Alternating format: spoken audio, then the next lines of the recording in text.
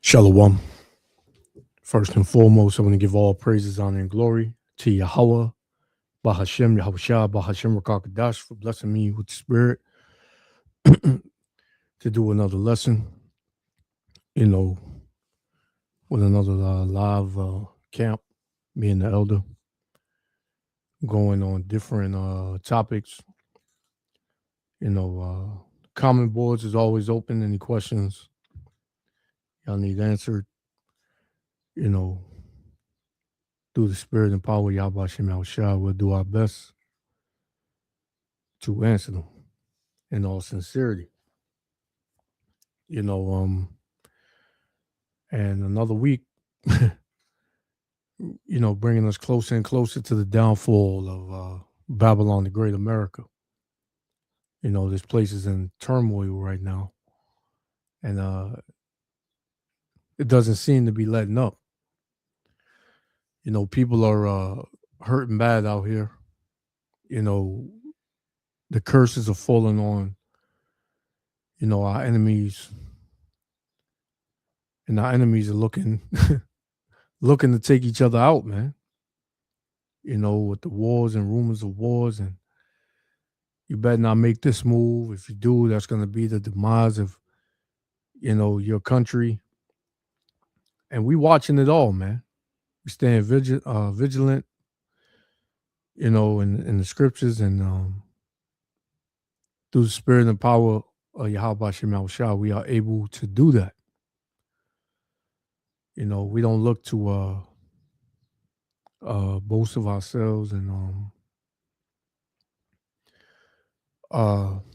fill our own bellies. We don't ask for anything, just for you to listen, because the warning is out.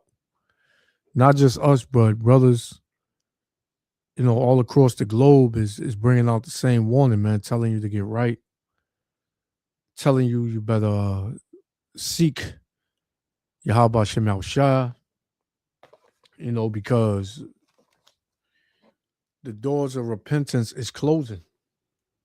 A lot of our people, they take it for granted. 2/3, they taking it for granted, man. They taking this grace period, for a joke. And they're going to lose, at the end. They're going to lose badly at the end, man. They make fun of us when we're out teaching on our attire, and they're looking at all the wrong things, man, paying attention to all the wrong things and not enough attention to the message. And you don't have to like us. We're not out there for you to like us. We're out there to do a job. And regardless of how you feel about it, we're going to do that job. Now, mind you, we are merciful to our people. We are very patient with our people. But Jake gets you upset, man. Jake make you want to put hands on him a lot of the times because Jake is just damn ignorant. Jake is ignorant, man. So let me get this real quick. This is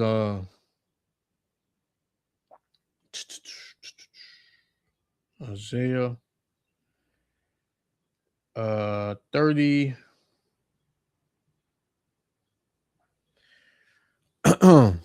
Isaiah 30:8. It says, "Now go write it before them in a table and note it in the book." That book is the Bible. It says that it may be for a time to come forever and ever. That this is a rebellious people. Our people are very rebellious. Very rebellious, man. You can't tell them nothing. They got hard heads. The scripture said that they have made their heart as adamant stones, man. Right? So it says that this is a rebellious people, lying children that will not hear the law of the Lord. So our people don't want to hear the law of the Lord, man. Why? Because it corrects them. right? It reproves them. And our people, they hate correction. They will rather live in that Babylonian spirit, man, that do as thou wilt, freedom, free spirited, right? Live life to the fullest, YOLO. Our people would rather do that. It gives them a sense of power. But our people have no power. So-called Negroes, Latinos, and Native Americans, they have no power here. Right? They have no power. Right? They only have a false a false sense and a false image of power, man. You are free to do wickedness in this society. You are free to promote, the whole colorful culture, being a demon, a freak. You are free to promote that. Right? You have the backings of America, man, when you do those things. But try to be righteous. Right? Try to be righteous. Yeah, you there, Elder? I think you muted. You muted. Oh, I can hear you now. Yes, sir. You can hear me? Yeah. Okay, come on. Yeah, so when you in America, you're free to be wicked. You're free to, be a demon. You're free to pretty much be a lewd fellow, so to speak, man. You as long as it's promoting wickedness and evil, you're backed by America. Slack priest, you can hear me, right? Yeah, come on. I get you. Come. Okay. Shalom. But Shabbat. hey, yeah, got it. You got it. Cool. Now we say just want to say Asher Shabbat to everybody, brother, sister. Go ahead. Okay. But if you try to uphold something righteous, like the scriptures tell you, let me get this real quick. This is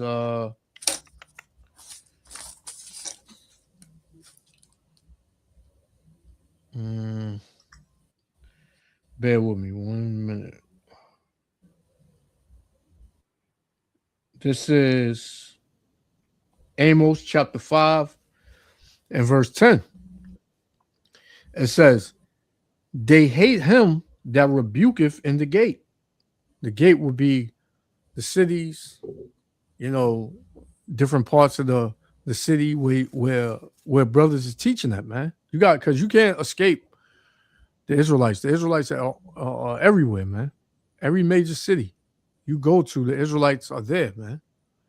And if they're not on the streets, they're all over social media and YouTube. So you pretty much can't escape this word, man. And the Lord got it that way. Because what? The Lord's about to destroy this place.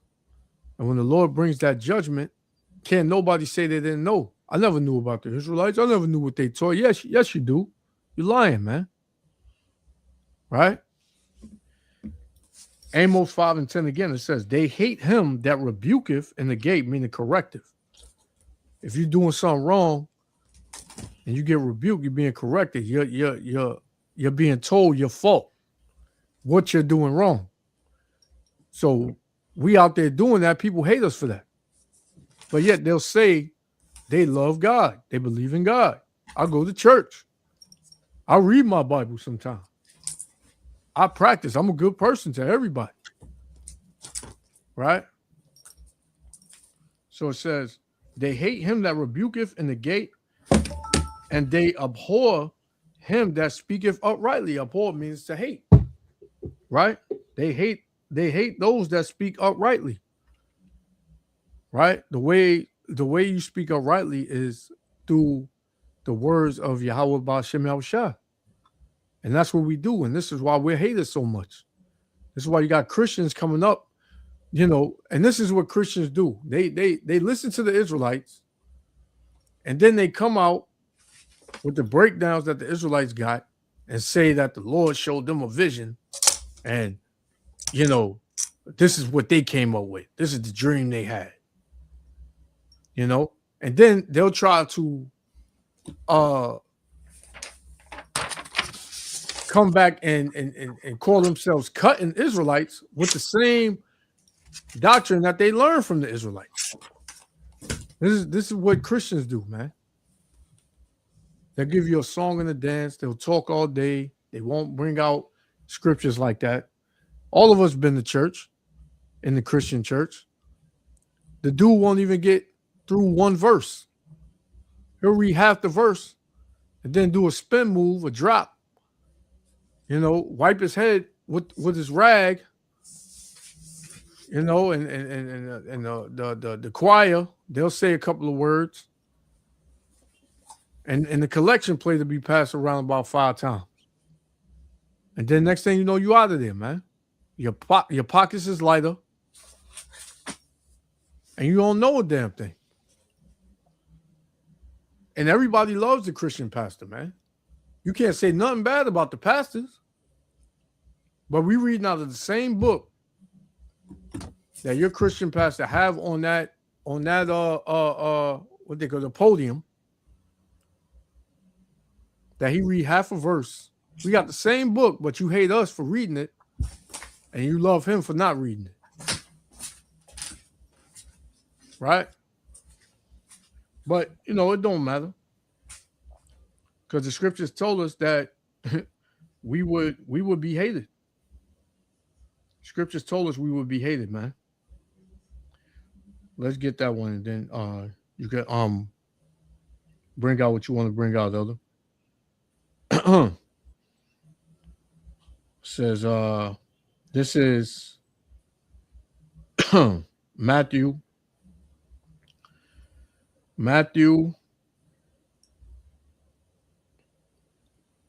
chapter is it 14? Let me see. Matthew 14. Might be 15. No. Salakia.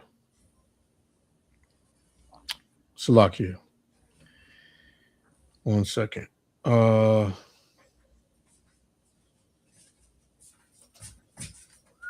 the world.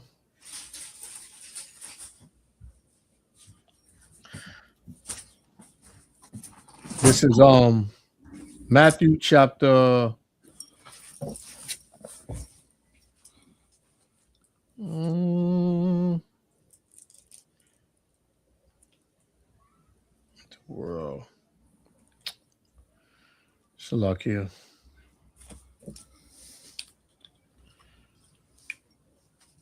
The world hated you.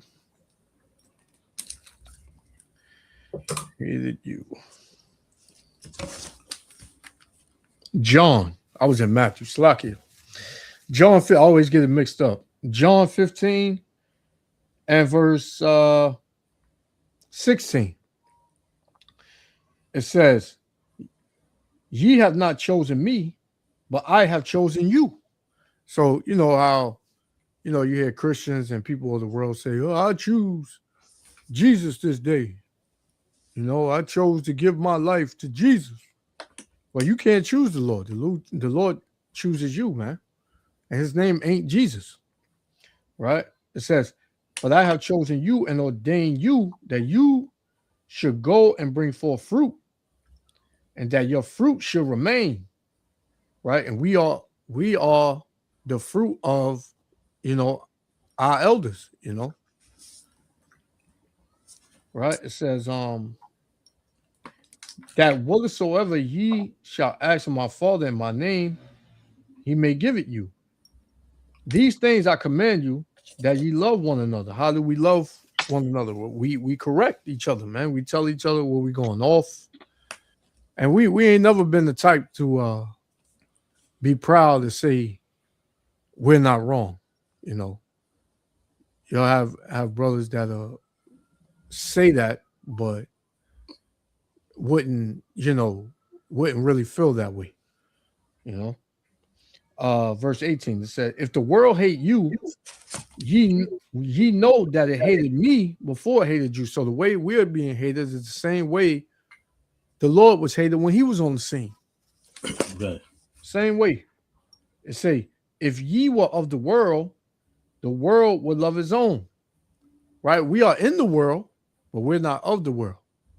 You see us in this world. We live in America, Babylon. We go to work.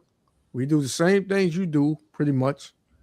But our mindset, our spirit is different in this world, man. Yeah. Right? We don't see the world the way you see it. It says, if you were of the world would love his own. But because ye are not of the world, but I have chosen you out of the world, therefore the world hated you. So this is why we hate it. We understand why we hate it. We understand that, man.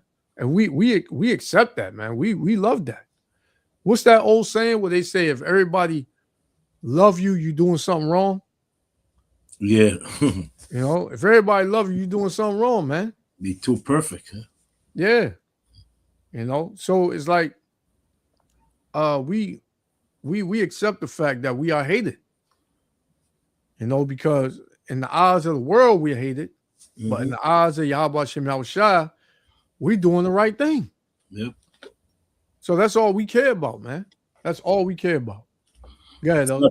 And at that time, when the Mosai said, when Yahushua said, if the world hated you, he was talking about the Roman Empire that was ruling at that time, you know, because the Roman Empire was evil as hell.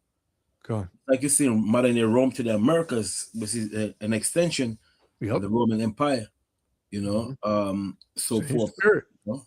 So that world he's talking about, that the Roman Empire that was ruling, Christ was condemning them wickedness. Yep. So you got people, if you try to say something about modern day Babylon America, Negroes, the first thing they're gonna like, well, what are you doing here? Like you're not supposed to say nothing about this place. If you live here, don't say nothing, close your mouth. But Christ was condemning the wicked Roman Empire when it was ruling. You know what I'm saying? So it's the same way, no different.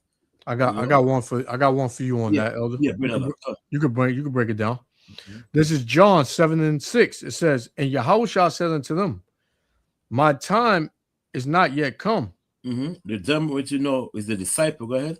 Another word, time not yet come for him to what? To die. Okay. Yeah. But your time is always ready. See? The world cannot hate you. See, the world cannot hate you, right? Go ahead. But me it hateth. But me it hated. Because why? Because Yahushua was condemning them wicked Romans for the stuff they was doing. When the Caesar they was ruling, they were evil as hell. Just like you see modern day Caesar to the America, which they known as the president. Caesar mean king, right? They were wicked, man. So the Yahushua was telling the disciple that these king, they got hate him first because he was prophesying about their wickedness and their downfall. See, go ahead. It says, the world cannot hate you, but me it hateth, because I testified of it. See, that the works thereof are evil. Oh, that the works thereof are evil. See, so that's what Rome was doing, man. The world was evil as hell. Just like we're seeing modern day this guy King Nuclear in the White House, the same thing. That's right. You know, so everything what prophesied before is revealing again. You know what I'm saying? It's coming back again. No difference. See, no different at all, man. It's the same empire that was exist before. Where you see you have internal eternal conflict within the government and so forth. Yep. The same thing with Rome. That's right. In your favorite scripture, I think 2nd Ezra 11 chapter verse. Remember about the internal conflict with Rome. 2nd Ezra 11. Yeah, about the 12 Caesar. The internal conflict with Rome. Gone. 11. I think verse 7. I'm not mistaken. Let me see. Because the same way you're seeing people was rising up against the Roman Empire they're doing the same today, man. Same thing, no different at all, man. I think 2nd Ezra 11 and 11, Genesis chapter 11, verse Things around 11 or 12. no, verse 10. Con. Yeah. Con. I start at 7. Okay, come. Second Esdras 11 and 7. And I beheld, and lo, the eagle rose upon her talons. So the eagle, which is the 12 feather, the Roman, the 12 Caesars, rose upon a talent. Another word, they're about to what? About to rule. That's what it mean when it says rose upon our talent, mean they're about to rule. Go ahead. And spake to her feathers, saying, The feathers mean the 12 kings of Rome. Okay, we know the 12 kings, Julius, all the way down to Domitian Caesar, the 12 feathers, which is the 12 kings. Go ahead. watch not all at once. Watch me to rule, not all at once. I mean, every one of these Caesars got to rule when it's time for them to rule. Go ahead. Sleep everyone in his own place. Meaning what? Sleep meaning what? To watch when your time to rule. Go ahead. And watch by course. Yeah. So, and watch by course mean what? When your time to rule. Right? Go ahead. But let the heads be preserved for the last. We know the 3 kingdoms that came out of the Roman Empire, the Spanish, the French, and the British. But is that verse 1? Oh yes, so you say it started. Okay, go ahead, continue. Come. And I beheld, and lo, the voice went not out of her heads. Right, that's the one I want. Okay, so when the voice mean the conflict went not out of her head, mean out of the empire, right? But Okay. within. Okay, read that verse again. It says, and I beheld, and lo, the voice went not out of her heads. The head mean the voice mean the conflict. The internal conflict is not from outside. That's why I said not from her head, mean it's not from an outside conflict that begin the fall of Rome, but what? But from the midst of her body. Which is what? The internal fall of Rome. There's a book they call it's called Why Rome Fell. And it teaches you, priest. I don't know if you could oh damn. You know you did the other day. You're good at that, man. When you pull up when you could get something from read a book online, what do they call it? Oh, like the PDF and all that. PDF, yes, sir. Online. Yeah. What book you want? It's called The Fall of Rome by Fall of Rome? Yeah, no, called Why Rome Fell. Why Rome Fell? Why Rome Fell? By the guy's name is by Edward White. Edward White. And it's on page 167. Why Rome Fell. Edward Wright? Yeah, Edward Wright. Yes, sir. Edward Wright. White. White. Page. Edward Wright. Page 67. Page 167. 167. Check it out. See what come up. The history decline. Let me see if I'm gonna share it. Let me see something. Yeah. Oh, Ra'ala. Hey, shalom, Ra'ala. Shalom, brother. Come, shalom. Let's see. Let me share it. Chapter 22. All right, you got some Why Rome Fell by Edward Lucas Wright, first edition. I'm trying to get the book. Let me see.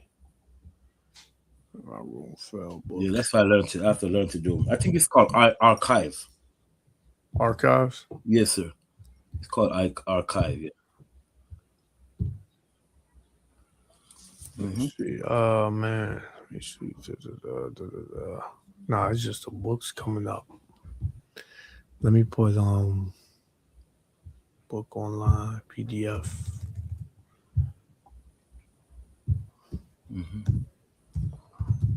My daughter showed me to do it one time, but I forget, man. You're not gonna catch up on things like that.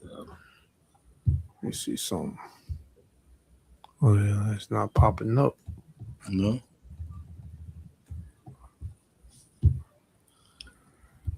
What time All period right. you talking about? All right, let me see. I got something here. He was going into how ancient Rome fell from within. Yeah. So I got this book here. Uh. I got something quick on this book here. Okay. Con. What book is that? The Roman Emperor. Yeah, it says this is called the Dark History of the Roman Empire. Mm-hmm. Wait, hold on. Let me This one. let me put it up. Yeah. All right. Okay. You have the page, Ra'ala, because they have the Yeah, book. 184. Yeah, Con 184. want- Bro, you- you could get that Yashwan page. If I 184. can't if I can't find it, he can read it. You could just Okay, yeah, Con, yes, sir. Read, Yashua. Ra'ala, sorry, Con. Well, actually, it says here, despite the disfigured air of the official portrait, bust Amados had been an apology for an emperor, Mm-hmm. having particularly bankrupt the empire during his reign. He left it divided, and is recorded. It took years for Silvius Septimius to reintroduce some sort of discipline. Mm. So the empire was divided because why they became bankrupt. They Right. stretched themselves too thin through all the Mhm. different wars. and that's what you see going on right now. That's why America's on the edge of about to collapse the same way. Mm-hmm. Mhm. Yes, sir. Con. Yep. Yeah, man. Read 184. Good book. Con. Yeah. Because like we said, it fall within. So the same way America is doing, man. America right now, I think they guys correct me if I'm wrong. I think it's like over $30 billion already spent on the war in Iran. It's crazy. Oh, Way over it's 30 billion. over $1 trillion in damages here. Over $1 trillion? In warplanes and those fueling Mhm. tanks and those AWACS and stuff that they lost. It's over $1 trillion, man. That's why they had to halt the war. Yeah, see? Yeah, exactly. Because they said if that continued, they would lose all the equipment. Con. All the equipment would be destroyed. So what they did, they moved out all those The bases, like in Syria and stuff, they closed them. Wow. $1 trillion, huh? The base in Yeah, Syria, they close it? Yeah. And They it moved was, all the equipment to Jordan.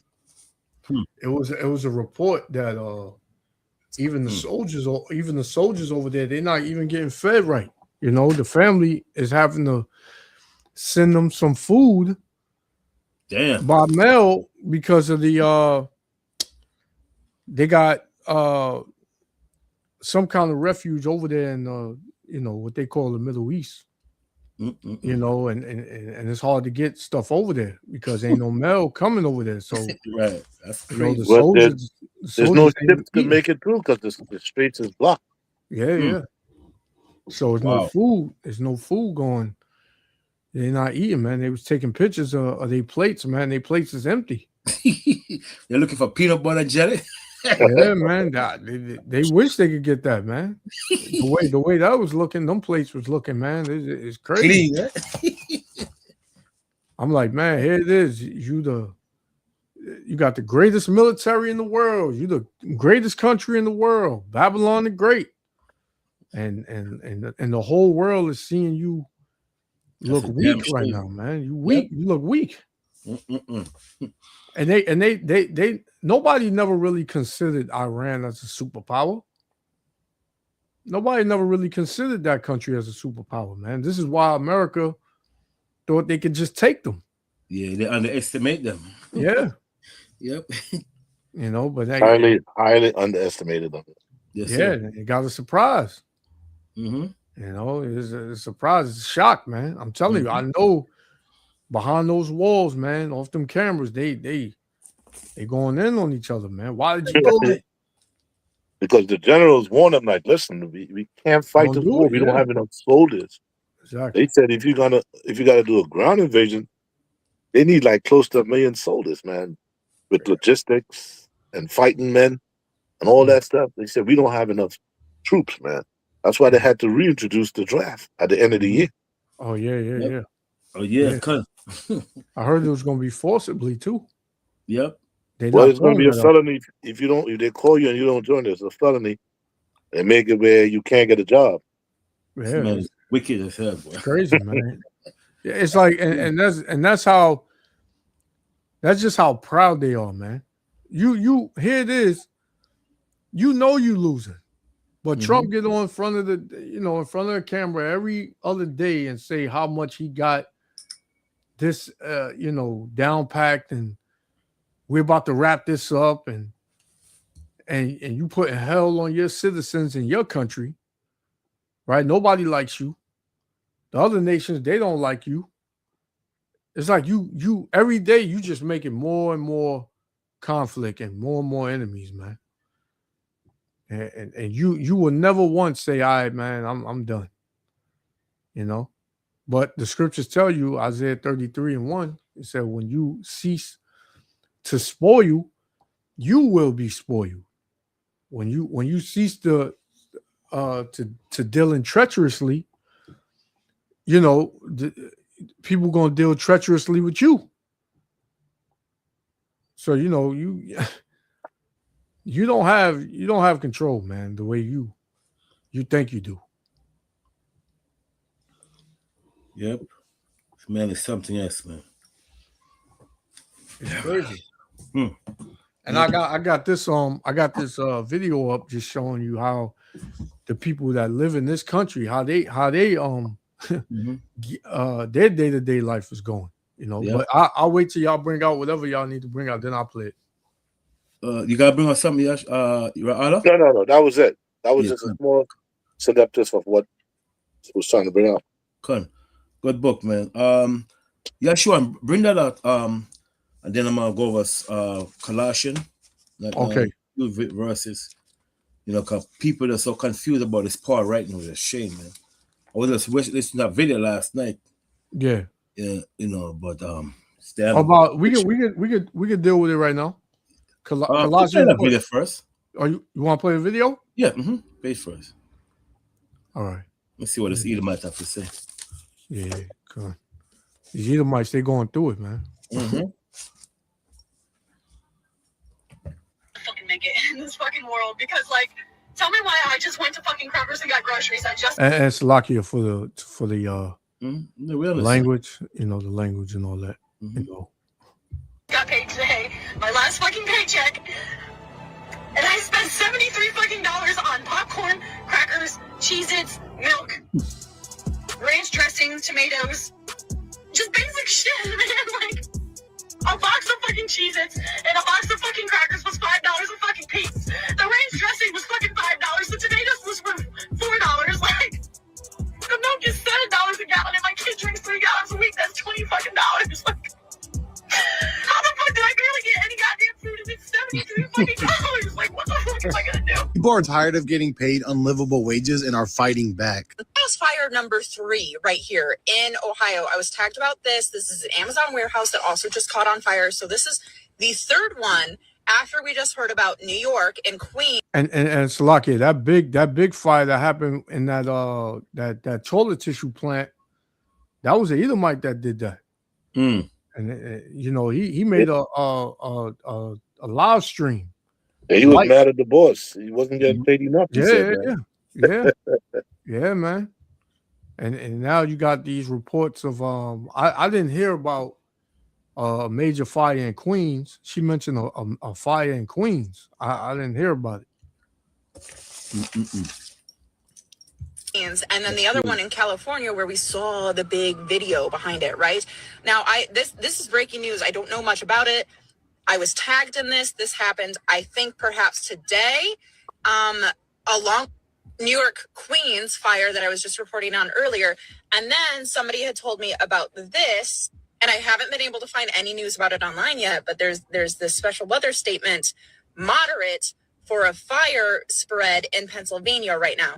So that's 4. 5 right here, where somebody said a jeans store was set in fire in California. Again, I can't corroborate these things right now. These are just comments. And somebody also said New Jersey for another warehouse fire. So that is literally California, New York, Ohio, Pennsylvania, New Jersey. I'm getting comments and reports in right now that there have been 5 different warehouse or storefront fires in the last 3 days. Everything's going up, the gas, the groceries, and people are still getting paid unlivable wages while everything around us rises in price. People are tired, they're fed up, but maybe we're going to start seeing some changes here soon. This is the worst time to be unemployed too, like, girl.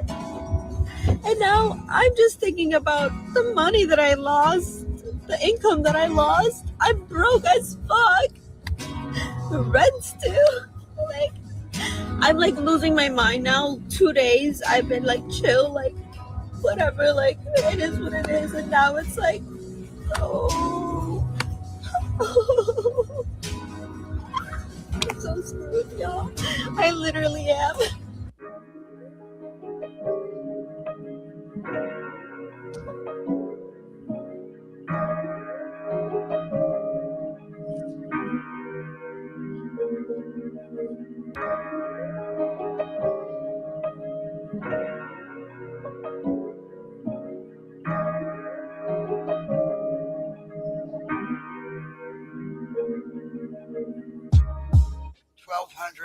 $1,218.67. Yeah, for one building. The rising cost of utilities definitely does have some effect on the reason we're going to just under one roof. After we went through our first year, we looked at the electric bill, we looked at the rent, we realized we were not going to make enough money. So we had to raise the rent. And that was what started a lot of the rift with the West Virginians, that we were going to have to raise the rent when they had camping the same way for so many years. You're getting $1,300 to $1,500 bills for electric. And West Virginia has decided that they're going to run on coal for at least 2040. You don't have a choice when it comes to electric and water. And so, you can't decide to just not have electric for that month. We're seeing businesses lock up, businesses are closing.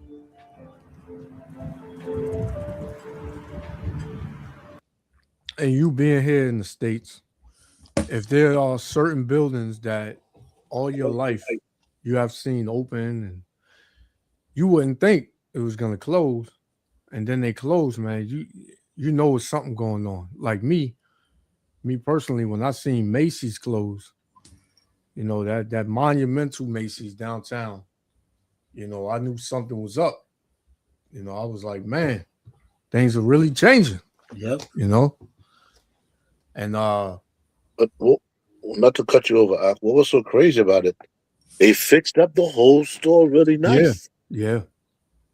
Yep. Yeah, man. And then it just closed, it shut down. Then you had where you had movie theaters just closing, shutting down. Now most of them spots is just abandoned. Yep. There's nothing going on there. So if you can't see that this world is changing, man, that this place is pretty much over, then we don't know what else to tell you. We give it to you straight and in simple terms. But if you refuse and choose to live in denial, man, that's on you. Okay. It's on you, man.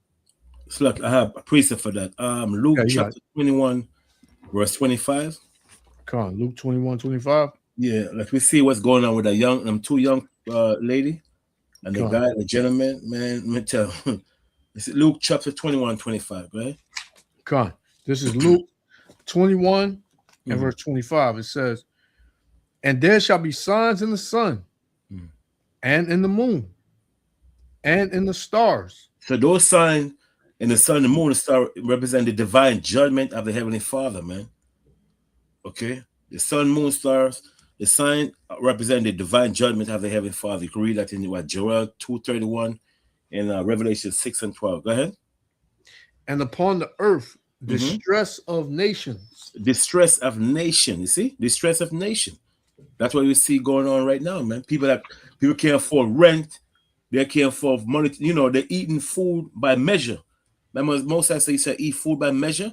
You can't eat enough. You can't eat too little. You know what I'm saying? Yeah. You know, so the thing is, man, I mean, especially if you have a large family and they have a high appetite, that's something dangerous, man.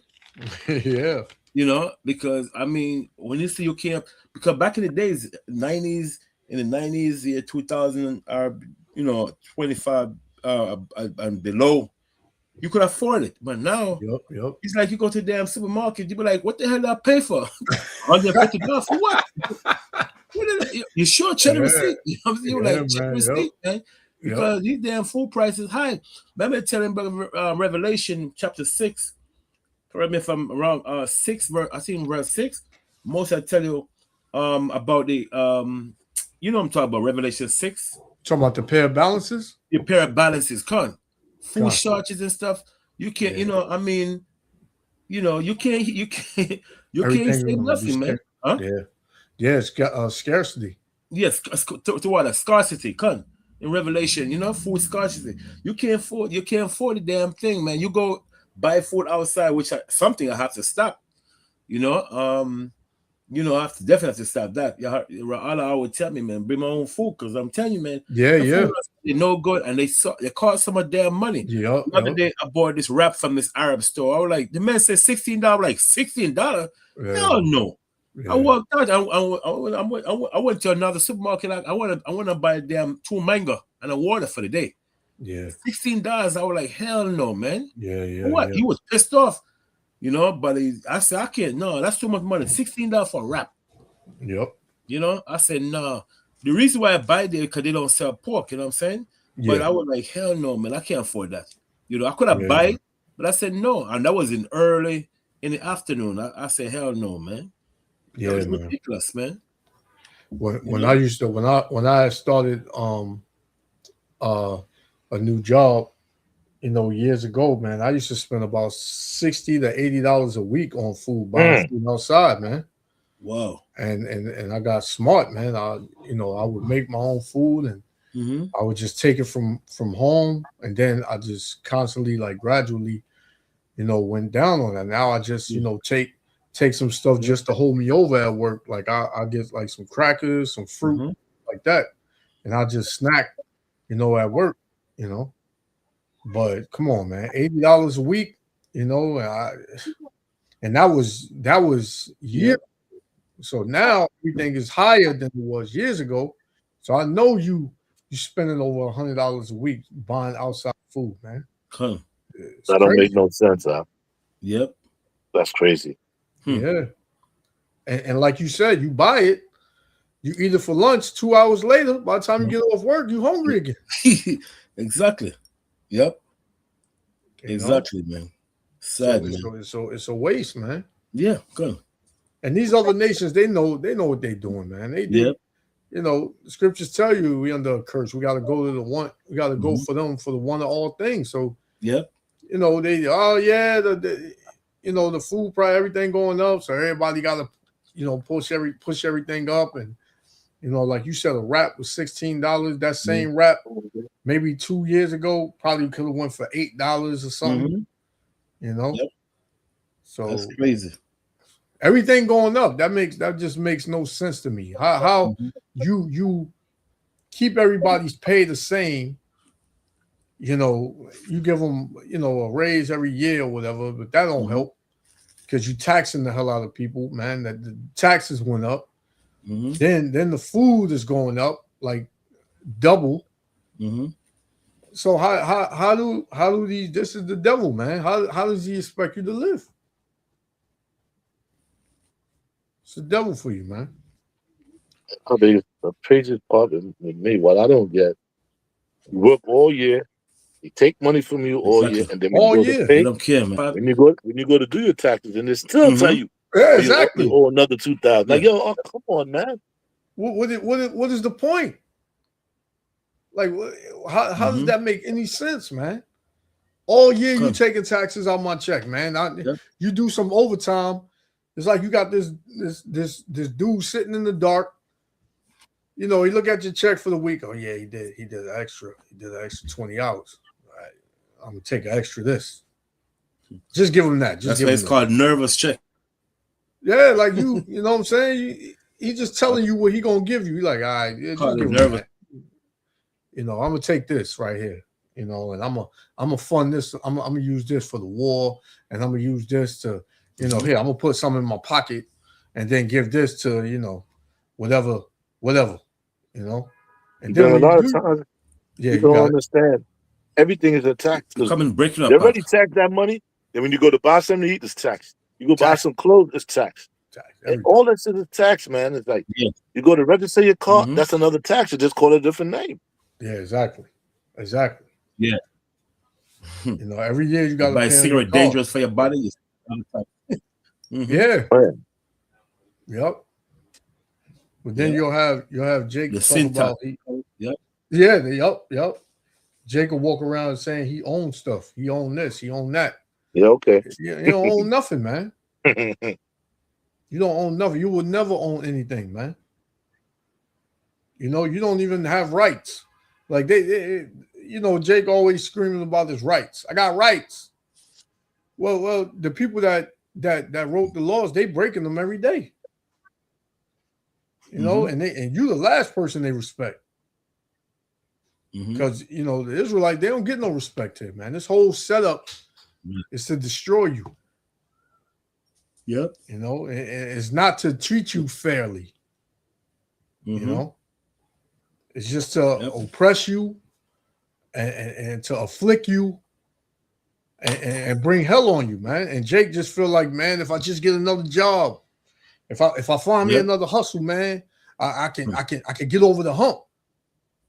It always been that saying from a long time. You can't beat the system. You can't.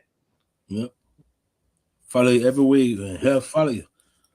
Yep. Yeah, exactly. You know, I want to get that. Matter of fact, and Habakkuk. Mm-hmm. Rebecca 1 and Haggai. You could also read Haggai 1 and 6. Yeah, Haggai 1. Yep. Haggai 1:6. Yep. Mm-hmm. I'll get that one first, and then I'll get Habakkuk. This is Haggai 1 and verse 6. It says, "Ye have sown much and bring in little." See that you're working all the time, man. Mm-hmm. You sowing, you're the man going out in the field and sow. You go out in the field and work. Yep. You bringing in little. 60, 80 hours. You know, 100 hours. Yep. You know, it says, "Ye eat, but ye have not enough." See that? Lady is crying. Oh my God, I paid $5 for some what? For some salad dressing. Salad dressing, man. Come on. Now I paid $3 for this. You see? Yep. So this person to eat, but it's not enough. Read on. Yeah. It says, "Ye drink, but ye are not filled with drink." See that? Oh, I paid $7 for some orange juice. Yes, you are. Yep. Expensive now, man. Chemically made too. Yes. It says, "Ye clothe you, but there is none warm. Mm-hmm. Read on. And he that earneth wages to put it into a bag with holes." See that, man? See? You're never going to see where your money goes. Never. Yep. You know. Yep. What you said, Elder? You said, man, you got to check the receipt.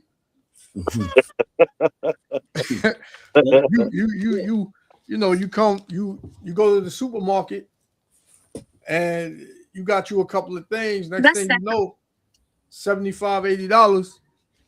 And then you like, man, what? Mm-hmm. Then you open your fridge and it's empty, man. Yep. You're like, man, what the hell? It's crazy, man. It is crazy. This is Habakkuk chapter 2 and verse 5. I'll start at 4. It says, "Behold, his soul which is lifted up is not upright in him," man. Because these devils, man, they spirit is off. Look at how the people are, man. They're pretty much sacrificing their own people, man. Right? Their own people can't even get ahead no more. Right? It's just the what would they say, the 1%? They harboring up all the wealth, all the money, and then they left you regular everyday, devils, out to dry, man. They just hung you out to dry. Now you feeling what Jake been feeling. Right? So it says, "Behold, his soul which is lifted up is not upright in him, but the just shall live by faith," man. And the just are the Israelites. It says, "Yea, also, because he transgressive by wine." And what's that wine? Hey, man, if you can make it in America, you can make it anywhere.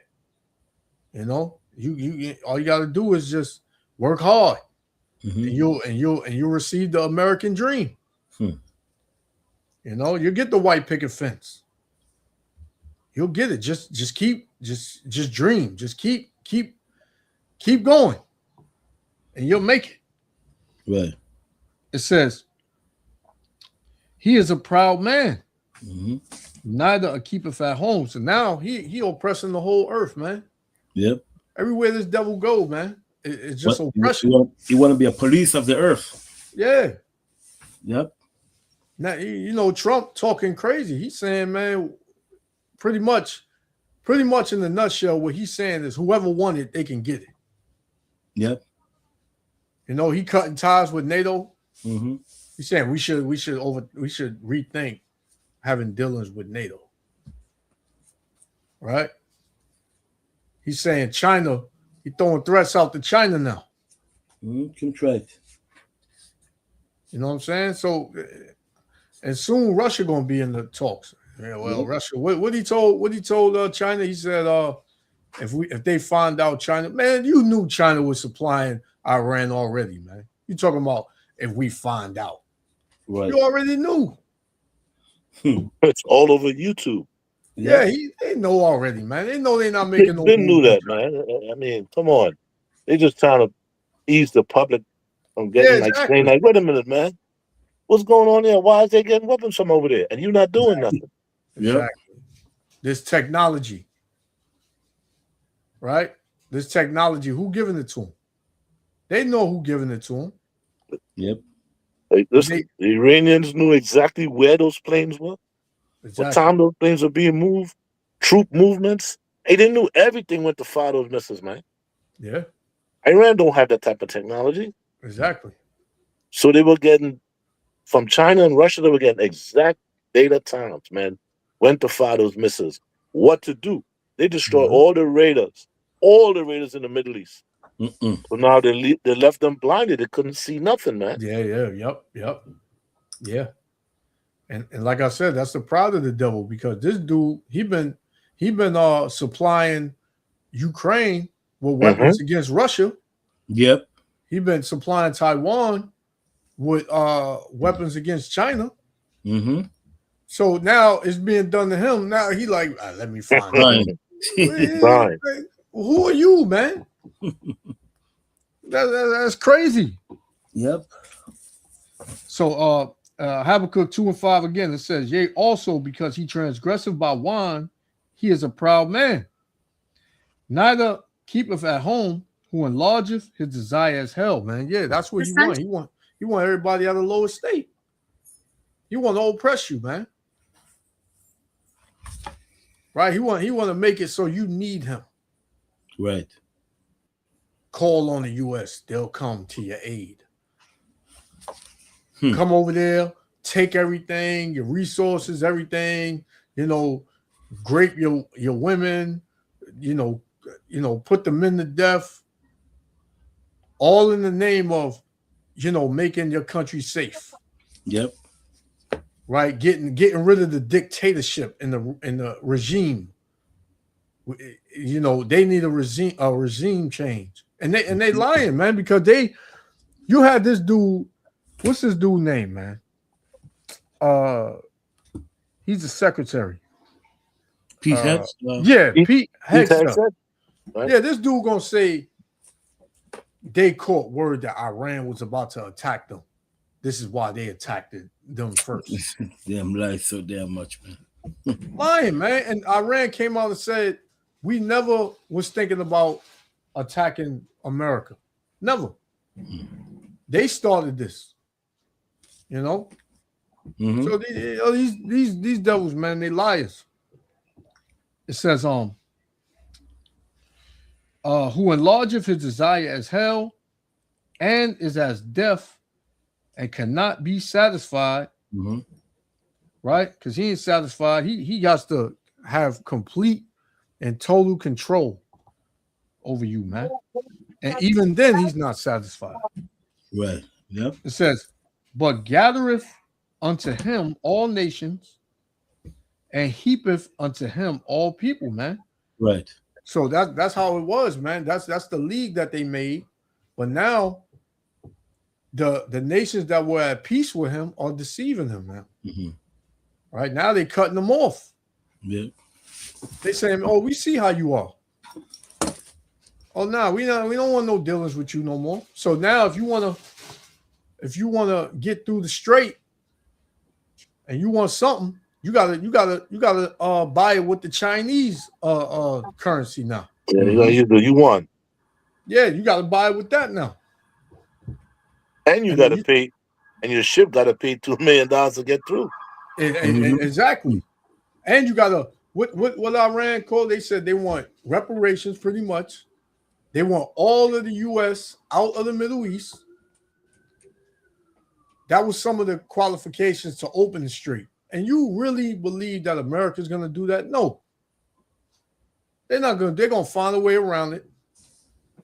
They're gonna find a way to shed more blood. So that way it'll be easier for them to just come in and do what they need to do, but it ain't working out that way. Right. I mean, right now, I was reading a report yesterday. It said right now they're regrouping now. Yeah. They're regrouping and they're trying to figure out a strategy how they're going to really get this thing accomplished. Yo. Yeah, But that's that why war they is not- did the ceasefire. Yeah, that war is not over. Nah. This ceasefire is a time for them to regroup, Yep. recalibrate how they're going to do this actual war, and how this thing is going to really play out. Yep. Yeah. Because And now Israel is being decimated. Yep. They're hiding yeah. that thing, man. Yeah. The media blackout is hiding that. They Yeah. wanted to use nuclear. Israel Yeah. wanted to go nuclear. They Yeah. told them, no, don't do that, man. Because if you do that, it's going to bring in a broader conflict. Yeah, that's it. Once they do that, and China already said it out loud. They said if Israel use any nuclear bomb toward any country, that's going to be the end of Israel. You know? Yep. That's like if you have a fist fight and a dude pull out a knife. You're like, oh, you going there? All right. Give me my joint. And then, the dude pull out something else and then it keeps going up. Yep. Oh, you ain't fighting fair. You wanna go to the next level? Okay. So it wouldn't be wise, man. But I hope they do it. I hope Israel do hit Iran with a nuke. That's what I pray for that. That only brings them salvation. Yep. That brings your salvation there to the steps, bro. Yep. Yeah. Yeah, Elder, you was finished. Yeah, you was finished with that. Yeah. Con. I had another one. Okay. All right, I'm gonna bring up this one here.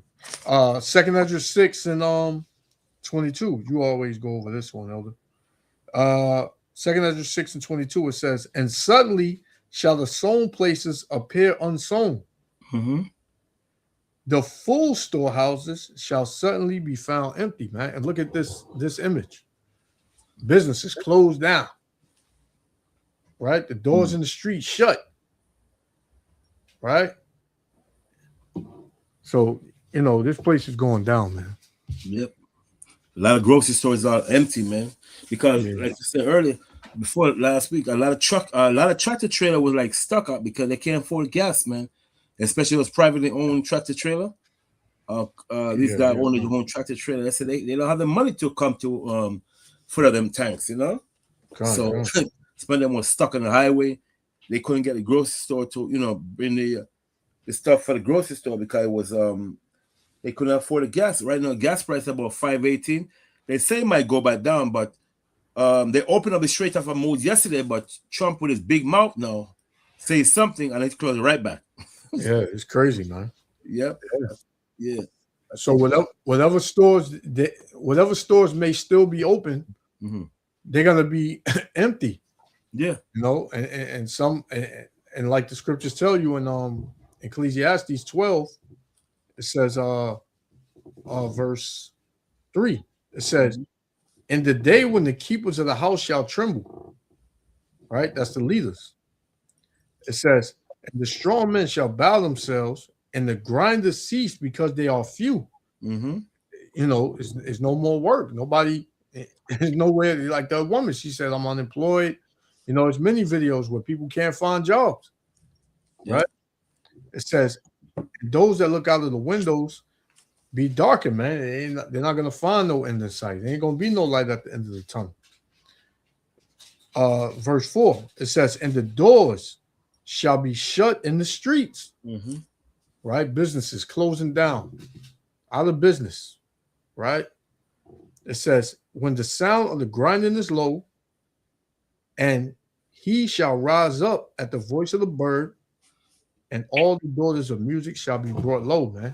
Yeah, there ain't gonna be no more good times. Ain't gonna be no more chilling. Yeah, cause you know Judah Benjamin like the reggae music and the you know Soul Supreme. You know that you ever seen Elder Judah dancing to old classic music? Yeah, all that stuff is gonna be gone, man. hey, I'll do it. Yeah. Yeah, no more calypso. No calypso. No, crazy. All that stuff is gonna be freaking out the door, man. Yeah. You know? Yeah, man. It's not all that rap music, all that stuff is gonna be born. And look at the most I mentioned the bird, man, because you gotta be a lot of damn dead body out there, man. Yeah. Dead body. And then also symbolize when the bird, you ever watch some old martial arts movie when somebody about to die, something bad about to happen? Yeah, the bird will come, you know, they look up, they see something, they know somebody will die, something gonna happen. You know what I'm saying? Symbolize judgment, man. Yeah. So you know, it's gonna be hell, man. Yeah, you heard about all those crows that was over there in Israel? Bees. And it was bees too? Wow. Yeah, there's a bunch of bees that was plaguing Israel. And I think some months it was crows. Some months back, it was a bunch of crows. That's crazy. You know, so to look forward to, man. Good. All right. Okay, I'm gonna go over some scripture. You could also read Isaiah 19. 19? Okay. Oh, 19 and what, 13 is it? You could start maybe at 13. Oh, but the work in Egypt, right? Yep. Yeah, good one. Come. Yep. Isaiah 19.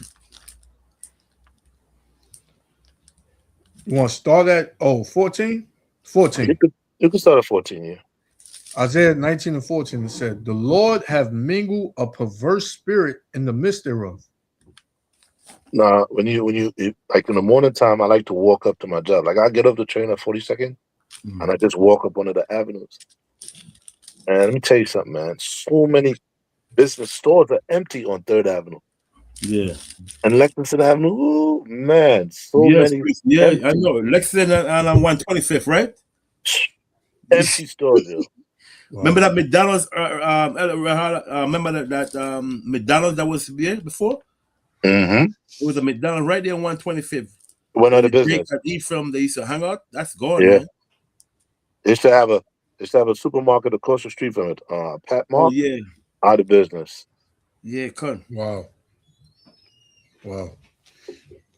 It says Isaiah 19 and 14 again, it said, the Lord have mingled a perverse spirit in the midst thereof, and they have caused Egypt to err in every work thereof. Mm-hmm. As a drunken man staggereth in his vomit. Mm-hmm.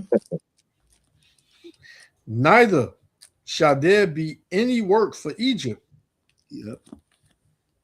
which the head or tail, branch or rush may do. See that? Eventually, nobody gonna have work, though. Right. Even the leaders, right? Yeah. Yeah. The head, the tail, the branches, the rush, every part of society. Yep. So you got people making videos saying, man, I just want this to be over, man. I don't want to work no more. Man, just shut it all down, man. The hell. Shit. It makes no sense, man. We just working to pay bills. That's true. You know? Mm-hmm. Which one you want to go over, Elder? Yo, you could read 16 too. Verse 16? Mm-hmm. See? Come, it says, in that day shall Egypt be like unto women. So now we know that's not talking about Egypt, because when you read Revelations 11 and 8, they'll tell you, it's speaking about Egypt there in sense. Cool. Go ahead. Come, it says, and it shall be afraid and fear because of the shaking of the hand of the Lord of hosts, which he shaketh over it, man. See that? The Lord hand is shaking over Egypt right now, bro. Man. Yeah, man. Cool. Everybody crying right now. Yep. You see them Edomite crying, something wrong. Yeah. Hey, Jake, it's like priest. Jake ain't crying. Jake is looking for college, man. Jake looking for Jake looking for future in Babylon, man. Yep. Yep. Get for a future in Babylon. That was Isaiah 19:15, right? 16? 14 to 16, yep. Yeah. Yep. Jake is looking for a future in Babylon. Yeah, you can't tell Jake nothing, man. Mm-mm. This place gonna bounce back. This is America. This is what we go through. Which one you wanted, Elder? Let me see. Once again, Ra'ala, you finished, Elder? Mm-hmm. Yeah. Okay. Yeah. This it says Colossians, right? Okay. Let's start chapter 2. We're gonna read from verse 14 to 17. Come on, Colossians 2 and 14. Yeah, sorry, we're gonna start at verse. Let's get to Colossians 1:1 first. Colossians chapter 1 verse 1. Come on. This is Colossians chapter 1 verse 1. It says, Paul, an apostle of Yahushua HaMashiach, by the will of the power, and Timotheus, our brother, to the saints and faithful brethren and the anointed, which are at Colossae. Colossia was a city in Asia Minor. Okay? Colossia was a city in Asia Minor. Go ahead. Grace be unto you and peace from the Most High Power, our Father, and the Lord Yahushua HaMashiach. Right. So when you read about the city of Colossia, Colossia, which was an Israelite city, where you got brother from Judea that know their nationality, and you also have Gentile, which is from the northern kingdom, and you got some wicked Israelite was telling them people, about when the scripture says, "Let no man judge you in meat or in offering," condemning them that they don't have to keep these days and so forth. Just like you seen us Israelites out there, the pastor telling us we don't need to keep these days. These things are done away with. We know. Edomite pastors teaching that. Jake pastor, mainly Jake, simple as hell, not knowing when Paul mentioned meat, what is it talking about? So we're gonna start at Colossians chapter 2, verse 14. Okay. Start at, let's start at verse 11, 2:11. Okay. And for the record, the book of Colossians was written to Israelites. Yep. Which one? 11. Yeah. You know Con, what? this- You know what? It's still like I don't want to drift off it because that's no. It's not verse 14. I don't want to go into because that's talking about circumcision. We're talking about one of the main point about Okay. the laws, the high holy Okay. days. Start at Con. verse 14.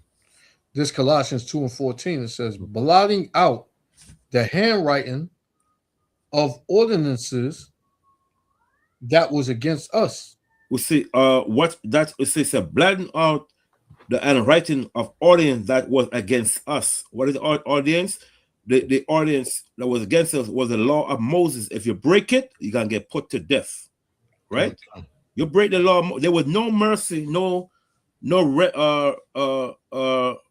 what call it like There was no second chances.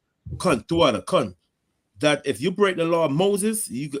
there's no, like Ella said, there's no second chances. You're gonna die. That's why I said, blotting out the handwriting of ordinance that was against us, right? Okay, go ahead. Which was contrary to us. Which were contrary to us. Why? Because if you do not keep the Most High law, guess what happened? It's not that the law was contrary. We were contrary to the law because what happened? We keep breaking the laws and so forth. So at that time of Moses, when you break the law commandment, guess what happened? You're going to get put to death. You're going to die. There's no mercy. So Paul was telling them that blot out and handwriting against us. How was that blot out? By what? By Christ came and died on the cross and forgive us of our sin. You see what I'm saying? Because there was no mercy during the time of Moses, but mercy came to what? Yahushua Christ. Okay? So when he said blotting out, me, Christ died on the cross for us because we were breaking the commandment. But Yahushua come and say no and give us a better way by what? Dying on the cross for our sin and so forth, that we could forgive him. You see? Go ahead. Elder, I think I should start it at 13. All right, okay, you could start at 13. Start at 13? Mm-hmm. Yeah. Come Colossians 2:13. It says, and you being dead in your sins. Dead in your sin, you're spiritually dead in your sin. Go ahead.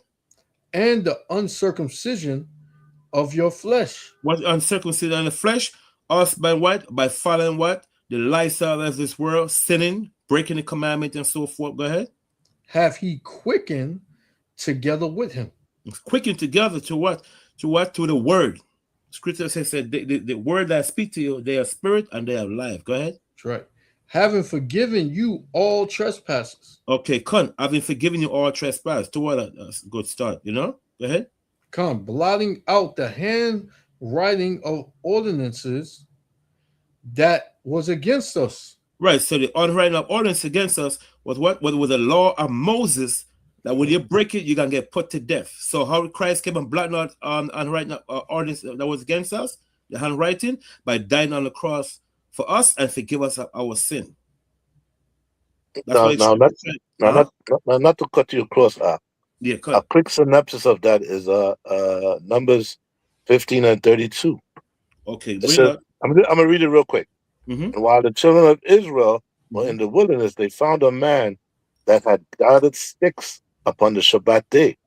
And they that found him gathering sticks brought him unto Moses and Aaron and unto the congregation. And they put him in a ward because it was not declared what shall be done unto him. And the Lord said unto Moses, that man shall surely be put to death.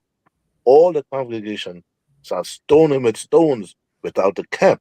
And all the congregation brought him without the camp and stoned him with stones, and he died as the Lord commanded Moses. So you see, he didn't have a chance. He didn't have a chance to explain why was he picking up his sticks, why was he doing, because the law was the law. He's not supposed to do nothing on the Shabbat day, yo. Yes, sir. When it comes to work, no buying, no selling, no cooking. You'll be seeing brothers going and buy food on the Shabbat. You're not supposed to do that, man. That's true. That's true.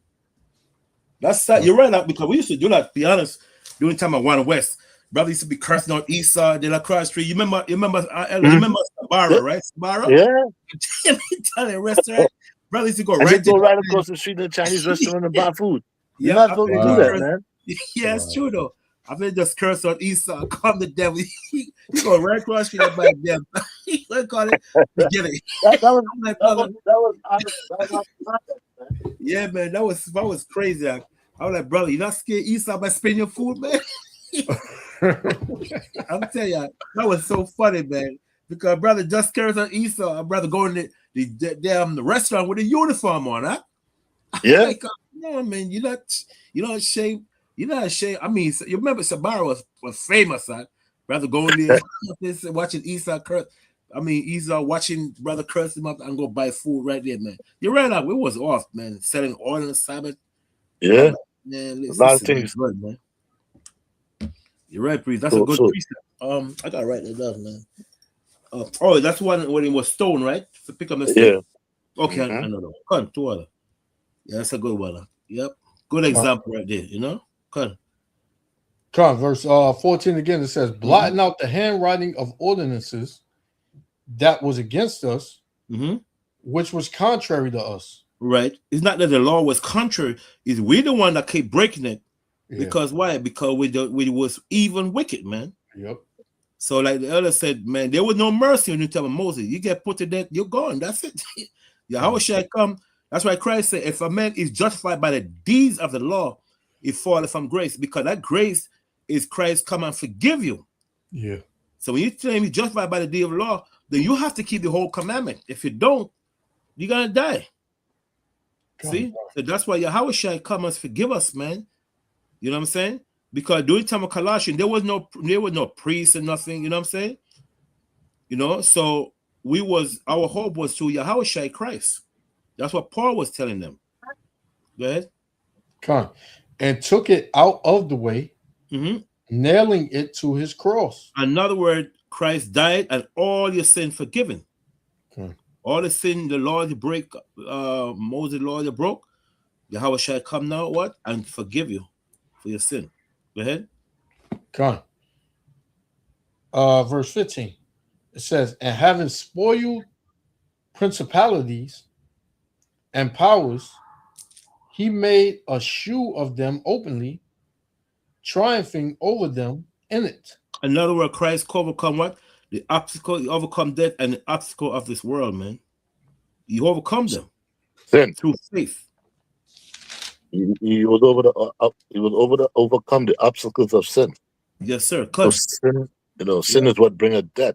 And even though he died for a purpose, but the actual sin itself couldn't bring death to him. Yes, sir. Yep. Kind of got a precept on verse what was it? 14. Good.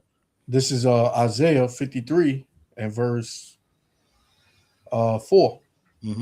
It says, surely he have borne our grief and carried our sorrows. Yet we did esteem him stricken, smitten of the Most High, and afflicted.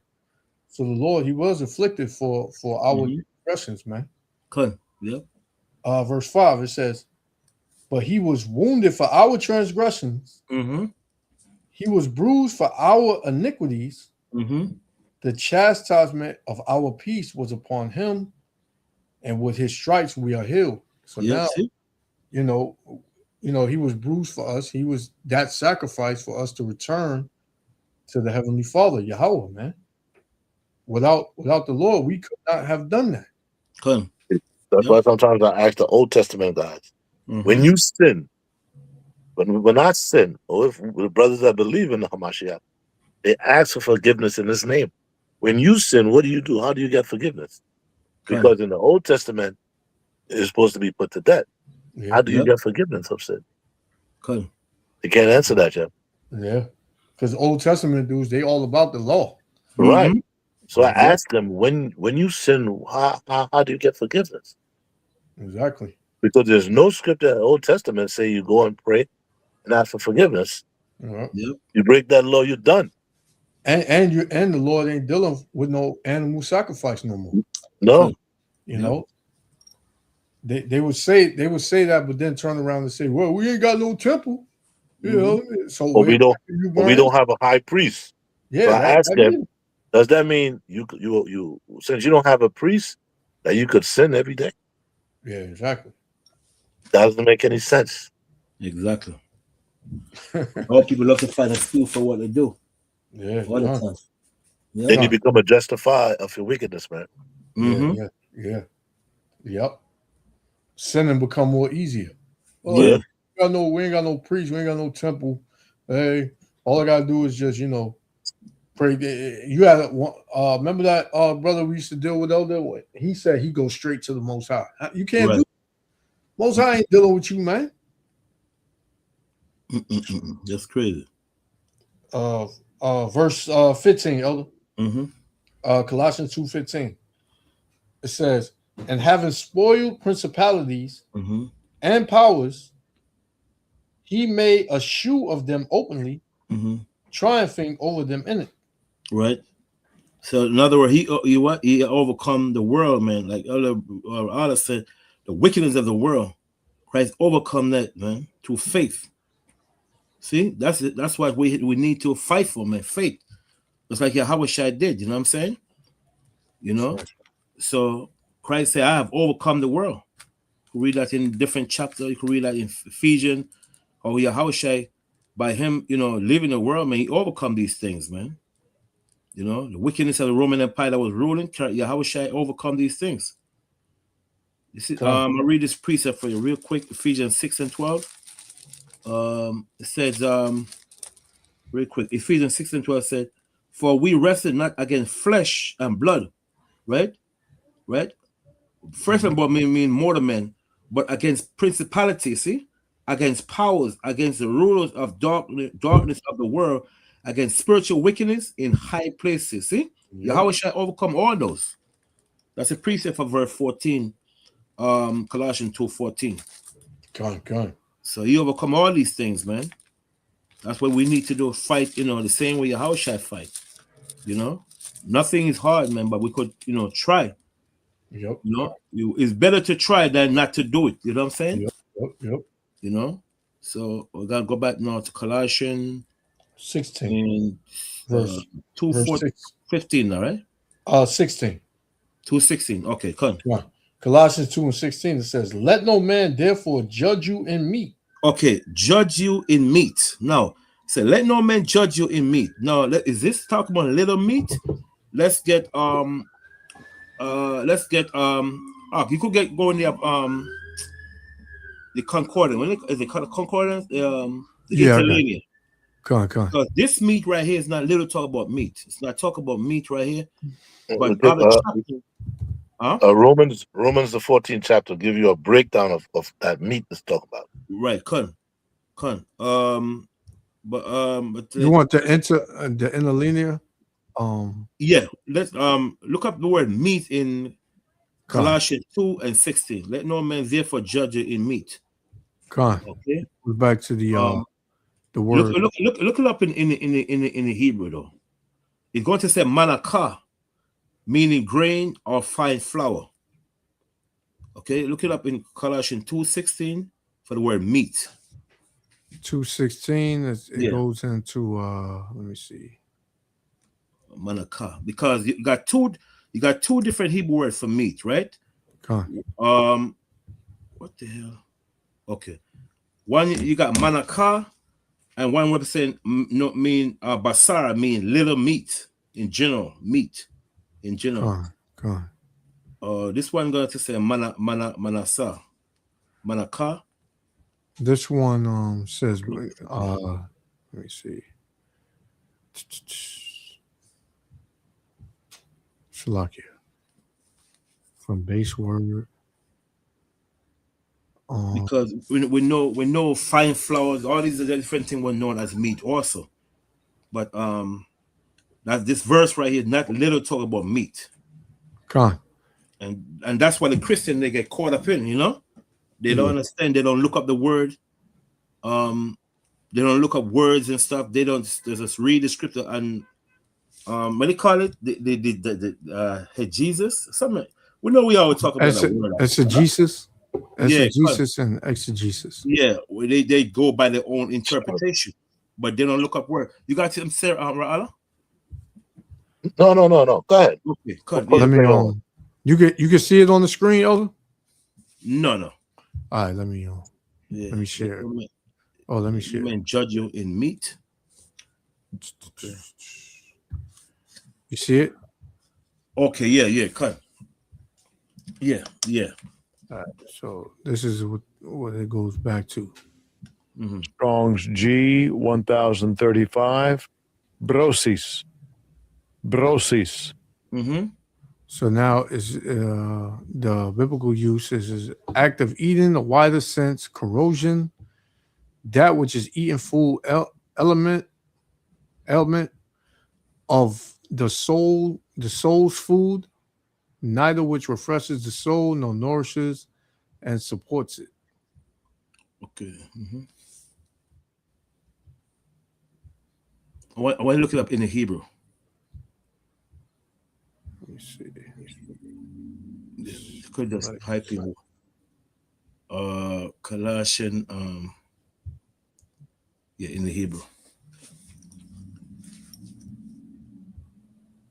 We just want to get this understanding how these Christians, they going off, man. They don't look up the words, and they just like base the information on, like I said, Colossian. So yeah, this is the Greek word for meat. Yeah, but look it up in the Hebrew now. Let's see. So which one is the from the base to root word? Let me see. Strong's G 977. Bibrosko. And that it just says to eat. Right, but look it up. But look it up in the Hebrew. Let's put Colossians 2:16 in the Hebrew. For what's the Hebrew word for meat in Colossians 2:16? All right, let me look it up on this one. Yeah. Hebrew word.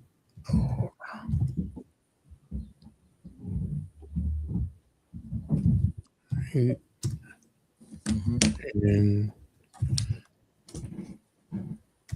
Colossians, right? 2:6. The Hebrew word for meat. You're kind.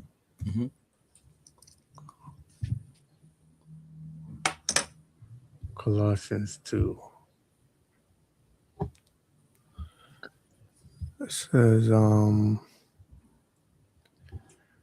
says Colossians 2:16, which speaks of meat in the KJV, has let no man therefore judge you on meats or drink, does not use a Hebrew word, but rather a Greek word, brosis. Right, that's not what I want. Food, yeah.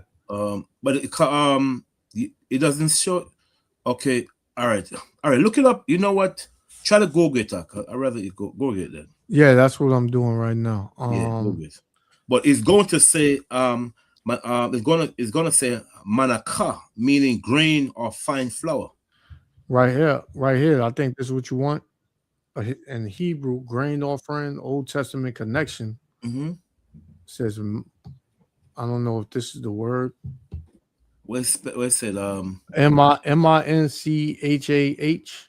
Yeah, manaka. Yeah, manaka.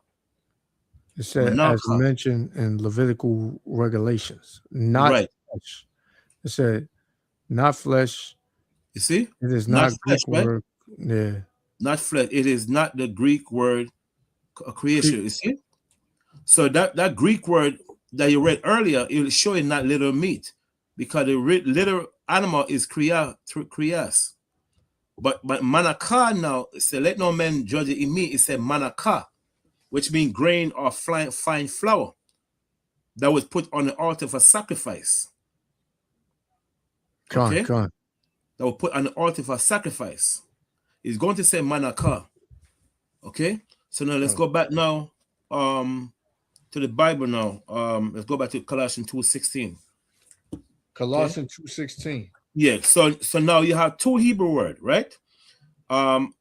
Manaka, meaning grain or fine flour, right? The Hebrew word for little meat is basar, B-A-S-A-R, basar. You understand? So when you read that verse in Colossians 2:16, let's go read that again. Colossians 2:16, it says, Mhm. let no man therefore judge you in meat. In meat, mean what? Meat. So when you look up in the Greek now, for the literal meat and the literal flour, literal meat, and in that Colossians 2:16 is not literally talk about meat right in that verse right there, because we got fine flour, you got the barley, all these things were known as meat that was put on the altar. Because the people say the word meat, they're literally saying in literal meat. No, because the Most High call these other fine flour, the barleys, he called all these things meat, grain, fine flours, you know, he called these things meat. Understand? Okay, go ahead. It says, or drink. Or drink. The drink offering now was the wine offering that was poured on the altar. Okay, that was poured on the altar. You can read that in Numbers chapter 15, verse 4 to 10. Numbers chapter 28, verse 7 to 10. Exodus chapter 29, verse 40 to 44. Okay, those are talk about the wine offering that was poured on the altar, right? So the Paul was telling, let no man judge me to pass judgment on the things that these people were doing. No, you know, you got wicked Israelite was telling them, you don't have to do this. You see, you don't need to do these things. Just like you see people all telling us the same thing when we're on the street teaching. Why you guys keep the high holy days? It's not. Paul said you don't have to do these. Paul never said that. Paul was just saying, let no man pass any judgment against you doing these things. You see? Go ahead. It says, or in respect of an holy day. Or in respect of an holy day. The holiday with the high holy days was keeping according to Leviticus chapter 23. Okay? Go ahead. Or of the new moon. The new moon was what? The new moon, we read Number chapter 28, verse 11 to 15. Okay, go ahead. Or of the Sabbath days. Or of the Sabbath. The weekly Sabbath and the yearly Sabbath, all people was keeping these things. But what happened, like I said, you got wicked Israelites was coming, creeping among them. That's why the scripture said, they shall be false prophet among you. Among you who? Who is among the scattered Israelite, the Israelite that was scattered? So Paul was telling them, don't make no man judges pass judgment against you. Okay, go ahead. It says, which are a shadow of things to come. Why the Bible say a shadow of things to come? Because these things are going to what? Implement in the future. That's why I say these are the shadow of things to come. Now let's get Isaiah 45 verse 17. When it says shadow of things to come, mean these things are to implement in the future. Because when you read Isaiah 45, the Levi 47, the Levi is still gonna keep the do sin sacrifice for himself. Tell right in Ezekiel 47. So when the Bible said these are the shadow of things to come, let's get Ezekiel 45 verse 17. Oh, Ezekiel 45? 17, yeah. All if you want something coming, okay? Yeah. Yeah, if you have something. Ezekiel chapter 45. 45, 17. Verse 17. It says, and it shall be the prince's part to give burnt offerings. See, and it shall be the prince's part to give burnt offering, right? Go ahead. Who are the princes? The high priest. Go ahead. And meat offerings. Mm-hmm. And drink offerings. And drink offering, meat offering, drink offering. Go ahead. In the feast. Mm-hmm. And in the new moons. And in the new moon. We're going to still keep on all these high holidays. Go ahead. And in the Sabbaths. And in the Sabbath. See? And all solemn or solemnities of the house of Israel. Of the house of Israel. Right? So now, like I said, in Colossians, you were saying something, Allah? Oh, now when you read Numbers chapter 29, 36 to 40, it will tell you what meat offering, because you got two meat offering. You got the one with the grain offering, the fine flour, those meat offering, right? But the one in Colossians 2:16 right here is not little talk about meat. It's talking about the fine flour and the grain, right? Now you read other chapter in the Bible, talk about the little meat also that was put on the altar. But Colossians 2:6 is not literally talk about meat. It talk about the fine flour. All guys, look up the word, and it will show in the Greek. It tells you what is a literal meat or a physical meat. Right. It speaks about the same thing in Romans, the 14th chapter. Right. Exactly. The Romans 14th chapter, that's talking about little meat. No, but if you read it carefully, it separates meat from flesh, because when you read later on in that chapter, it says it is neither good to eat flesh. So it separates the flesh from the meat. Right. No. What verse you talking about? 21, 14 and 21. But when you read like 20, it says, "For meat destroyed not the works of the Father." So meat cannot actually, if you eat meat, it cannot actually destroy the works of the Father. Romans 14:21? 20 and 21. 14:21. That's another thing we're gonna go over the next because next week we're gonna go over some we're supposed to go over about man was here before Adam and Eve. But I'm gonna keep it. We're gonna go over this chapter next time, because there's another thing with Paul when Paul mentioned about meat and so forth. Now go over this 14:20. Right. A lot of people are under the impression it's talking about literal meat. It's not. Right. It's not exactly. It's a metaphor. Right. Right. So you know what happened now? Because the metaphor is very important. I'm not going to break what you say, but I'm just telling you. No. I'm saying we're gonna go over this next time, because this is very important. Okay. Because, sometimes people are there literally thinking this is talk about meat, but like I say, it's a metaphor. But we got Yashuan. Okay. Yeah, we're gonna go over this next time. Remind me, right? All right. We're gonna go over this next time, because this is very important. We're gonna go over some good teaching of Paul. People know it's not no little meat, and so forth. Because people really put that in because a lot of people read the Bible as in a physical sense. You know what I'm saying? When talk about meat, this side of flesh and stuff, people really thinking that's literally talk about meat. Meat I'm not too, But Paul also emphasized, said, whatsoever is set before you eat, having no conscience, right? Having no what do you call it? Court? No pretty much no conscience. Yep. No conscience, because that person that was eating the meat at that time, right, that was sold in the temple, that person eat it as a meat, as meat.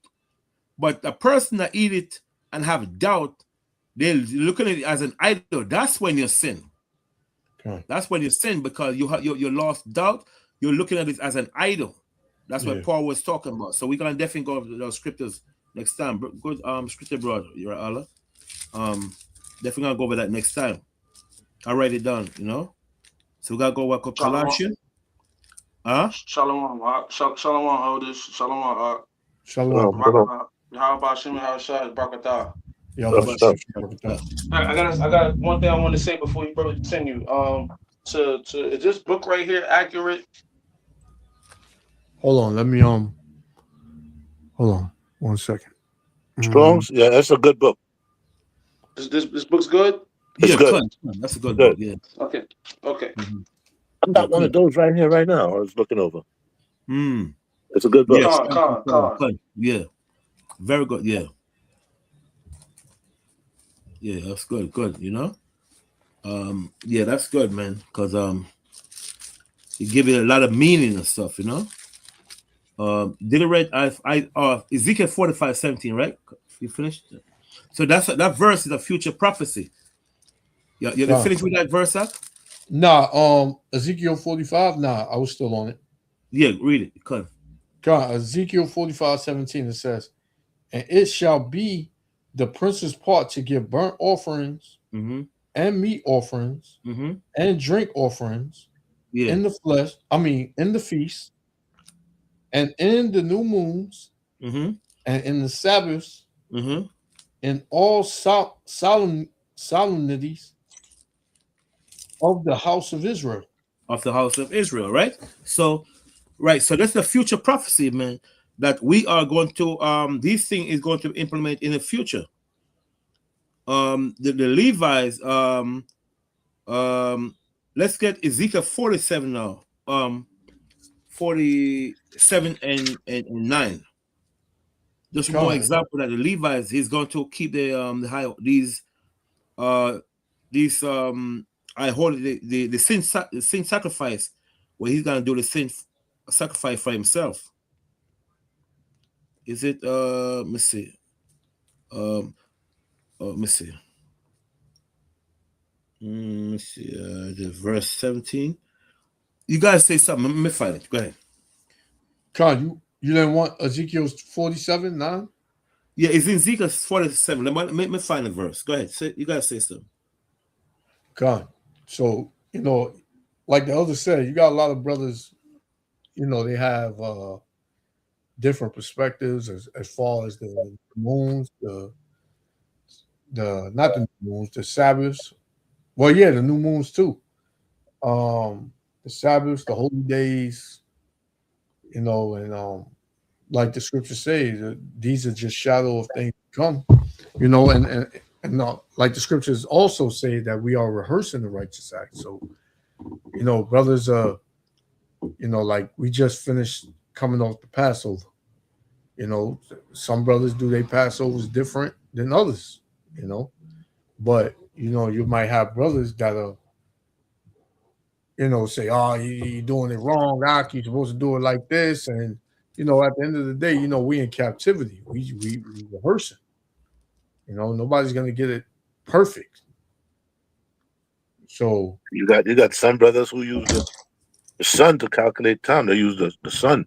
Some brothers use the moon to calculate their time. So there's another discrepancy there. Some brothers are lunar, some is solar. Yeah. Some brothers believe that the full moon is the new moon, and some brothers believe that there's no more where you just see the shadow of the moon is the new moon. So brothers got different. Yeah, there's a lot of different philosophies. Even some brothers say when the full moon come up, it's already 2 days old. You're supposed to count just as the moon goes. The moon, just about the tip of that moon come up is the first day. Uh-huh. So it's a lot of things, but Wow, I didn't know that. Wow. Yep. So I heard arguments based on that also. yeah, so you got all different types of perspectives and understandings and all that, and just to show you that everything will be corrected in its rightful order and the way we're supposed to really do it when the Lord returns, man. Yeah, right now, as you said, it's a rehearsal. People are trying to figure out, because it's a mystery. Yeah. The scriptures say, it's a mystery. We don't really know 100%, but we're trying because it's a mystery. A mystery is something really hard to understand. Like, you can't get it 100%, man. Yeah, man. Well, as long as the Lord, he sees you trying, you're rehearsing, you're doing what he told you to rehearse, then that's what he wants. It's like a priest of found it. It's the same chapter, man. Sorry about that. As Ezekiel 45, verse 22. 22. Yeah. Ezekiel 45 and verse 22. Mm-hmm. It says, and upon that day shall the prince prepare for himself and for all the people of the land a bullock for a sin offering. And 7 days of the feast. Right. So it say, and upon that day, it said in the last days, in the future, upon the future. And then also you can read Ezekiel chapter 43 and 46 also. So you got Ezekiel 43, 45, and 46, where it shows it's going to be a future prophecy where the Levite going to do sin offering for himself and the people. Okay. So Moses said we got to be a nation of priests, but the Levites still got to keep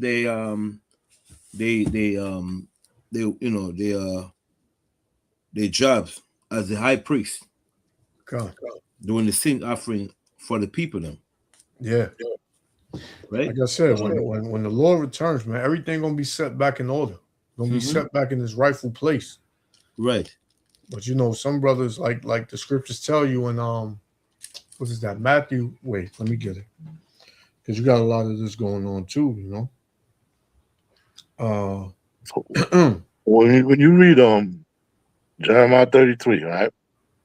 This is what it says here, right? 33 and 18. It says, neither shall the priests, the Levites, want a man to man before me to offer burnt offerings or to kindle meat offerings or to do sacrifice continually. So the Levites, they don't want no other person to become priests or do sacrifices to the Most High, except them, man. Yeah, Right. yeah, But that's their job continually. Mm-hmm. Yeah. yeah. So that goes back to Good. that goes back to you Old Testament dudes. How do you know, what do you do when you commit sins? They don't have an answer for that. They try to tell you, or just like you said, some of them say, let's not go directly to the Most High. There's no such thing. Once you break that law, you're done. Yeah. Yeah. Yeah.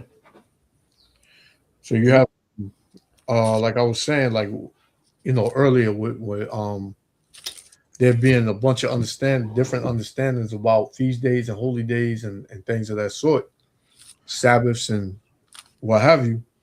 You do have brothers in Israel who they would say, if you ain't doing it with us, you're not doing it how we doing it, you know, the Most High gonna do something to you.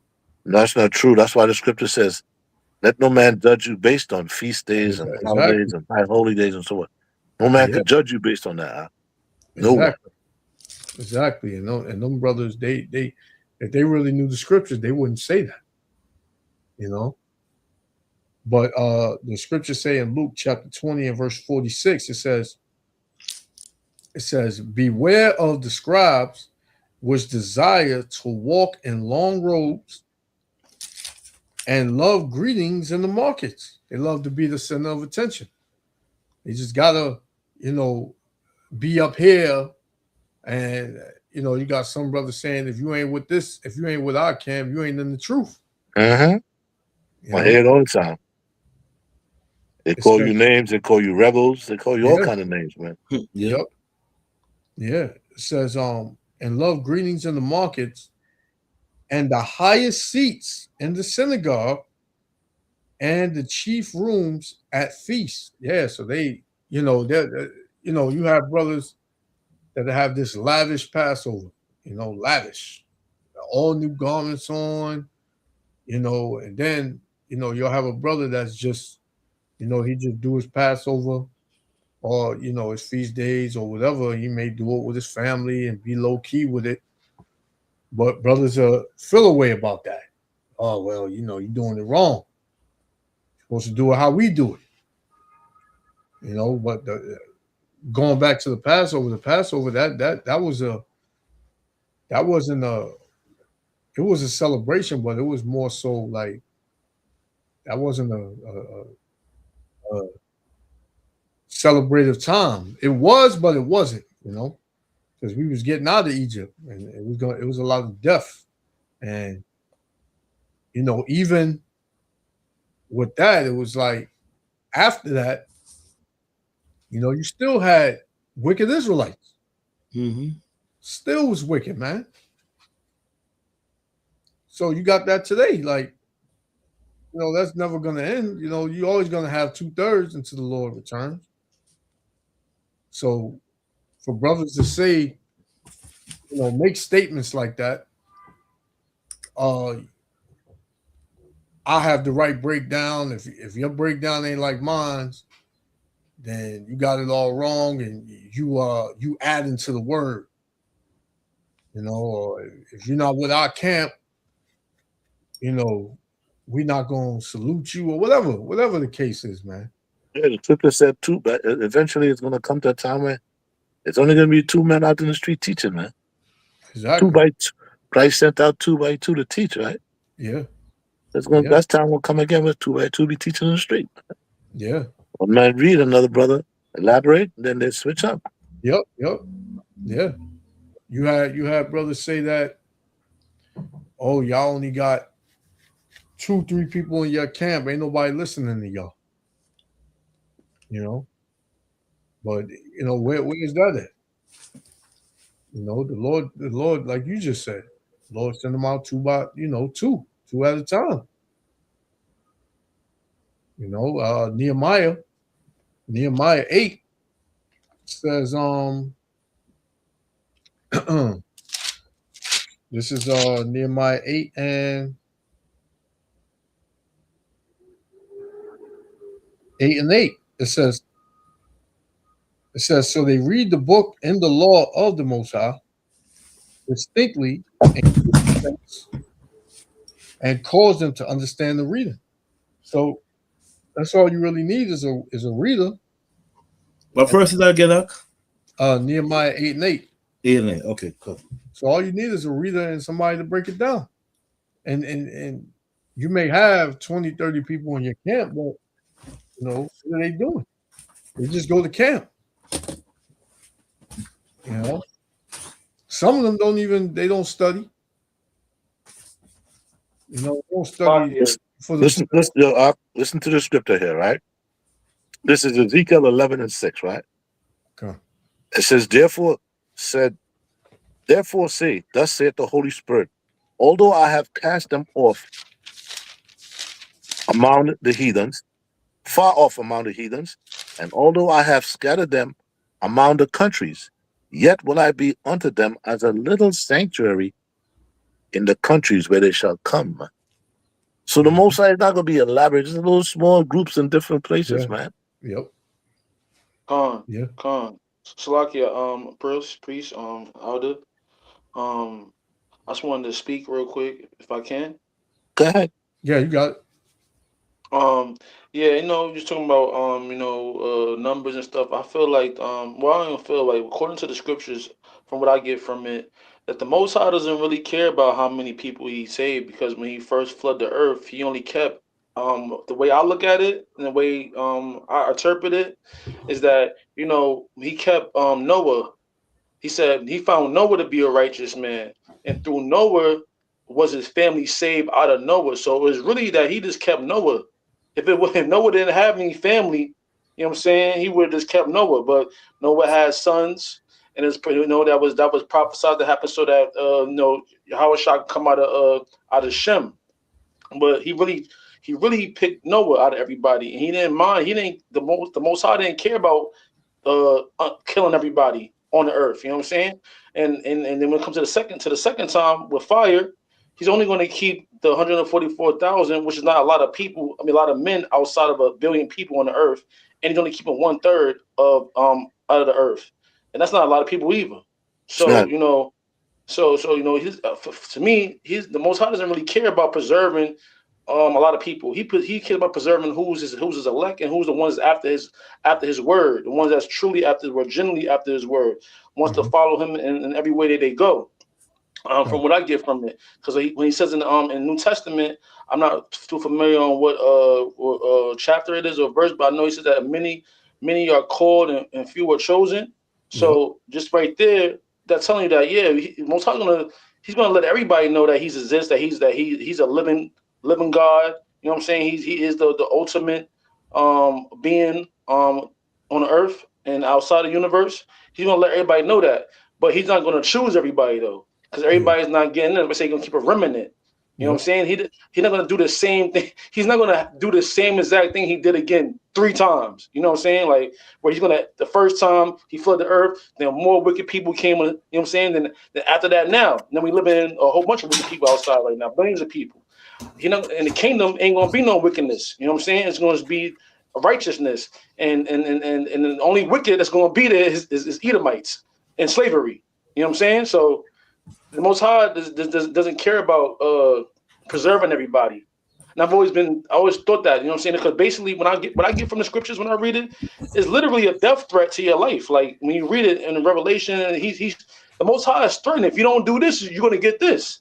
If you don't do this, you're gonna get this. You know what I'm saying? But see, people don't take it seriously because the Most High is patient and he shows mercy and he gives you grace. But it's an ultimate death threat for your life, man.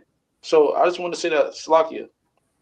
Yeah, that's why when you read Ecclesiastes 8, And 11 it said, because sentence against an evil work is not executed speedily, therefore the hearts of men is fully setting them to do evil, man. Because you're not judged right there on the spot. Jake is gonna, continue. He gonna think he's untouchable, but the Lord is just racking up those points on you, man. That's all he's doing. And They'll open that book on you, man. Yeah, Can't hide. Yeah, that's it. What you gonna say? Jake gonna want to get on his knees and pray and repent at the last minute, and that's not gonna work. Oh, he's gonna be like one of the 10. He's gonna be like one of the 5 virgins who didn't get their oil. Yep. Get their lamps with the oil on time, man. That's right. Yep. Trying to run to you, asking you for the oil. Too late now. Yeah, nah, man. Ain't enough for me and you, man. You should have been trying to get yours and keep it, But Jake is out here playing games. He out here playing games, man. He thinking that his arm, that's his strength. That's gonna get him by. His physical capability. That's what's gonna get him by. That's not gonna work, man. This country already showed you ain't got no damn power. But the Most High said that he have made this world for few, but the world to come for. I mean, he have made this world for many, but the world to come for few. So that's the elect is going to be the first fruits of that. It's like a priest. Get Colossians, Amos 8 and 5. You guys have mentioned something earlier. Amos 8 and 5, yeah. Amos 8 and verse 5. Yeah. And it says, saying verse 4. Start another verse. Huh? 4? Yeah. Come. Amos 8 and 4 says, hear this, O ye that swallow up the needy. Mm-hmm. Yeah, them wicked Israelite. Go ahead. Even to make the poor of the land to fail. Mm-hmm. Saying, we will the new moon, when will the new moon be gone? So the new moon, at that time, we know this could not be, because that's another controversy with this verse right here. It said, when will the new moon be gone, right? We know there's no laws in the Bible said the new moon is a high holidays. We still supposed to keep it, but it's not a high holidays. The new moon we know brings in the new month, right? It's saying, when will a new moon be gone? The new moon, this new moon is a memorial blowing of the trumpet, which is a high holidays. Let's finish read that, Mike. We gotta get some precept. Come on. This is Amos 8 and 5. It says, saying, when will the new moon be gone, that we may sell corn? See, that we may sell corn. Because why? It's a Sabbath. Yeah. We know this thing couldn't be talking about a new moon, because the new moon is not a Sabbath. So the memorial blowing of the trumpet is the new moon that the people was complaining about. Okay, go ahead. It says, and the Sabbath. And the Sabbath, because it fell on the Sabbath. It fell on the Sabbath at that time. Okay, go ahead. That we may set forth wheat. Mm-hmm. Making the ephod small. Right, because our people was robbing each other. An example, when I was young, I used to work at a meat market. And they used to have this wicked damn Jamaican guy. That guy was evil as hell, man. He used to put his hand on the scale. If it says $7, he put his hand on the scale for it to make 10. And he was telling me to do the same thing, but I was like, damn, man, I can't do that, That's right. That's wicked. I was young at that time, Mark. And I was, he told me to do it, man. But at that time I was, with Malachi Z. York. And I was like, damn, man. I asked one of the brother, the elder, should I do this? He said, that's evil. And I went there the next day. I went to the back to the job with my uncle. I still was doing this because he was forcing me, and man, I was cutting a box. I never forget. The knife cut me right in my freaking leg. Wow. That was the spirit of Most High telling me what you're doing was evil. We used to put our hand, he used to tell me, put our hand on the scale. to bring it down to $10, or if it's $15 it costs, push it, put my hand to put more weight on it to make it 18. And I was like, damn, this was wicked, man. But you know what? It didn't last long, man. He's end up went out of business because that was wicked, you know. But I just use an example. That's the same thing our people were doing at that time in Israel. They used to put the ephah, the stuff on the scale to give you more balance. You know what I'm saying? More money. That was evil, man. That's why I just use that example, you know, what I was doing. So you got wicked Israelite was doing these things. Come on. Read that verse again. Cut. Verse 5, Amos 8 and 5. It says, saying, when will the new moon be gone, that we may sell corn, and the Sabbath that we may set forth wheat? But we know that was the memorial blowing of the trumpet. Go ahead. Making the ephod small and the shekel great, and falsifying the balances by deceit. And that's what I was doing, man. Because my uncle was telling me to do it, as you didn't have a job. You know what I'm saying? So I figured, well, I'm young, I need the money, you know. Daniel's 5 and 27. Come on. Hey, Elder, go. Keep going. I gotta do something real quick. Yeah. All right. Yeah. What's that? Daniel's 5 and 27 speaks about that, man. Yeah. It said, thou art weighed in the balances, and thou art found wanting. When you read Daniel, right, it's part of the writing on the wall. Yes, sir. Yeah, man, that was evil what I was doing, man. Because I was like, brother, man, I was like, damn, man, should I continue doing these things, man? That's evil. And I was doing it. I was like, damn, man, that was wicked, you know. But I just like, man, let me see, you know, I need the money. But I say, you know what? Nah, I'm not gonna do it. So that's why I stopped. I say, you know what? That's it. I'm not gonna do it no more, man. But that was wicked, man.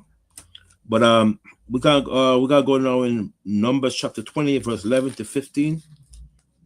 Because so that high holiday was the memorial blowing of the trumpet. Because we'll know the new moon, there's no record tell you new moon is a high holidays. This new moon was the memorial blowing of the trumpet. Okay. Numbers chapter 28, verse 11 to 15. Let's see. 28, 11 to 15. 11 to 15. I said, I'm gonna read it, right? It said, and in the beginning of your month, you shall offer a burnt offering unto Yahweh, 2 young bullock and 1 ram, 7 lambs of the first year without spot, meaning its prime, and 3 tenth deals of fine flour for a meat offering. See, that was the flour. That was the meat offering in according to Colossians chapter 2, 16. Meat offering mingled with oil. And here it said in the Hebrew, malakah. See, here it said malakah.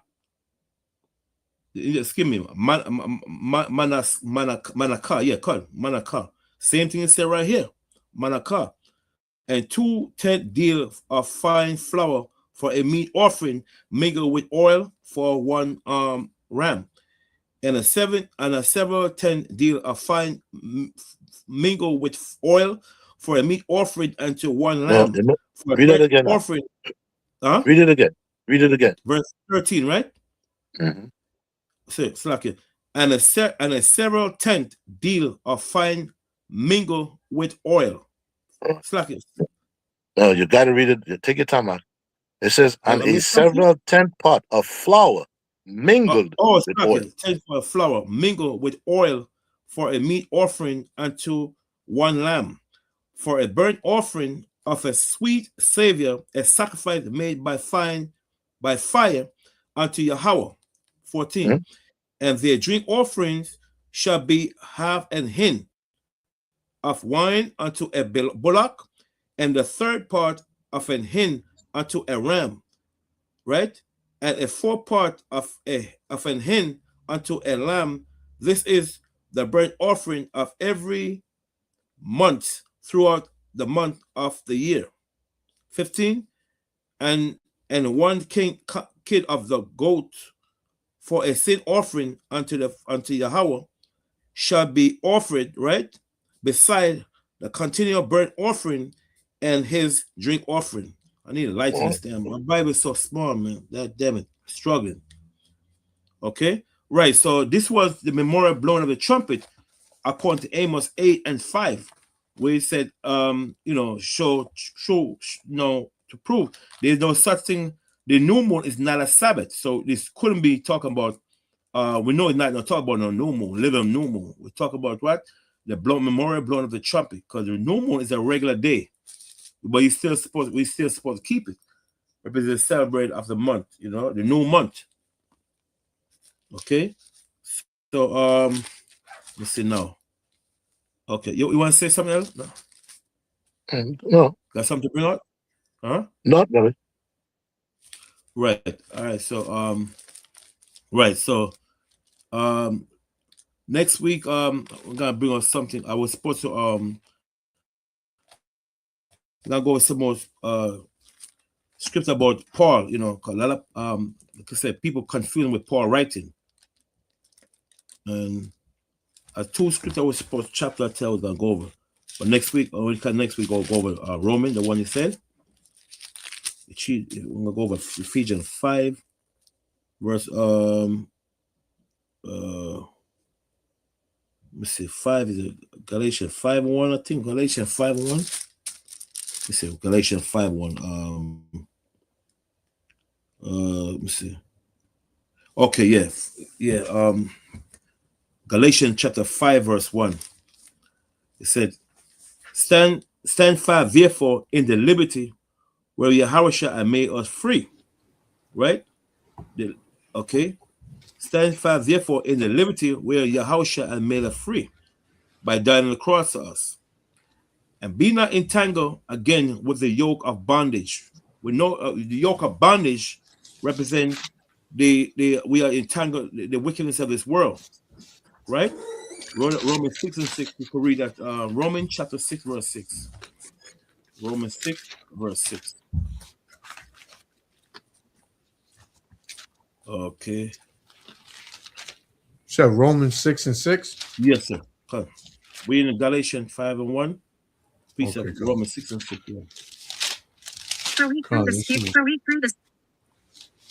Yeah. This is Galatians. What you on Romans? Romans 6:6. Yeah. Romans 6:6. Yeah. And it reads, knowing this, that our old man is crucified with him. You see, that's the yoke of bondage. That's what it said. And be not entangled again with the yoke of bondage, meaning the old man, the old way. Like that's what Scripture says. Get rid of the old leaven, that he may be a new lump, which is what? A new spirit, a new person. Go ahead. God, it says that the body of sin might be destroyed. See? That henceforth we should not serve sin. You see? And we should not serve sin. Because we serve sin, what? Try by through what? Following the lifestyle of the world. See? We untangle sin by what? By what? Become a new person, a new hearer to the word of Heavenly Father. Go ahead. God. Verse 7. For he that is dead is free from sin. See, he that is dead, you are what? You are free from sin. Right? So it said, he that is dead, you are free from sin. You're dead to sin. You're free. But you're alive to sin, you're not free. God. Okay? Dead to sin means you're not following the lifestyle of this world. God. Okay? You're not following the lifestyle. That's it. Okay, go ahead. It says, now, if we be dead in the anointed, we believe that we shall also live with him. Right. See, we're gonna live with Christ because what? Because we overcome that wicked deeds that we've been living for a while. They're dead, following the lifestyle of sin. We're alive to sin because we're following the lifestyle of the world now. So now we're dead to sin. And then another an example, when Christ died, he took our sin with us, right? Then it was nailed to the cross. We're no more sinners. It was nailed to the cross. Okay. Yeah, cut. Go ahead. It says, knowing that the anointed being raised from the dead dieth no more, death hath no more dominion over him. Exactly. See? Death should have no more dominion over you, because when Christ risen, we become a new person. When Christ died, our sin, he took our sin with him. So we become a what? A new creature. Okay? So let's go back to Galatians 5:2 now. You could also read 10 real quick. Huh? 10? Verse 10. It says, what, Romans 6:10? Yeah. Okay. It says, for in that he died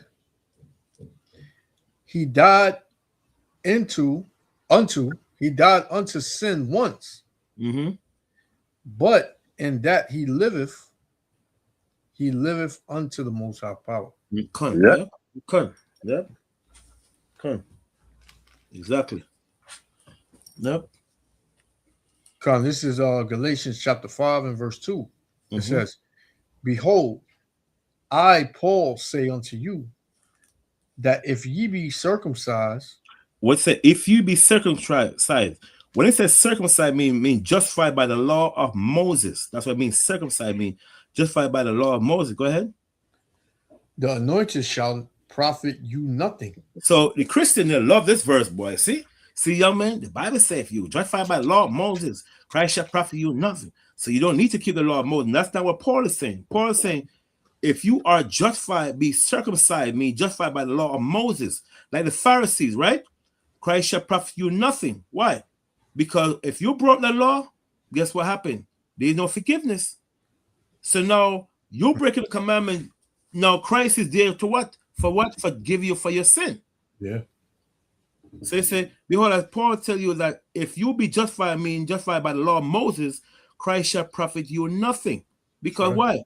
You supposed to be keeping the whole commandment. If you know you're gonna break it. Yeah. So what happened now? You gotta tell me you could do you don't need Christ in your life. You need Christ because Christ is gonna forgive you for your sin. Exactly. You see? Let's get Acts 15:1 and Galatians 2:21. Acts 15:1 and Galatians 2:21. So these wicked Pharisees were like, we don't need Christ, please. But if you don't need Christ, guess what happened? The Most High got put you behind to death. So that's why Christ was there for, to become what? The mediator between what? Man. Who was the mediator between God and the children of Israel? Who was who? It was Moses. During that time, yep. You know what I'm saying? I mean, the mediator for the children of Israel was Moses. You see? New Testament is Yahushua. 15:1. 15:1. Acts 15:1. It says, and certain men which came down from Judea taught the brethren and said, it's like who the certain men? Hold that. I'm gonna read Acts 2 and 4. Those certain men. You see those certain men is? Acts chapter 2, verse 4. Okay, Acts chapter 2, verse 4. It says, oh no, that's not the one. Okay, 2 and 4. It says, and they were all filled with the Holy Spirit, and he speak. No, that's not what I'm talking about. No, that's not what I need. Which one? Men, hold on. I gotta get that verse out. I don't remember. Actually, we said a certain men. Is it Galatians? I think it's Galatians 2 and 4. Hold on. I think Galatians 2 and 4. I'm talking about Acts.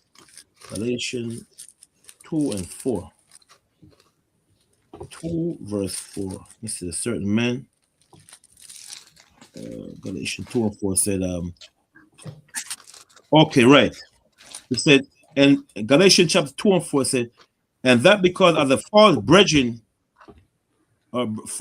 unaware, right? Brought in who came in privately spy our liberty, which we have in Yahushua, that we might bring us into bondage. So those men, those wicked men, those were wicked Pharisees. The certain men, they were Pharisees. Okay, cool. So we gotta go back now. Galatians, what was it? Galatians? Acts 15:1. Yeah, 15:1. The certain men, slack you. Yeah. This is Acts 15:1 again. It says, and certain men which came down from Judea taught the brethren and said, except ye be circumcised after the manner of Moses, ye cannot be saved. That was right there. That was physical circumcision right there, right? Because the Pharisees, they were like, listen, if you're not circumcised, you can't be saved. You're gonna get put to death. So to the Pharisees, there was no mercy, man. They believing you're gonna die, man. Yeah. So they was having these brothers like, damn, man. I mean, you know, I'm gonna die because I'm not circumcised. You know, so they were pushing laws on people that they couldn't keep. They couldn't keep themselves. That's why Moses. That's why it said, except your righteousness exceeded the righteousness of Moses. Of Moses, you cannot be. You know what I'm talking about. Except your righteousness exceeded the righteousness of the Pharisees, you cannot be saved. Something like that. You know what I'm talking about. I can't quote it right. Salakia, one second, Elder. 1 second. Yeah. Let's see, except I think Matthew 22:1, right? Yes, sure. Ra'ala? I think Matthew 22:1, right? 23 and 4. 22 and 4. 23 and 4. Okay, 23 and 4, right? 1 second, bro. 23 and 4. It says, Tuala, Khan. Okay, let's start at verse 1. Tuala. Then spake Yahushua to the multitude and to his disciples, saying, the scribe and the Pharisees sit in Moses' seat, meaning they were interpreting the law. Also, therefore, whatsoever they bid you, observe and do it. Observe and do, Khan. But do not ye after their work, for they say, and do not. You see, for they bind heavy burden and grievous to be borne, and lay them on men's shoulder, but they themselves will not even move them with one of their fingers, because they know. They know. Yeah, go ahead. Break it up. Go ahead. No, go ahead. Speak up. No, finish it. Go ahead. What's saying?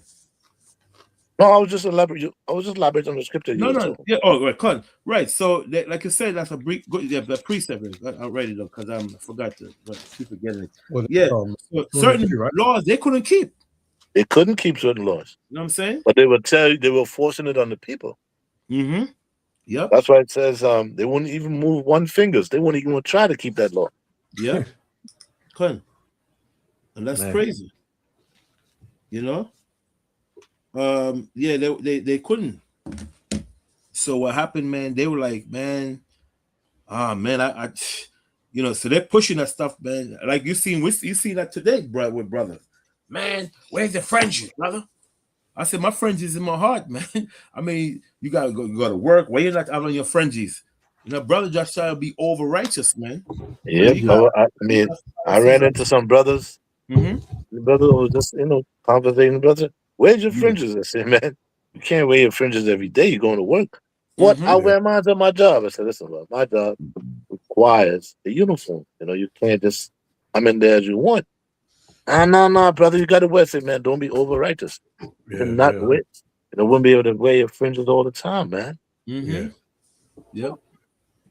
Yeah, I had people stop me in the street asking me where my fringes at. Man, I'm like, man. Hey, I'm like, brother, I'm not over righteous, man. You being over righteous. Yep. And the Lord said to use wisdom. Mm-hmm. You got to use wisdom, man. Why would you go? That's like saying you're gonna go to the court with your fringes on, or going to work, and these devils, they know what you about. You walking there with fringes. Okay. You might as well go to work and teach. Mm-hmm. So come on, man. You never let your right hand know what your left hand is doing. Well, exactly. You gotta see some at the back. Exactly. That's a small Never way to let do. your right hand know what your left hand is doing. You do. That's what you're supposed to do, using wisdom, man. Yeah. I was just congregating with them, man, but the dude was going in on me. Nah, man, you're supposed to wear that every time. Listen, man, I can't wear it going to work. I'm telling you. I would not do that. That doesn't make any sense. They call themselves rebuking you, man. Brother, you ain't got your fringes on. Come on, Mhm. you know better. Come on, brother. Come on, man. Like, so where does the wisdom come in at? You know? I mean, Well, hey, listen, man, you got to suffer for Christ. it's like you're being bid to a wedding feast. You got the wrong garment on, man. Mhm. You ain't ready. Yeah. Yep. Salakia, I mean, it wouldn't be wise to wear your fringes anywhere. We're not in a society that accepts the Israelites as a people, the true Israelites as a people, especially the ones that look like us. So it wouldn't be wise to go anywhere where you know you're going to be like people gonna look at you and scrutinize you and may try to even attack you. You know, they'll let you locked up. Anything. You know what I'm saying? We're not in that type of society. They don't accept us here. That's right. Yeah. Because you may think people ain't watching, but people are watching. You know, when you wear your fringes, when you teaching or whatever, you know, people and you know, back in my early days when I first came to the truth, I was like that. I would wear my I would wear them everywhere. You know, and dudes would see me in a restaurant or something, and they would know off the back, oh, you one of them Israelites. You know, and I would tell them, yeah. You know, and then I was in that whole phase wearing it to work, and you know, my boss, he was an Edomite at the time. You coming from when I was talking to him, this devil was just looking at my fringes most of the time. His eyes kept going up and down. So I knew he knew something, because it's you know, everybody know about the Israelites, man. So you know, it's all about using wisdom, man. I mean, you can't be like, when you do what you do on the street, right? You teach this word. You don't want to go to a restaurant dressed in your garment, man. People could see. They could say, you know what? I'm gonna put something in his food. I'm gonna do. They could do all that stuff, man. May I add this too? Like, you know, this society is so backwards that your own mother wanted to accept you being an Israelite, but you could be a part of, be a damn Muslim. You know what I'm saying? You could be any other damn religion. Yep. You know what I'm saying? And you'll be accepted. But being an Israelite, that's looked down upon. Everybody looked down upon Israelites, man. That's how you know we're in the true thing. Because Most High said that don't marvel for the words that they hated you, they should hate me. I mean, you know what I'm saying? They hated me, they should hate you. You know what I'm saying? So you like this whole place where you could be a damn Satanist if people will accept you. You know what I'm saying? You could be a Gothic person and be people that accept you. You know what I'm saying? In this world, man. That's how you know this world is not. It's not the true world it's supposed to be in. This is not the real world. This is a altered reality, man. Because this ain't the Most High reality. The Most High reality, all this stuff wouldn't even be going on right now. I mean, people will be out here be dead bodies all over the place, man. This is the Most High's kingdom, man. Because we'll all be burnt up by sin. Like I was reading something about when Moses had met him on the mountain. And he said, take off your shoe, for this is holy ground. Like, basically, what Most High is telling you that, man, listen to me. I will evaporate you if you bring something unholy around me. You know what I'm saying? You would be evaporated, man. You know what I'm saying? You can't even be in his presence with sin in you. You know what I'm saying? Because people think that Most High going to come back looking at you as your physical body. No, he going to look at you as your spirit and the inside of your body. You know what I'm saying? And see how defiled you are. And if you're defiled, he can't have you around him. You know what I'm saying? You're going to be burnt up. Yeah, you're right. And like you said, brother, as long as you was a Christian, and you went to church on Sunday, dancing and praising Jesus, nobody had a problem. Your family, your friends, nobody ain't never questioned that. Ain't nobody never call you the devil and say you got the wrong interpretation. And like you said, a Muslim, you come in there with the Muslim hat on, and you walking with the Quran, you know, looking all bored, and you know, or you was a Buddhist, or you know, anything, man. Your family ain't never on your back about that. But as soon as you say you were Israelite, oh, you one of them? Oh man, all of a sudden, nobody want to hear the Bible. Nobody want to hear the Bible, man. You ain't even got to open your mouth, Raul. If you know your family is, you know, having a conversation and you come through the door, they just looking down on you. Oh man, who invited him, man? You know, why how he know about this, man? You gonna come in? What's the problem with him, man? You gonna come in here with that Bible stuff, man? Nobody got time to hear that, man. Grandma made some pork in the back and all that, man. I don't want to hear all that. You know, that's how they look at you now that you're an Israelite, and that's how you know. You said it. That's how you know we in the truth, man. That's how you know. All these religions out here, nobody got a problem with. Ain't nobody questioning them, nothing. Well, y'all the true Jews? Y'all the Israelites? Nah. All the proof that's out here, all the proof we show, all the records, and you know everything that the Lord put in us to bring out. And without a shadow of a doubt, we are those people. People still don't want to hear that, man. So Salaki, even with the Messiah with his mom, when he was doing the work and they said, your mom want to talk to you. And the crazy thing about it, if you really analyze it, she knew who he was because the angel came and told you who he was. You know what I'm saying? Personally. You know what I'm saying? So, like, you already knew who he was, and you still were trying to basically drag him out his mission. You wanted to bring him back into the world. You know what I'm saying? So even tell you right there, like, your mother not going to accept you in this because they know this is the real truth, and this is going to change the way of you think, of your thinking, the way you live. It doesn't mesh with them. You know what I'm saying? Because they are the world, man. You know what I'm saying? Your family's of the world, most likely, man. You know what I mean? Yeah, man. This is a threat to them, you know. This is gonna raise up the bones in the valleys, man. The dry bones in the valleys. They got the whole thing is to keep those bones dry as possible, that they could never rise up. Are you starting to bring that here? Oh no, we don't want that, man. But what's so bad about it, August, that it's the same Bible they read in the church. We just interpret it the right way. We're interpreting to you the way that's supposed to be read and interpreted. It's the same book that's in the damn church.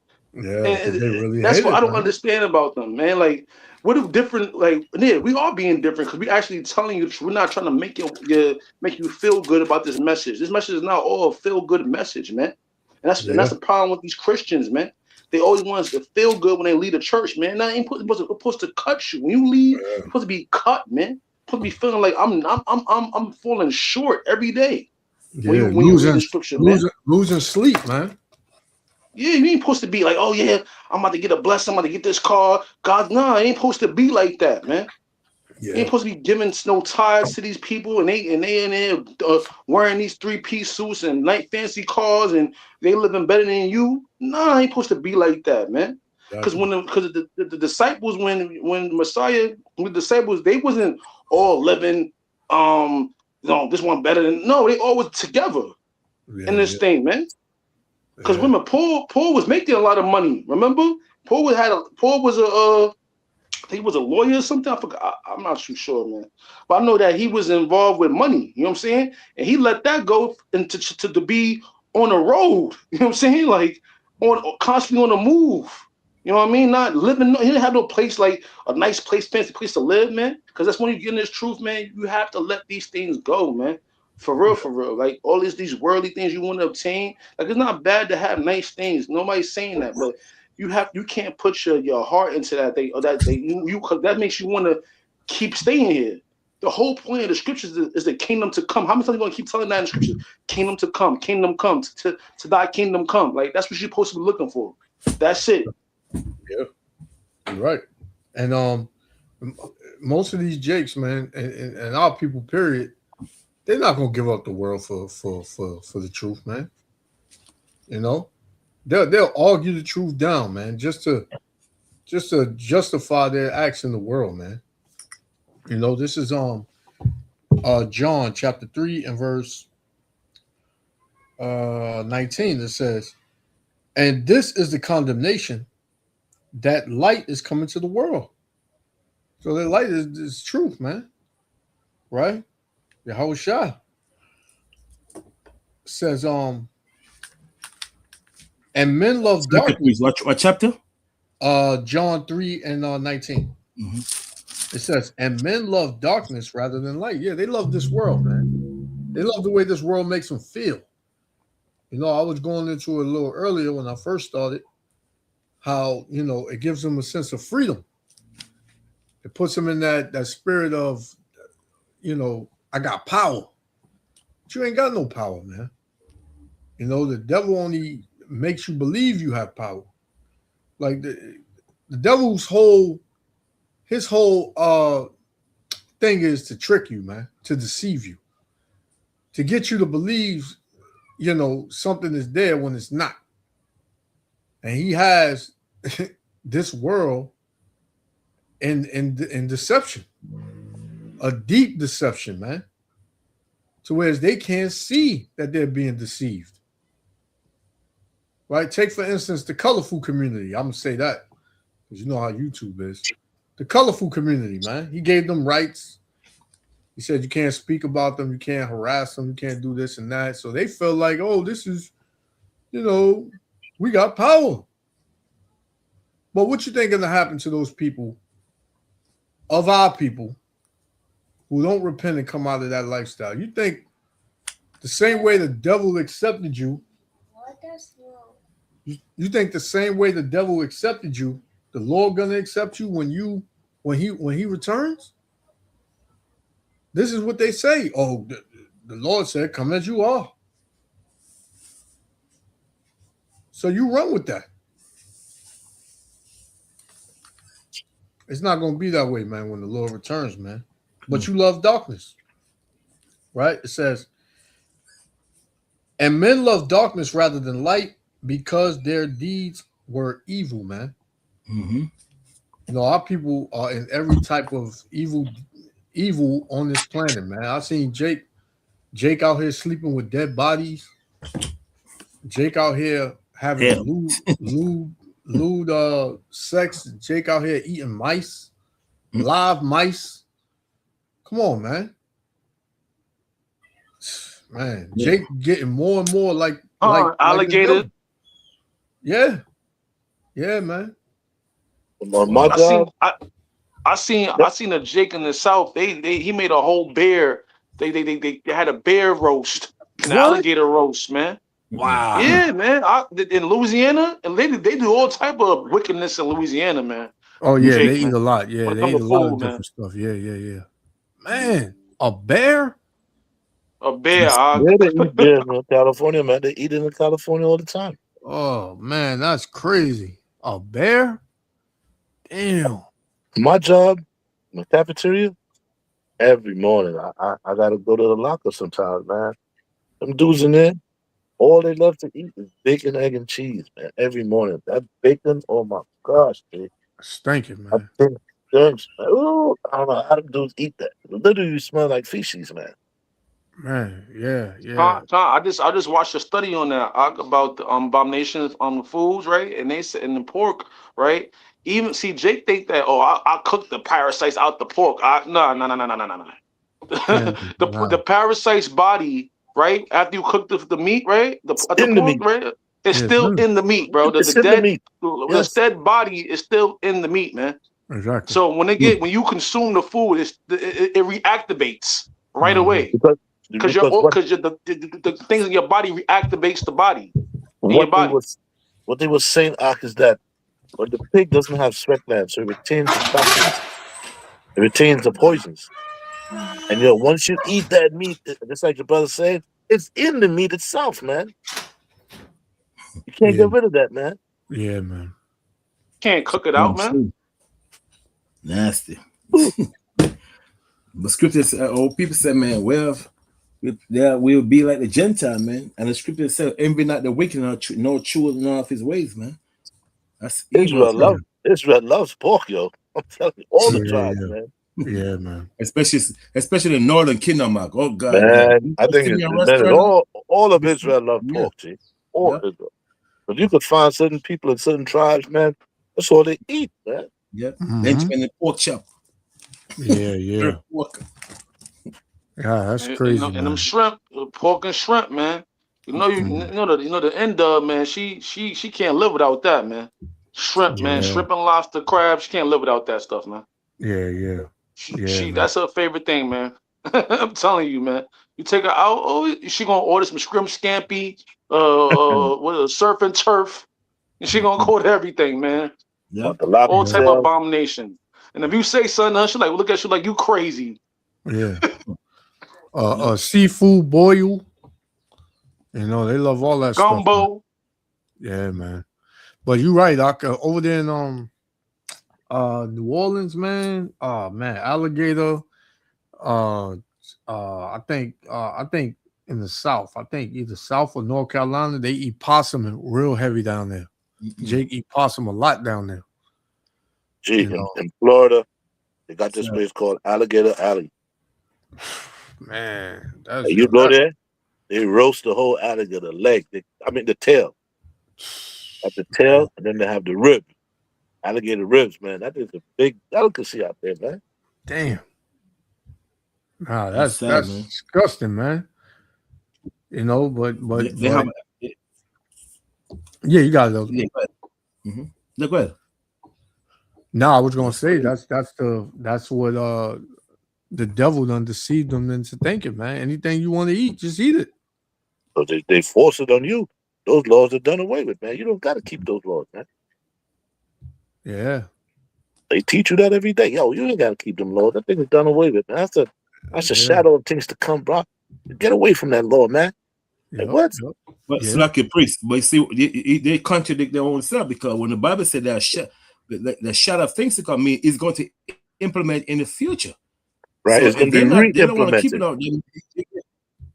re-implemented. out. Re-implement it. Thanks. We use that word. Re-implement it in the future. So sometimes these people that say things, they don't know what the hell they talk about, man. Because a lot of people are pushing that stuff. It's mainly the Christian, you know. They're the main one pushing the law. Yep. You don't have to keep the law. But see, it's ultimately it's them challenging the Most High's authority, because He made your body. He knows what's supposed to go in it and what's not supposed to go in it. That's why He tells you what's clean and unclean. Yep. It's called foreign food, man. Foreign food means things that you're not supposed to have in your body. The Most High did not design or damn tell you to eat no pork. You know, every creature the Most High creates have its own job. One to consume and one not to consume. You know what I'm saying? So I understand how people were, you know, I mean, look how much of our people died not to eat pork, man. You know? And all people now, they make the damn pig the delicacy, man.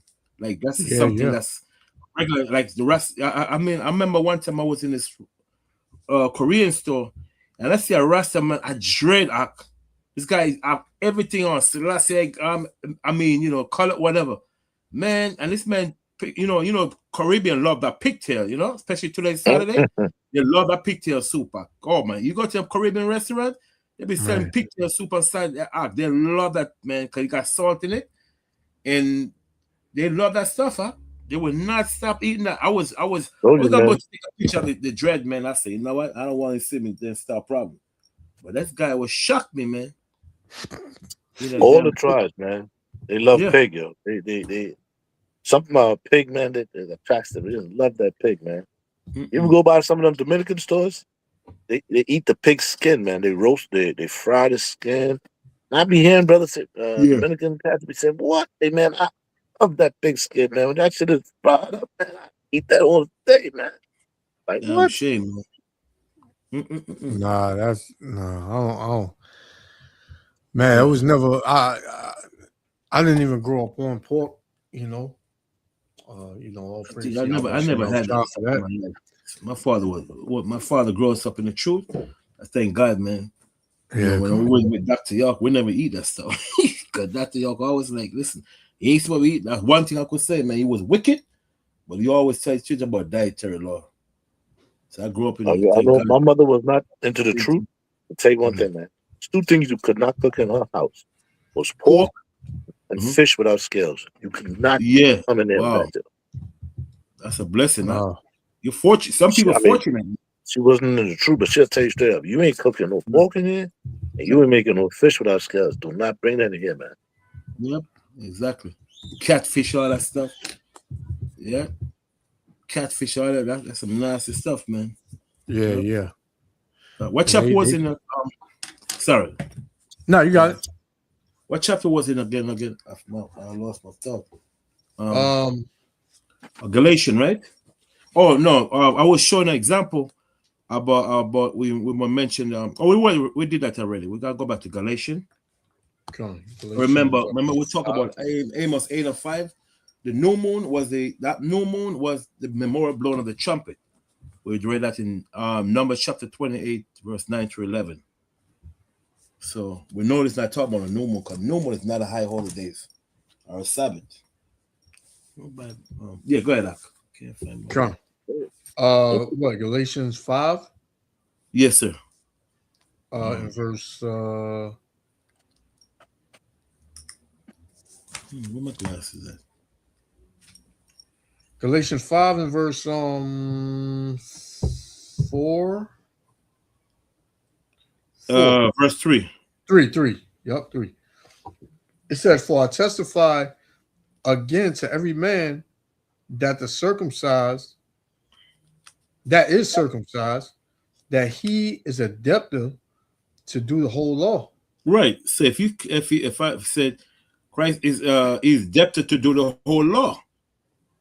So say, "For I testify that every one of you that is circumcised," means the law of Moses, that he's a debtor to do the whole law. Why? Because if you do not keep that whole law, man, you're gonna get put to death. Yeah, Now, you just can't say. You just can't say to yourself, "I'm gonna get circumcised and that's it. I ain't keeping all the law." Right. You know. Yeah, that you're indebted to the whole entire law, all the laws, 616. Right. Yep. Go ahead. It says, "The anointed is become of no effect unto you. Mm-hmm. Whosoever of you are justified by the law, ye are fallen from grace." Justified by the law, you are like the Pharisee, ye are fallen from grace. What is it? Why does it say that ye fallen from grace? Because in your you know you're gonna break the commandments. You know you're gonna break the law. A lot of people say, "No, I'm keeping the whole law." No. Yeah. Because a lot of things that we do, we're not supposed to be doing. You know what I'm saying? That? I mean, you could be in a train and a brother just slept with his wife for 2 hours ago. He's unclean. You're right next to him, right? That's sin right there, right? A sister you're right next to her. You sit in the same spot you sit. You sit in the same spot the brother just sit. You automatically sin right there, because what? They're supposed to stay away from a certain time period, right? The brother's supposed to be if he slept with his wife today, I think he's unclean from sundown to sundown, right? So that's part of breaking the laws, right? So there's something that I don't care how much you claim they're keeping the commandment, is we still gonna break the law. Don't care what. That's why it said Christ shall prophesy you nothing, profit you nothing. You see? But here in verse 4 now says, "Christ will become of none effect unto you. So whosoever are justified by the law, ye are fallen from the grace." What is the grace? That mercy Christ came and gave us. Because why? Because we couldn't keep the whole law. We keep breaking it. What about if you go to a restaurant? A female serves you. Exactly. She might be on her. She might be on her menstrual. You don't know. She could be on her menstrual, and you don't even know. Thank you. And all you're gonna ask? All you're gonna ask, like, come on, man. You're literally breaking the law there by touching her, the thing that she touched. Yep. Same thing with a brother. Jake probably just came from a funeral, touching his, a dead body or something. You see? Exactly. So, I mean, brother have to have a word. Where they're gonna have a word on their own. You know what I'm saying? That goes far from the world, have their own city. Come on, man. You know you gotta break the commandments. As I said, price ye are fallen from from grace. The grace is the mercy Christ came and gave us by what? By forgive you for your sin. Yeah. Forgive you for the sin that the law of Moses would not give you. Forgive you. You know what I'm saying? That's why you have. That's why you have brothers say, you know, that New Testament, man, you gotta put that down. You know, that's a Christian. Crazy. That's a Christian Bible. You know, you're not making any sense, man. You know, because if you can't answer questions, you know, then that means you don't know, you don't understand, you know, the Bible. A lot of brothers. How many brothers you think wearing garments made from cotton and different fabrics? Exactly. A lot. Yep. You don't have no access to making your own garment, your own cloth. Some of them clothes, they tell you 100% silk or whatever it's mixed up, man. You don't even know. Yeah. You breaking the law, man. Yep.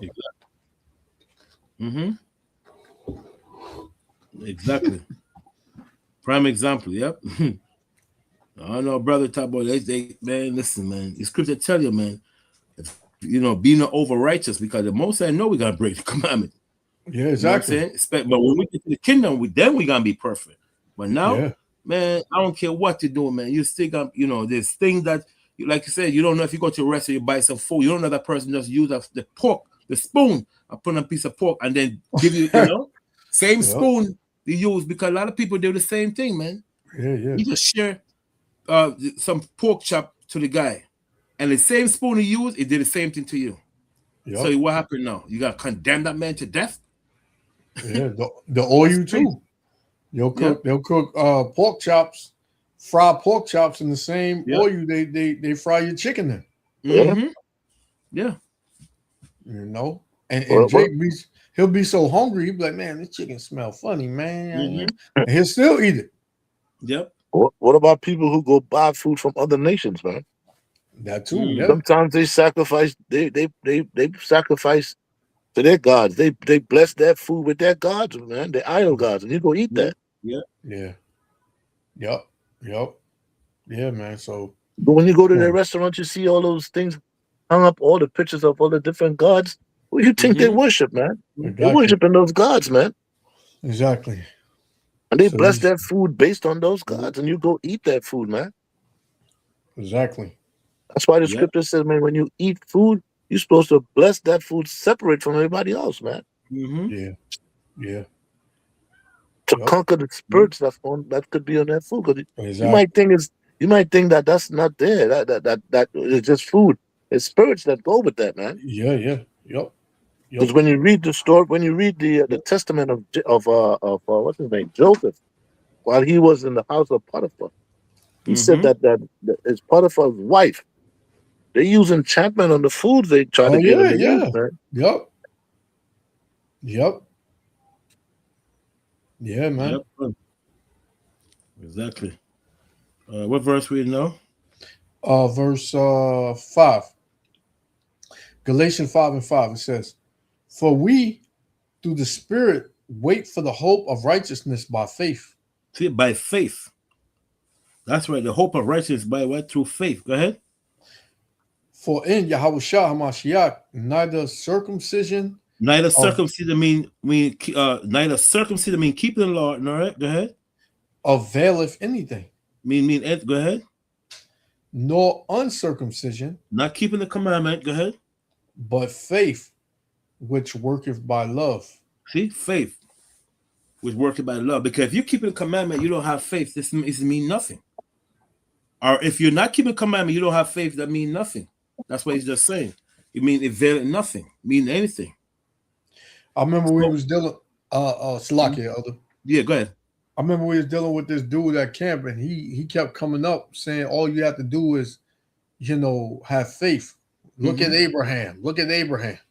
So, me and McQuash asked him, like, okay, Abraham had faith, but what was he about to do? Jesus. I don't know what that was, but he said, what was Abraham about to do? He was about to sacrifice Isaac. And Also, that was his faith right there. that was showing his faith. Mm-hmm. You know, so you just can't say I believe and I have faith. Works have to follow.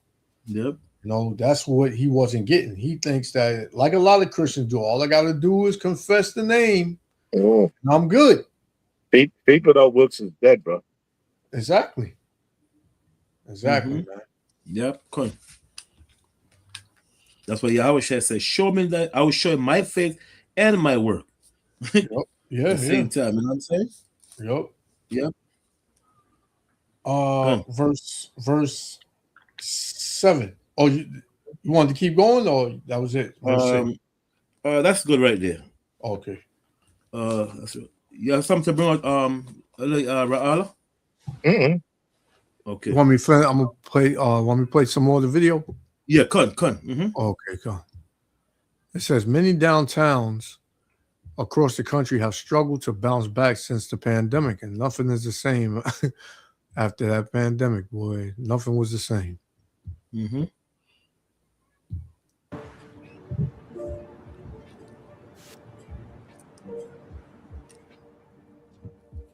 I try to stay so positive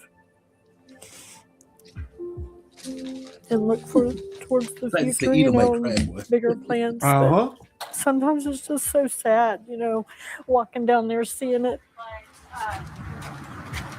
From here down was counters. I had an ice cream freezer, and then I had my bakery too. I was getting ready. Like I had a bunch of stuff made up and everything and was getting ready for Valentine's Day because holidays were $700 to $1,000 days. So I would have had the money if I could have just got 2 days, just 2 days. We closed down on the 12th. The electric being so high made me struggle on. And you know what kills me, man? These devils, man. Jake get a business and they hate on him. You know, Jake get a little bakery or something. You know, they hate on him, man. They try to, they boost up. And I didn't know this. If Jake get a business on the same block as an Edomite business, more taxes too. Jake business will pay more taxes than the Edomite business on the same block. Yep. And then Jake go to say, yo, why are they paying this and I'm paying that? Well, yours is on the corner. Like yours is further up the block. Yeah, you know, more this attraction. and that. You know, so I'm like, man, these devils really be, you know, so now these Edomites, they feeling it. You know, now they businesses is closing down. Mm-hmm. And now they crying. You know, I just found out maybe a year or two ago that the way they divided the land was, you know, it was all this land, you know, and they didn't want to give it to Jake. So they just pretty much gave out land to these Edomites. And all they had to do was just keep the land up. They didn't have to pay a cent for the land, but they didn't want to give Jake the land. You know, I just have found that out a couple of years back. I'm like, man, look at these devils, man. I don't know if it was after World War II or what. I forgot the time line or whatever, but yeah, man, these devils, man, they were just giving out land and acres. When you read the history, man, America, all the lands that Jake acquired over the years, man, they didn't burn you out like they did in Oklahoma and Roseville and those type of places. The government came in and ran highway through your land, yo. Yeah. Yep. So some of the people said, you know what, we're not gonna leave. They said, oh, you don't want to leave, no problem. They ran highways through your neighborhoods, man. It's crazy. And then you down in the bottom, ain't nobody getting off the highway up there to come down there. All the businesses destroyed, man. Look what they did in Harlem in Central Park. That was a big time black community, man. Black and Puerto Rico. Look what they did. They just destroyed that whole thing. Kick you out, and that was it, man. Yeah, man. So this is a whole plot against Jake, man. From the foundation of the United States, bro, it was a plot to make sure you don't have a community of your own. Yeah. that you control no businesses in that community. All the businesses supposed to be owned by foreigners, but not you. We don't want you to control your own dollar. Mm-hmm. You may work to accumulate wealth, but you will never have that wealth. We will make sure you don't have that wealth. That's crazy, man. And until Man Jake is the doesn't devil. understand that, he'll always be in the bottom. Man. He doesn't take time to figure this thing out, man. Yeah, yeah. Like I was watching this woman in Bed-Stuy. She was like, they tried to flip her title and steal her home from her, man. She fought, man. We got it back. And up in Bedford Avenue, man, and she was saying like, man, look at all these things these so-called people are building up, some ugly homes. They're just putting in all these different things that look different from the original, how it looked. Yep. And she said the whole neighborhood is changing day by day. It's like they're being evicted. It's a systematic eviction. You're not realizing that. And it's not just happening in Brooklyn, it's happening everywhere. It's in Harlem, it's in the Bronx, it's in Brooklyn, it's everywhere, man. Yeah. Man. Like the priest, I think it was called Seneca Village, Ra'ala. Yeah. It's called, Yep. Yeah. And they were it started from 82nd all the way to 89th. That's a big park, man. No, that thing started from 59th 59, Street, right? all the way sorry. up to 110th Street, yeah. Yeah, 59, yeah, Central Park, yeah, Con. Yeah, 59. Man. It started at 59, right? All the way, yeah, Yeah. Con, yeah. And it ran from the west side all the way to Park Avenue, man. Mm-hmm. That's how they got to name that street Park Avenue. That was part of the park. Yeah.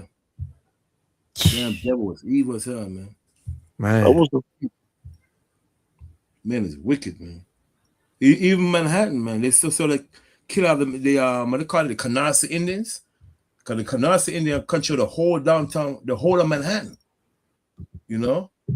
And then them Edomites come and destroy them and put this thing called Wall Street. Boy, this man was evil as hell, boy.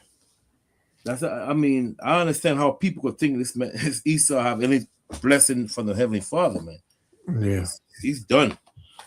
Yeah, Jake's still trying to save him though. Yeah. That brother covenant is gone. Yeah, Jake just still want to save Esau, boy. If Esau can't be included, he ain't going. He don't want to go nowhere. I don't know. There was this place in North Carolina, man. It's called Haiti. I don't know if you ever heard of it. Haiti? Haiti. It's spelled like Haiti, but it's pronounced Haiti. Yeah. Man, there was a thriving black community. They had their own banks. It got to the point where they had their own mutual funds, own insurance companies and stuff. And they came through and ran the highways through there. Man, destroyed an entire place, man. I mean, billions of dollars in businesses just ruined, man. Man. And they don't this is why they want to, try to erase history. Because they ashamed, man. These devils, they ashamed, but they still got to pay for it. And then what just came out with the UN when they agreed? What about reparations for slavery? Yeah. They're not gonna do that, man. They would never do that. Yeah, I know that. Because guys on my job was talking about that. I said, man, listen, man, that would never happen, bro. Never. If you trying to tell me you're gonna put $5 million in my hand or $10 million in my hand all at the same time with no taxes, I'm not coming back to the job. I'm gonna quit, yo. Mm-hmm. I'm gonna quit and I'm gonna do something else with my life, man. Right. Mm-hmm. Yep. And everybody on their jobs is gonna do the same thing. So this whole entire system will crumble, man. Yeah. And they know they're not gonna do that, man. That's just as the scripture says, more talk than anything else, man. Yep. Right. Yep. And it's crazy, man, because you know what? I like the guy. I can't remember the guy's name. He said let's call it Haiti for Haiti because the same way Haiti got the independence, we got our own community of independence. Right. I think it was is in Durham. Cause my cousin lived there. It's from it's a place called Durham, North Carolina, right? North Durham. It's called Durham. I have a documentary on it. I'm gonna look it over tonight again. Yeah, bring it on next. Yeah, it's a Durham, North Carolina. Their name is Haiti from the word Haiti, because Haiti got their own independence, and then the guy named it Haiti. I can't remember the brother name, but that was a good community, like, known today as Black Wall Street. Yep. Yeah. That was the Black Wall Street was in Oklahoma. That was a good community. Huh? Oh, Black Wall Street was in Oklahoma. Yeah. Yep. Yeah. Oh no! I'm talking about. Oh, I did that thing mixed up. Sorry about that. I mean Black Wall Street, another thing community. They call it Black Wall. The billionaire guys. The guy that was in the elevator, right? What's his name? Damn, Mark, I forgot. But it was a guy. Right. He was in the elevator, and they accused him of touching a white woman. Yeah. Him. Right. Right. That's what started that whole thing in Oklahoma, the Black Wall Street. Yeah. They shut down. No, when I say shut down, they bombed the place, right? I think they bombed the place. Yep. Yeah. Let me tell you something. I was reading this book. There's this, even in Savannah, Georgia, when you go to that big lake out there, you know what's under that water there, man? Bodies. People that was buried there. You know what Esau did? He flooded that whole town, yo. There's houses still buried under that lake, man. With bodies and stuff, though. Wicked. Man. There's people in that, the people who visited and said, listen, I can hear like people crying here, man, when I went over there. Oh, I know. I forgot the name of the river. I was just looking at that like last week, and a lot of people drowned in that lake. A lot of people drowned. You know? I forgot, man, what's the name of that lake? I gotta find it now. Yeah, I was just looking at that last week. Lake, I think it's Lake Lanier. Is it Lake Lanier? Let me see. Yeah, let me see something. It is. Lake Lanier, right? It is. Yeah, town. Matter of fact, I'm gonna get it right here. Let me see. Right, it should be a town called Oscarville. Let me get it right here. Let me see.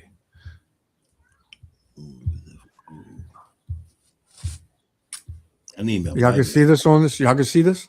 It says Black town buried under Lake Lanier. Let's see. Is built on top of a drowned black community. Beneath Georgia's famous Lake Lanier lies the ruins of Oscarville, a thriving black town in the early 1900s. Black families owned land, businesses, schools. But after racial terror and forced removals, the government flooded the land to create a lake. Today, voters ride over sunken cemeteries and ghost neighborhoods. People call the lake cursed because it is. It drowned black prosperity and buried it underwater, which is why. Lanier is built on top of a... You think this devil ain't gonna pay for that, man? Man, it's evil as hell. Man, he gonna pay for that, man. Everything he did, man. Double. The scriptures say he gonna pay double. Yeah, no, man. right? That's that. You drown people, man. Like, yo. And that and this day and age, you got these devils talking about we don't care if blacks want to get their own communities. We stand with them. We're happy for them to let them do it.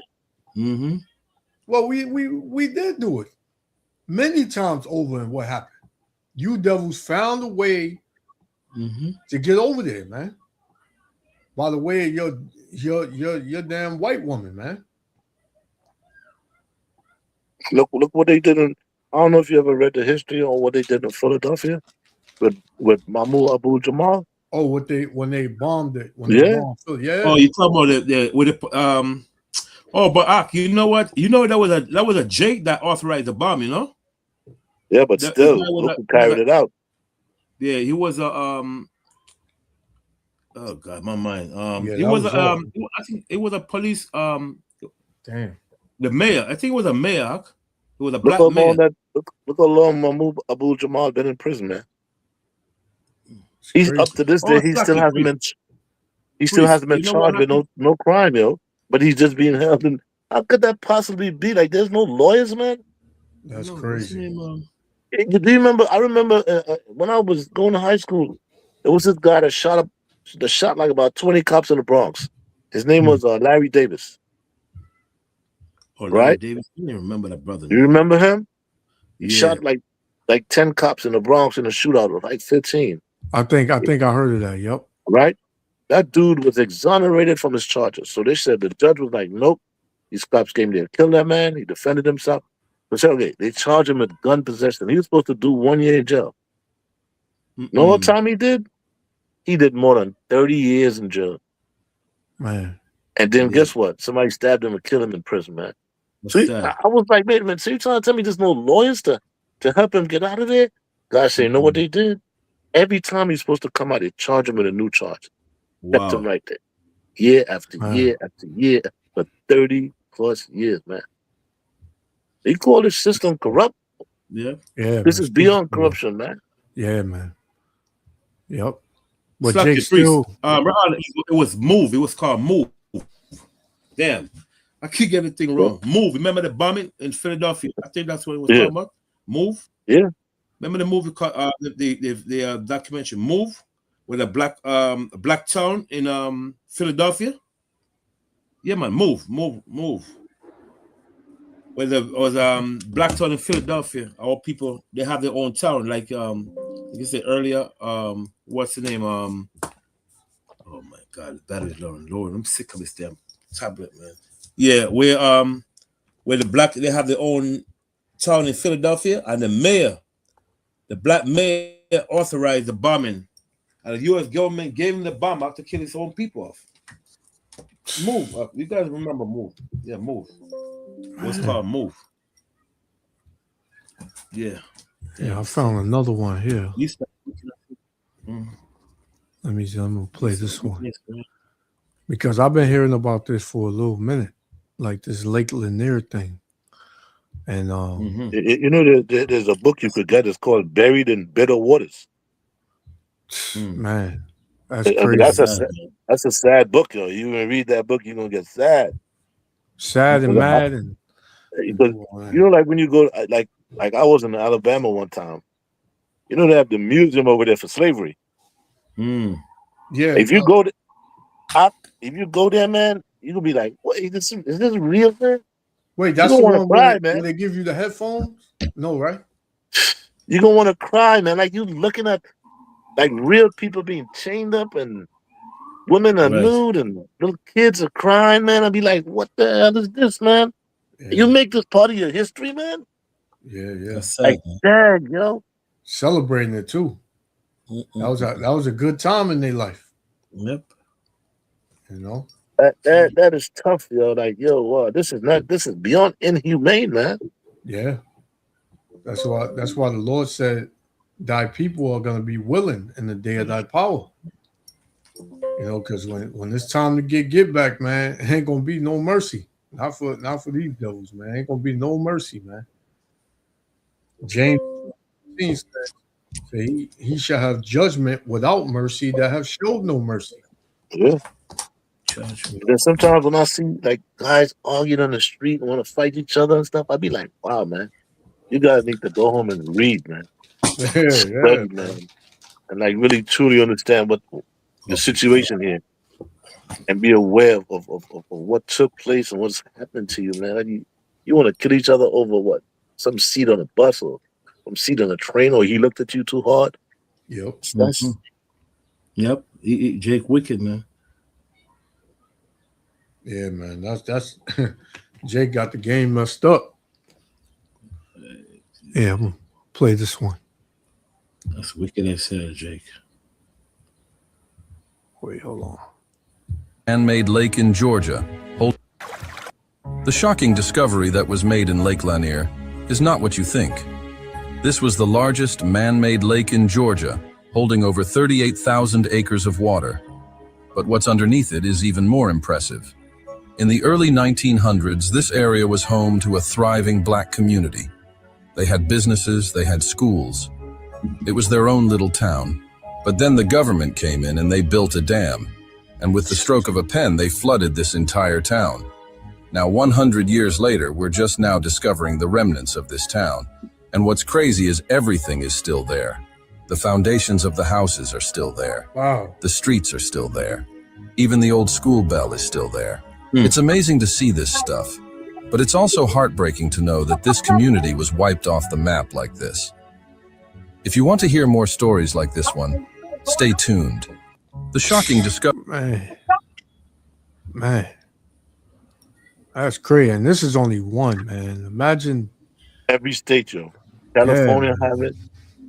Florida, Rosewood, Florida.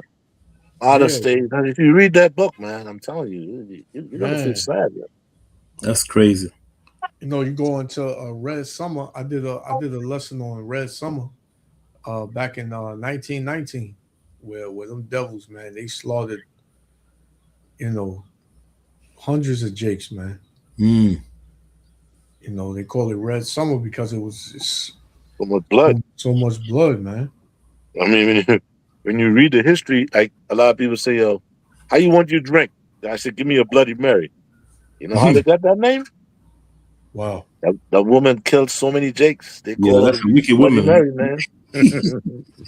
You don't even know what you're drinking. really? man. I didn't know that. Yeah. Mm. It's a But you know woman what happened? A lot of them, she killed them also because they wasn't keeping. She was keeping the commandment. Huh? I didn't know. You talk about Bloody Mary. She was forcing them to keep the laws. Huh?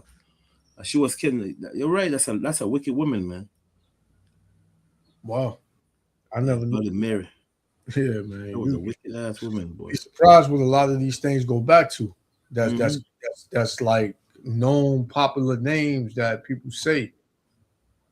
Come on, man. How this man ate the devil? When you read Psalms 49, it tells you they called their lands after their own names, man. All of these names, Louisville, Kentucky, all of these names got a purpose that go back to those devils in some way, man. Yeah. I'm just like, damn, man. These devils, man, they shed the most blood on the planet. And Jake talking about he dismissing that, saying everybody shed blood. Idiot, man. Listen, man, I could read Numbers, man. Numbers 35 and 33. Read what it says there. Exactly. It says that. I'm gonna read that real quick, yo. Yeah, I was going to it right now. Okay. This is Numbers 35.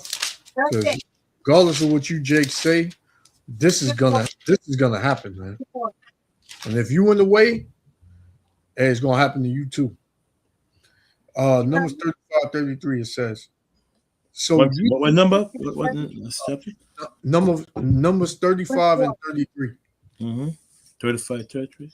So it says, so ye shall not pollute the land wherein ye are. For blood, it defileth the land. And the land cannot be cleansed. Yeah, that's right. All the favorite scriptures, Zach. I love that one, man. That's a good verse. Yeah, go ahead. It said, and the land cannot be cleansed of the blood shed therein, but by the blood of him that shed it. Excellent, man. Good scripture. I mean, you ask anybody who that's talking about, and you sum it up, you say, what people this would be talking about. Right. An ignorant Jacob say, well, everybody shed blood. So, when we talking about a people, man, the land being defiled by blood, right? That land is America. And throughout the four corners of the earth where our people are.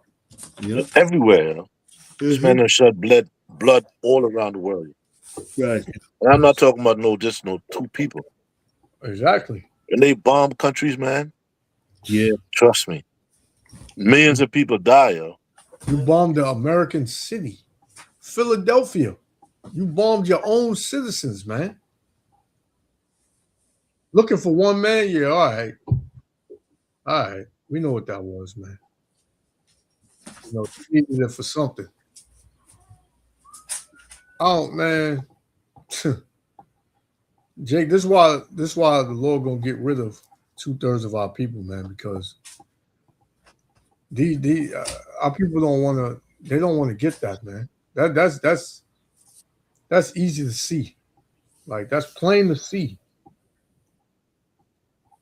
You know that's just plain to see, man. Every how much blood this man has shed, man, of our people, and he's still doing it. And you still looking for justice from the same man that's shedding your blood. That's that I can't understand. That's my biggest thing. Like, yo, why are you looking for justice from a man that have enslaved you and killed you, man, and murdered you? Man. And then he goes set up a picture of some demon that called himself Christ, and you go have that in your house and worshiping that stuff, man. Come on, man. Exactly. Make no sense, bro. Exactly. I had to fight my mother plenty of times, man. Like, Mom, take that thing down, man. Yeah. What has he ever done for you? If these so-called white people are the people of the Savior, right? And the Savior look like that, what are they doing to help you? Not just that job. That means me and you are doomed. Yeah. all Israel is doomed. Yeah, We exactly. Never. We are never gonna rise up on this earth, man. Never. Exactly. The way Jake look at Esau, man, it's like he can't do no wrong. It's like, man, we gotta forgive them. We just gotta forgive. We gotta kill them with love. Listen, Jacob got mad at you when you read that scripture and said, listen, see that? Tells you in Obadiah, man, on the end, all out of the mouth of Esau will be cut off by slaughter. Or Jake will just go crazy over that, man. Exactly. What? Don't mess with the slave master, brother. My master. Jake goes crazy when you read that scripture too. Yeah. No, it doesn't mean that. Yeah, exactly. Here goes the scriptures. Tell us what it means. Jake said that was just talking about Esau the man. That was it. Just him. Wow. But mind you, it tells you that everyone, so every is singular or plural. Exactly. I got a precept for that. Isaiah 14:21. Yup. Isaiah 14:21. Isaiah 14:21. Yeah. Chapter 14 and verse 21. Like It when says, I just said it. Jake talk about he just want just Esau alone. That's it. Yep. Yep. Isaiah 14:21. It says, prepare slaughter for his children. Yeah, his children. He didn't say Esau, say for his children coming after him, you know? For the iniquity of their fathers. See? For the iniquity of their father, sins of their forefather. Go ahead. That they do not rise, nor Rise mean build, rise mean to right freaking rule the earth, build a face, build cities, all these things. Go ahead. That they do not rise, nor possess the land, nor fill the face of the world with cities. See? And we know the only nation doing people don't do this thing like that was Esau. No other nation build how the build damn skyscrapers. No other nation. Now you got people following Esau now. Okay, if you go to Dubai, even though Dubai is damaged, there's no more Dubai, man. Elon White, that sucker out. Dubai bye. Yep, Dubai bye. Exactly. Yep. Esau White, that sucker out. I mean, not Esau, but Elon. You could stay in the Sheikh Khalifa for $50 right now for a night. Yeah. It used to cost like $2,000 a night to stay there. Wow. Now it's like $50, man. You want a room? Give you a room for $50. Then they labeled Dubai as one of the safest places on the earth. That place that was nice. I went there one time in my life, man. Wow. Long time. That place is beautiful. Yeah, Psalms 137:7. Okay. 137. Yeah, I got one too. I'll get mine after yours. 137. Psalms 137:7.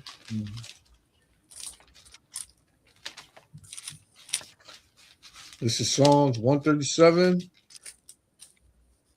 and 7. And it reads, remember, O Lord, the children of Edom. It says the children. So how could it be talking about one person? Exactly. Good. In the day of Jerusalem, who said, race it, even to the foundation thereof. Now, this is talking about what? In 70 AD when they destroyed Jerusalem. They say, what raised that place to the foundation? Read on. O daughter of Babylon, who ought to be destroyed. Yes. Happy shall he be that rewarded thee as thou hast served us. Right. Happy shall he be that taketh and dasheth thy little ones against a stone. See that? Talk about killing kids. Oh, I can't get what Bible you reading. No. God don't kill kids. Come on, man. So like a priest. There's a book they call oh, damn. Come on. The Flame of Resistance. Man, that book is expensive, man. Yeah, brother. You see it, right? That's a damn heavy book. It's heavy, man. But right now, I think its price dropped now. What? The last time I checked on that book was $21,000, man. What? I think they're dropping now because nobody buying it. It's a book about Puerto Rico. I gotta see. Yeah, it. Look at the It's price. about Puerto Rico, man. Yeah. What's the name of it? What's the name of it? Flames of Resistance. Yeah, Flames of Resistance. Mm-hmm. Let's see, Flames. Man, I think they drop it though. Yeah, they drop it now because people not buying it. Man, that book shows you how they used to take the Puerto Rican women, the babies, and slam it. If it was a male child, slam it against the wall, man. The dogs to eat the child alive, man. Before the child even died. Well, they got a bunch of them. What's the author name? The hold on, let me see. Let me look at Amazon because I know the book. Yeah, but they got a whole bunch of like dropbacks from it, like people who went and take excerpts from the book. Yeah, I put a few words in another book and call it the same thing. You got to get the original book. Yeah, I have it here, but let me see if I found it. Give me a second.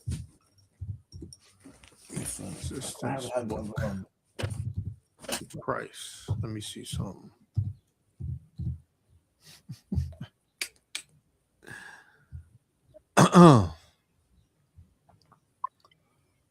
Yeah, no, it's not even. Let me see. Oh yeah, no, this can't be it. You said Flames of Resistance? Mm-hmm. Yeah, no. Because these books is like $50, something like that. So, yeah. I need the author because they got a bunch of different authors here. 21,000, man. They got one, I forgot the name of it, going into the Native Americans being Israelites. They had for over 250,000. I'm like, man, what the? Well, they put that there that people can't buy it. Yeah. Especially, I looked at it. This is like 2 years ago. I looked at that book, like the Flames of Resistance, Puerto Rico. You know what they used to do? They used to inject the woman with non-fertility drugs so they can't have kids. Oh yeah. Right? Lamar always bring that out. They used to inject you with cancer without you knowing. It's called the Puerto Rican experiment, cancer experiment. They didn't even know they was being injected with that, man. Yo, this is man. Yeah, priest. I found it. I it's so damn. All the book is on top of it. The thing of what? Hello. This was published in 1977. Damn. Let me see if I can. Yeah, it's called The Puerto Rico and the Flame of Resistance. Right. That's why. Yeah, look it up. The Puerto Rico and the Flame of Puerto Rico, the Flame of Resistance. That's what it's called. I have it, but it's some book on top of it. I don't want to start. My wife, she got complain with the noise. It's called Puerto Rico and the Flame of Resistance. Puerto Rico, the Flame of Resistance. On page 57, he show you how what Esau used to do. Yeah. I don't know how much it costs now, but let's go tell how much it costs. Puerto Rico is called the Flame of Resistance. Okay, they have it down to $1,543. See, yeah, because nobody buying it. They keep dropping the price. Wait, let me see that. Let me see what you see what you're looking at. Yeah. What Amazon lock? You can show it on Raleigh. You can show it. This is the original book here. Yeah. Yeah, Kun. Yeah. Man. You know what you pay for that book? $35, me and Bun Lawyer. $35, man. $35 freaking dollars at Shrine Bookstore.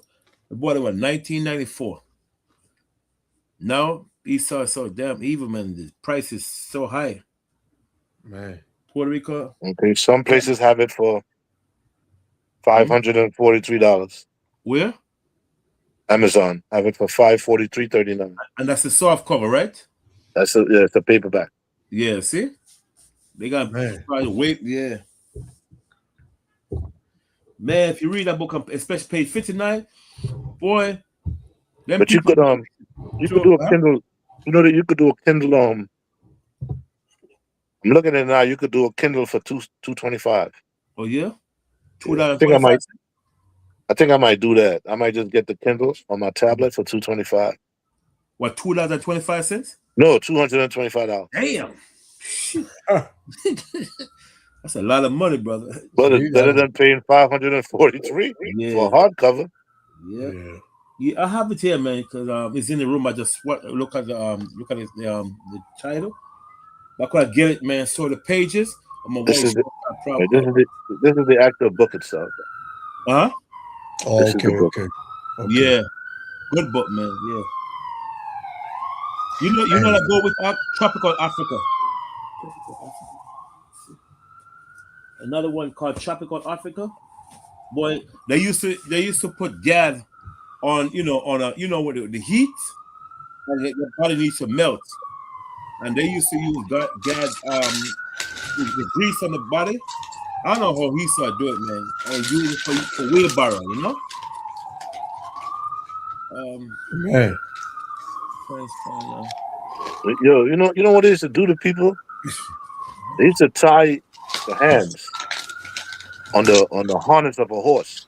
They would tie your hands and then harness you to a horse, and then tie your feet and harness you to another horse. Yeah. And make those horses run and literally split you apart, man. You ever saw that yet? Yeah.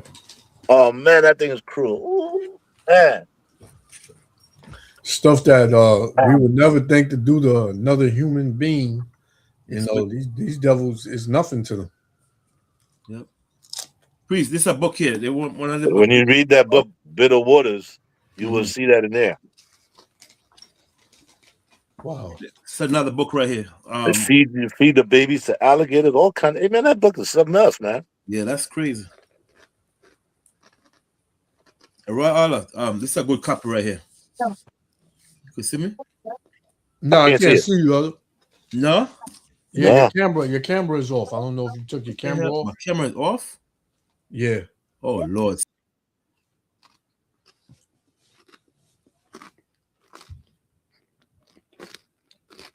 Yeah, this happened last week, man. He started bringing stuff out, and all of a sudden he couldn't get on.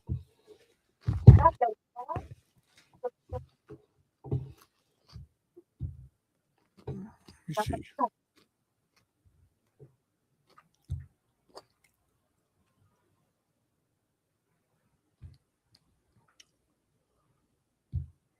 Took him off. He come back in. Yeah, but this devil, he got a lot to pay for, man. A lot. That's a lot to pay for, man. I had one. This is Job chapter 21, and I'm gonna start at 17. It says, Job 21:17. It says, how oft is the candle of the wicked put out? And how often cometh their destruction upon them? The Most High Power distributed sorrows in his anger, and that's what the Lord is about to do to them. It said, they are as stubble before the wind, and as chaff that the storm carrieth away. The Most High Power layeth up his iniquity for his children. He rewardeth him, and he shall know it, man. So the Lord layeth up all the sins that their forefathers committed and put it on them. So they're going to pay. You think just because you're losing your little business and you know, times is getting hard on you and you can't afford, like that Edomite chick in the beginning of the video saying she spent $73 on a little bit of stuff. This is just the beginning for y'all, man. This is just the beginning. It's going to get worse. This is only level 1. And level 1 ain't even complete. You know? It's downhill from here on out. What's the other You can read Jeremiah 16 and 15. Oh, yeah, yep. Jeremiah chapter 16 and verse 15. All right, you can read, you can start at 13 down to like 17. Okay. This Jeremiah 16 and 13, it says, therefore will I cast you out of this land. Okay, no, sorry. Start at 15. 15? Jeremiah 16, 15, it says, but the Lord liveth that brought up the children of Israel from the land of the north and from all the lands whither he had driven them, and I will bring them again into their land that I gave unto their fathers. That's coming. Read on. Behold, I will send for many fishers, saith the Lord, and they shall fish them. So now, just like Christ spoke about, he said, be ye fishers of what? Men. So right now, we're fishing you with the word. Go ahead. It said, and after will I send for many hunters, and they shall hunt them from every mountain and from every hill and out of the holes of the rocks. That's right. Ezekiel 9 and 4. Go ahead. Ezekiel. Yeah, no, you don't got to go there. Oh, Ezekiel 9 and 4. Yeah, that goes with the hunters. Oh, you just wanted. Oh, you were just quoting that one. Right. Oh, okay. You want me to continue? Yeah. Oh, Jeremiah 16 and verse 17. For my eyes are upon all their ways. They are not hid from my face, neither is their iniquity hid from my eyes. All what this man done, man, you have to pay for it. The Most I say, I can see everything. Yep. Go ahead. And first I will recompense their iniquity and their sin double. See? Because they have defiled my land, they have filled my heritage with the carcasses of their detestable and abominable things. O Lord, my strength and my fortress, and my refuge in the day of affliction. The Gentiles shall come unto thee from the ends of the earth, and shall say, surely our fathers have inherited lies, vanity and things wherein there is no profit. See that? All lies. Everything they tell you here is a lie, man. Every single thing. God. Yep. I got one in Sirach chapter 41. Sirach 41. I'm going to start at 5. It says, the children of sinners are abominable children. And they that are conversant in the dwelling, and they that are conversant in the dwelling of the ungodly.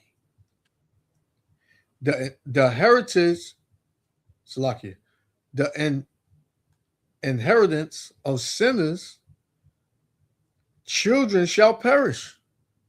So, these are the children of the ungodly. It says, and their prosperity shall have a perpetual reproach. Hey, they're going to constantly catch hell, man. Right? The children will complain of an ungodly father. Right? You got a lot of them in shame now. Oh, we feel sorry for what happened to, the blacks and, the African Americans in this country. They have not gotten a fair share. We're sorry. Forgive us.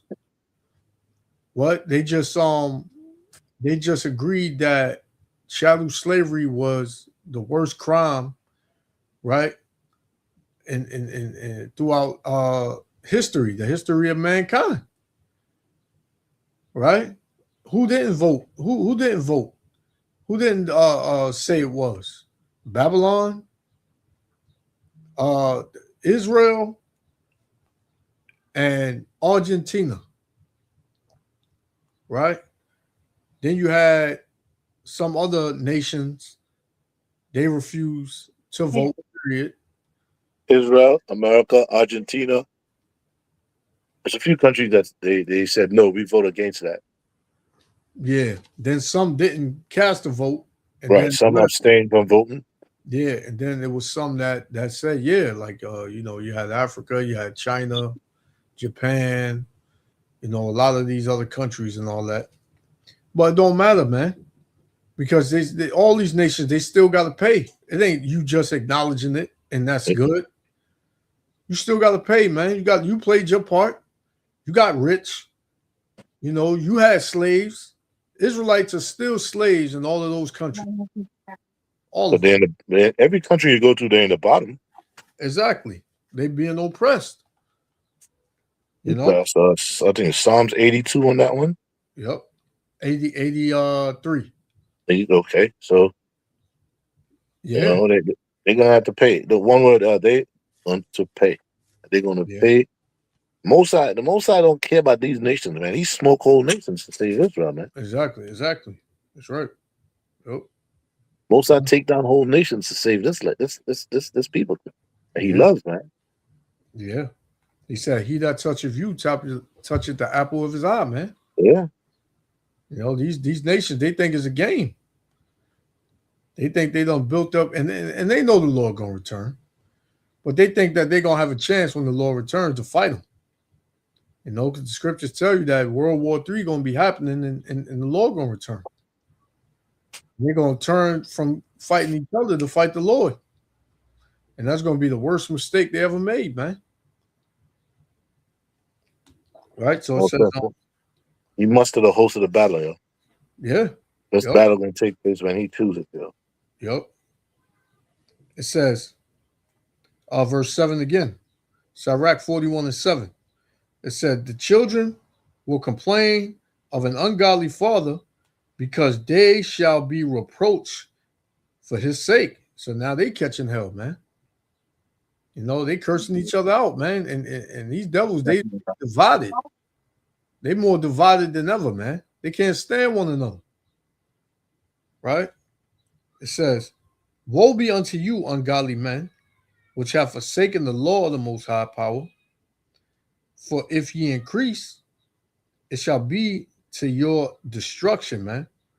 So that's Israelites included, man.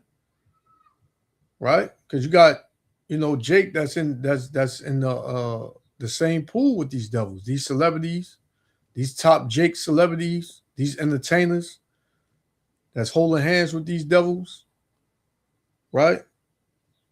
That chose the side of these devils. The Lord gonna destroy you too. Yeah, you could even read the 9th verse there. Huh? Yeah, I'm growing. I'm gonna keep going. Verse 9. It says, if ye be born, ye shall be born to a curse. Right? So listen, man, you may have the fatness of the earth, man, but you see what you was born into. It says, and if ye die, a curse shall be your portion. Right. So you curse going out, curse coming in. It says, verse 10, all that are of the earth shall turn to the earth again. So the ungodly shall go from a curse to destruction. So, hey, man, it's not looking good for you. Not at all. Not looking good for you devils, man. So, like I said, you complaining about your little shop being shut down and you're not being able to make ends meet. Man, this is only the beginning. You know, these devils, they got this thing where they catch so much affliction, they find the tallest building in the city to go on top of and just jump off.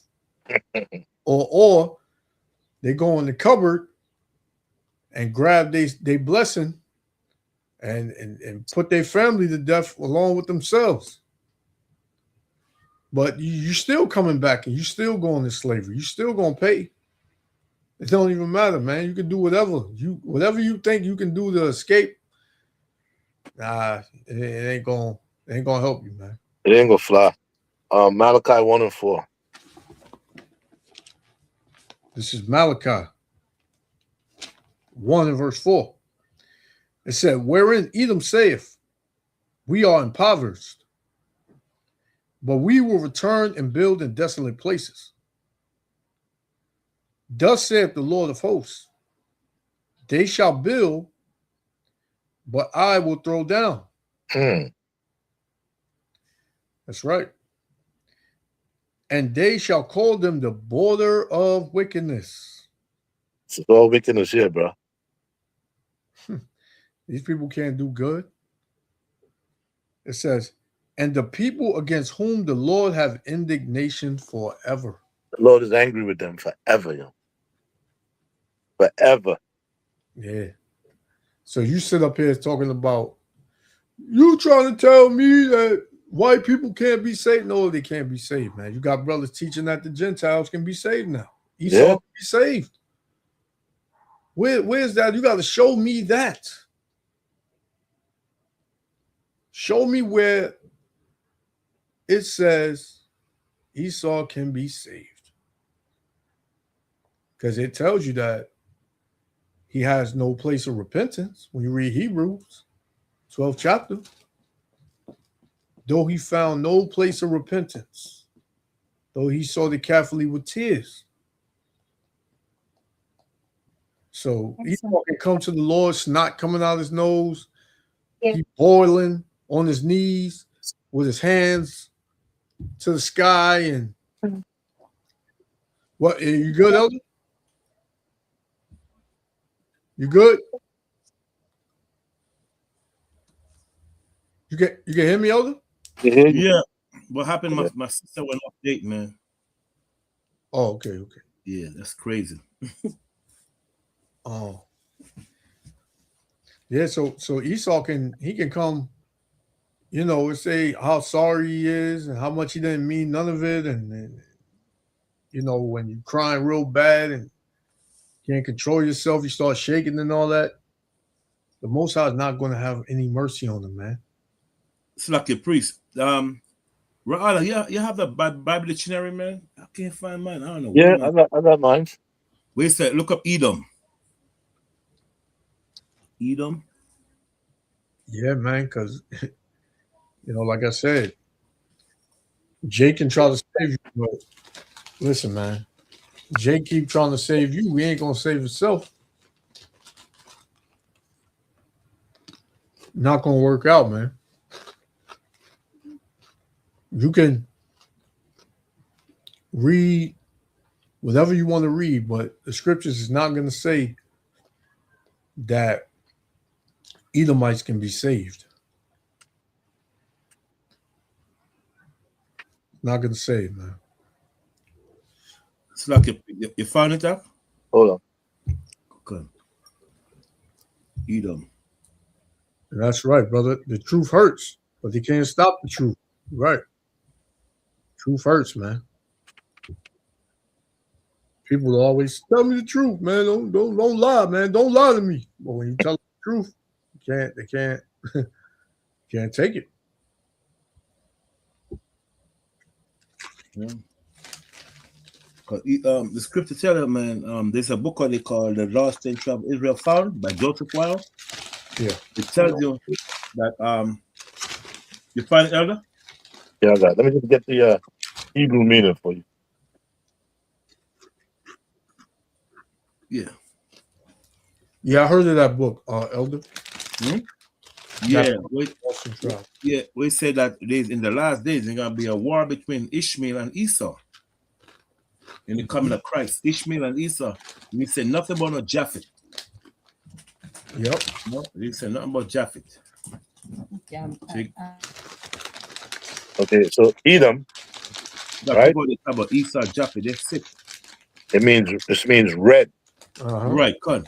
Yeah, but look up the history of him. We say she. But if you can look up the term Esau means rough or hairy goat. Yeah. So when the scripture says he will separate the sheep from the goat, Jacob is the sheep. Yep. And Esau is the goat. Let's see. You see the whole history of Esau, Edom? No, it doesn't say. You want Esau? No.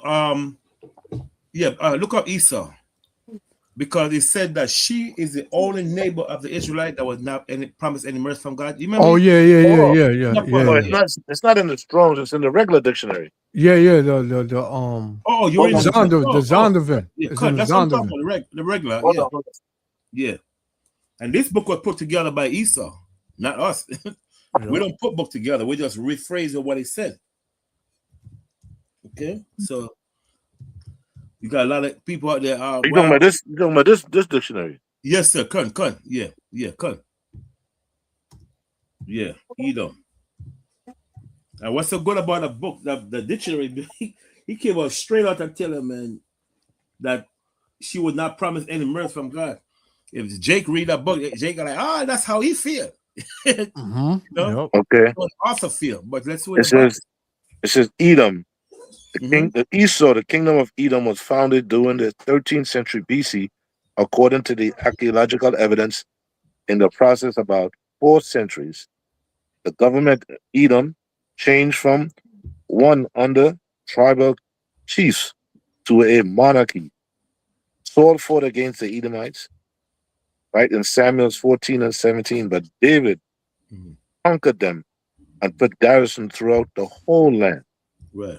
It says Judah lost Edom in the reign of Jehoiakim when she revolted against him about 847 BC in 2 Kings 8 and 20. Right, it goes on, but it goes on to say here that this is the only nation that the Lord promised to show no kind of mercy. Yep, I got it right here on screen. Okay, con. Right here.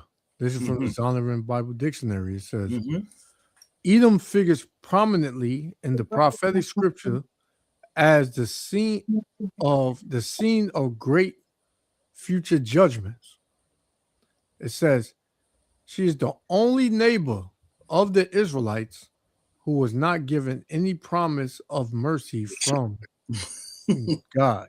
That's heavy, man. Yep, that's heavy. She's not promised any mercy from God. Now, how the hell people gonna read that now and try to go around it? And this book was together by Esau, huh? It gives you all the scriptures that's based on that too. Yes, sir. Cut. Yep. Yeah. So I mean, so this is wrong then, right? This is wrong because in some brothers teaching that Esau can be saved, so that's wrong then. Right. So I want to see. I want them to show me one. They verse. even I've heard one brother teaching that Job was an Edomite. Yeah. I said, brother, how do you prove that when you read Job 30 and 30? He tells you what color he was, man. Right. And look where the land he came from. Mm-hmm. God. Because of Job 30 and 30 said, "Dark are my skin is dark and upon me." So the author try to rephrase the word. That's not about condition. No, Job literally talk about, like you said, he literally talk about color. It says his skin. Yep. Okay. How do you get around that? Yep. That the word Judah morning, they're black on the ground. He said, they're dark until the ground, dark. Esau try to twist things around, Try to twist things around. Then another one, is Edomite saying, see, David was a white man because David said, my skin is white and ruddy, So they try to get around that, but we know that's not talking about complexion. No, ruddy. You know what the word ruddy means? It's a black man from the a light skinned man from the black race. Yep. So if David was white, doesn't make any sense. Solomon tell you in Solomon 1:5, I'm black and comely. So how could he have a black son? Yep, exactly. Doesn't make any kind of sense, man. Mm-hmm. Yeah, man. I think it was 1 Samuel. It said David said, "My skin is white and ruddy." Red and ruddy. I think it says red and ruddy. I'm talking about the one with Samuel. So my skin is white and ruddy. Oh, white and ruddy? Yeah. Let's see. All right. White and ruddy. Song of Solomon 5 and 10? No. It said my skin is white and ruddy. Okay, so read Song of Solomon 5 and 10. Song of Solomon 5 and 10. It says, my beloved is white and ruddy. See? White and ruddy, right? Now it said my beloved is white and ruddy. So now let's go into the concordance. What do you call it? The interlinear. Yep, go on. And look up the word white for you just read Song of Solomon 5 and 10. And no, it's going to say Tazadak, which means pure. It's not going to say Laban, which means literal white.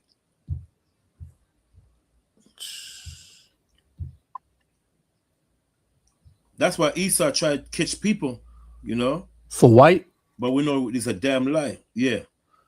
Let me see. Sash, it means dazzling, glowing, clear, bright. Dazzling, glowing, clear, bright, right? Okay, mean pure. Okay, pure. Now the word little white, the word white, it's going to say Laban, which means literal white. David never said that. He didn't say that. He said, my beloved is pure. And when you look at the word pure, it means pure means skin was pure. And ruddy means dark complexion, like Elder Ra'ala said, means dark complexion, a light skin. A light skin person from the dark race. Mm-hmm. See? So now look up the Hebrew word for white. The Hebrew word for white? For white? Because in that Song of Solomon 5 and 10 is going to say Tazadak. Okay? Look up let's put Song of Solomon 5 and 10 in the Hebrew. You're going to say dark.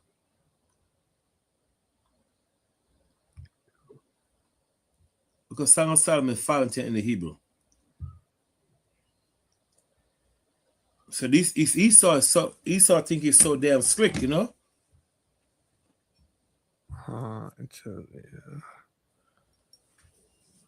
Dictionaries. Yeah, but he were for white. It's different. Yeah, white. Hebrew phrasing. White and ruddy. Falsen. White. Yeah, that's what's coming up. Let me show you, Elder. Okay. So when you go to white. Mm-hmm. Over here, say the Hebrew parsing. Mm-hmm. See something. Strong's H 6703. Sach. Says Sach. Hebrew verbs. Simplify. Mm-hmm. You see Esau try to throw it up. You see Esau try to throw people off, right? Yeah. But yeah, you see the part. You see the part. You say white. Yeah. Scroll down. You see wait it said white, right? Yeah, right here, white. White. He said Tazadak. We see? It mean pure. Gone. Right there, you see? Right there, Yeah. said you look like a Taza. The white is a pure. Now the word literal white is going to say Laban. Gone. That's how wicked Yeah. Esau try to throw people Yeah. off. Yep. You see? It said pure. And really mean dark.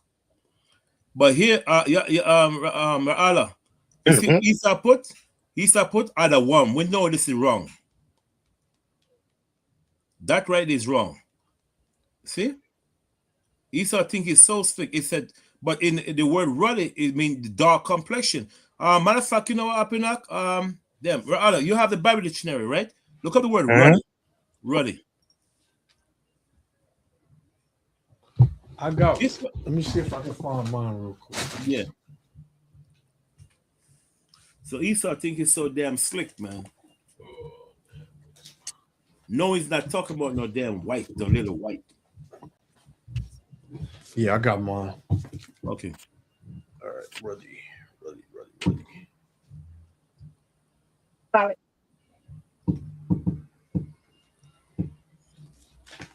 Yeah, ruddy. Yep.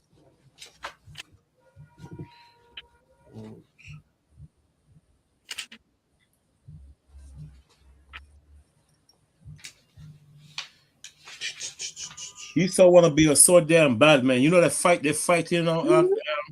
If you say they're not Jews now, man. You said what? They're mad as hell, man. What?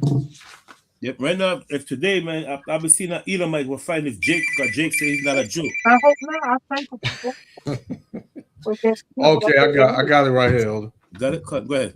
Yeah, it says ruddy. It says a word used to refer to a red or fair Which we complexion. know that's a lie right there. Go ahead. It says, in contrast to the dark skin of the Hebrews. The dark skin of Hebrew. That's right. See? So we know the word red ain't so obedient, so it means dark skin of the Hebrew. Yeah, come. And we have other books. There's a book called a Bible dictionary called the Smith Bible Dictionary, giving more accurate information. He didn't say you didn't use the word red. He said the dark complexion of the Hebrew. So that part where it said for David was white and ruddy. I don't remember what chapter it is in. It says for David was white and ruddy. Oh, it's 1 Samuel 17:42. Yeah, get it. There's one also in 1 Samuel 16 and 12. Yeah. Cool. Oh yeah, I'm used to say something at 16 and 12. Okay, I didn't. Damn, these freaking people. First Samuel 16 and 12. Let me listen to what it says here, right? It says ruddy. Yeah. The word used to refer to a light skin, right? Fair complexion, Beautiful. in contrast to dark skinned people. Right, cool. Beautiful. Where get that from, Mark? And the Bible dictionary. The same one? Yeah. Okay, cool. See, two sources right there. So it's a light skinned person of the dark race, man. Right, cool. Give me a second now. Give me a second. Yeah, cool. Yeah, 1 Samuel 16 and 12. Go ahead. Cut. I'm at 16 and 12. Cut. Yeah. 1 Samuel 16 and 12. It says, and he sent and brought him in. Mm-hmm. Now he was ruddy, mm-hmm. and withal of a beautiful countenance. Right, for he was ruddy. Now, when you look at the word ruddy in that, you're going to say dark. Mm-hmm. Dark. right? Not red, no white. It's not gonna say white. It's gonna say dark. That's what. That's. Let me get something. Let me look it up. Look up something. Read it. First, 1 second. Like. Yeah, say something, like. God. Yeah, because I've heard that that point before where, oh, you see, David was red. He was red, so David had to be an Edomite. Nah, man. It's that's going into a dark skin. You know how, a brother, with that clear skin, the sun will hit it, and he'll be glowing, and he got like that reddish aura on his skin. That's what it's talking about, man. It's not talking about somebody like a devil, man. The devils can't be in the sun, man. They just bland, plain. They don't have no glow. Esau doesn't have a glow. Yep. That glowing skin, when Jake glowing, man. Mm-hmm. Or Eve glowing. When the sun hit him, and it's hot outside, the sun hit them, that sun shining off their skin. Yeah. That's what it's talking about. Yep. So it said dark skin. Yeah. Dark skin, That's right, man. And not like an African. African doesn't really have a glow neither. Mm-hmm. African got that dull dark skin. Yep. Ashy dark skin, Jake got the glow. Cut. Yep. So, damn evil, man. I got another one. Yeah. 1 Samuel 17:42. It says, and when the Philistines looked about and saw David, he disdained him, for he was but a youth and ruddy, and of a fair countenance. Yep. He was a light-skinned person. Mm-hmm. Yep. Exactly. So I don't mean light skin like Esau, man. Right. No. Esau far from light skin. That's a red man, right? Chuck Norris. I call him Chuck Norris. He's a long way from being light skinned. Yep. That dude go from pink to ready, like red.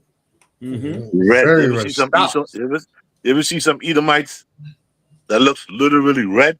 Yeah. Like his blood is coming to his skin, man. Mm-hmm. Yeah, man. Yeah, it looks disgusting. It looked like it's hurt. It looked like it hurt, man. You gotta see a lot of red people soon. Now, wait till this system start collapsing, man. You gotta see a lot of red ass people, boy. Yeah, get mad, boy. You can see his real color. Yeah, man. Yeah. Yeah, man. You know when you start teaching this, Jake gets mad. He said, well, what are you gonna do in that day, G? Mm-hmm. I tell him straight up. Same thing I've been doing all my life. Waiting on the Lord. Yep. Yeah, man. Jake waiting on the Lord. Turning back. Y'all hate white people so much. Mm-hmm. Good. Yeah. That's crazy, man. I don't get it. I'm gonna play some more of this. Pretty much everything else. Once I got behind, it was like I could not dig out of that hole. And every time I would pay a big lump sum, then the next bill would come in and it would be even higher. We're in the Antique Mall, Ravenswood Antique Mall. And we are coming back to my booth where I'm going to have some of my baked goods. At one point, I had 5 employees. 3 lost their jobs the day that I closed because I was down to 3 for the winter because I knew. And we lost our only source of income at that time. 14 months ago, we opened up this small gallery here, which is only 1,900 square feet. We just love it here. But the problem is we're getting really beat up with the high energy costs. This small gallery, I keep the temperature down kind of low, and I'm still paying $700, $800 a month. The power company, I've called several times, and I told them, look, I'm a senior citizen, I'm 71, I'm an artist, and I have a gallery, and I'm trying to help the community. Is there any program that can help us to help our community? She says, I'm sorry, we really don't have that. And your rent for the commercial space here is how much? It's only $600. It's $150 to $200 less than my power bill.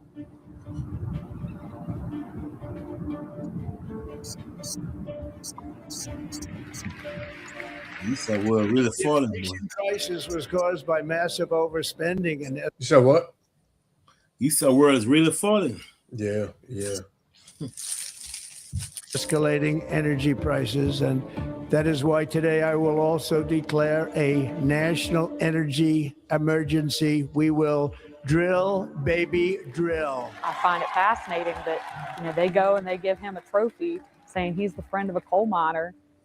Our coal miners are dying of black lung. They don't have clean water. They can't feed their children. Their schools are closing. Their electric bills are through the roof, and they can't afford groceries. Where's the trophy for us? We are energy rich. I mean, they come through, tore up our land. We kept hearing, we're going to do the coal mines. I love the current administration, but what about the coal mines? If they're digging, baby, digging, I don't see it here. I've had to close down 2 stores because I can't afford rent. You have a gas bill, you have an electricity bill, you have water bill, you have sewer bill, okay?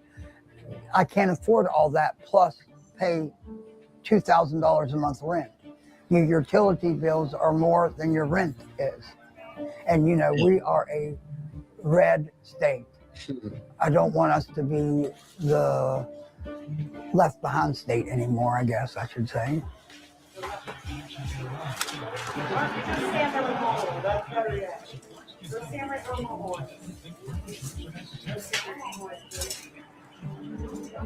Everybody says we need them.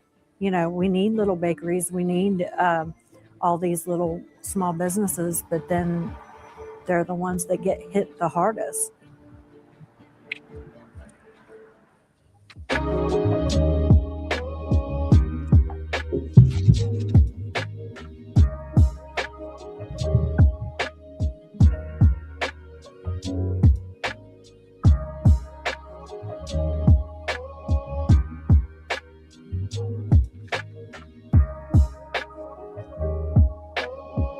The U.S. military is barely feeding service members in the Middle East. Huh? That's West Virginia, them Edomites were speaking. Yeah, yep. Yeah. And some are going hungry. Yes, you heard that correct. The most powerful military the world has ever seen has its heroes rationing food and supplies. The U.S. military has enough money allocated this year alone to spend roughly $100 million per hour. We have spent tens of billions of dollars just on bombs and weapon systems since this war has started. But we have no money to feed the backbone of the entire operation. It is getting so bad that families are attempting to send their service members food and supplies through the mail. But in most areas, the mail has been suspended. This is evil and morally corrupt. This is unforgivable. I just want to get ahead in life.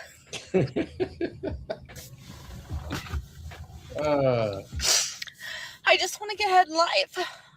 And I'm doing all the things that we're supposed to be doing. Here it is. Y'all had a 400 head start, man, of getting ahead in life. Y'all been ahead in life.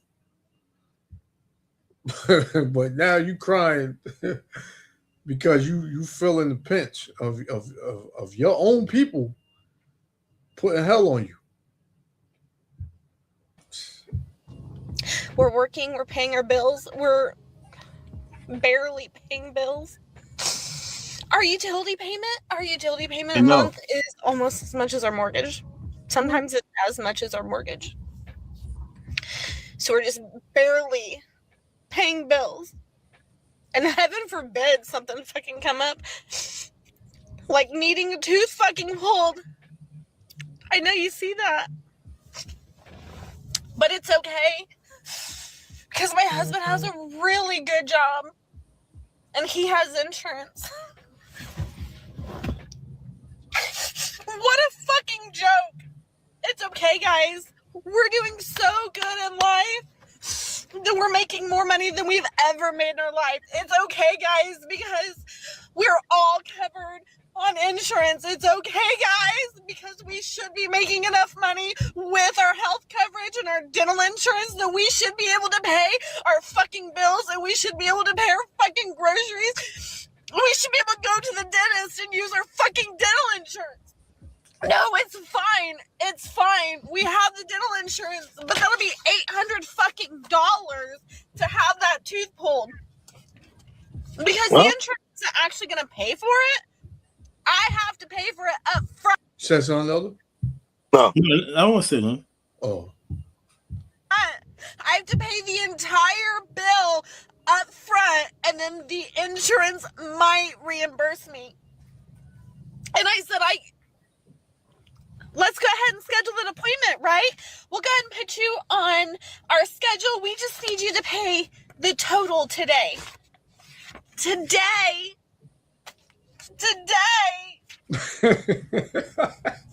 It's fun. Tell me, y'all, how could somebody work close to 60 hours every single week and you still barely have enough, man, to make it, man? There has to be a better way, man. It got to be a better system, man, than running people down to the ground, man. Their whole existence is punching a freaking clock to barely enjoy life, man. It's just the same routine over and over, man. You go home, you barely get any sleep, and then you right back at work for the better part of the day, man. You can't tell me, man, that we were born and we were designed to just work up until the day we dead, man. Well, Jake, you wasn't born to work, man. It's like a priest. God. I got a good precept for you, man. Proverbs chapter 28:19. Oh, yeah. Yep.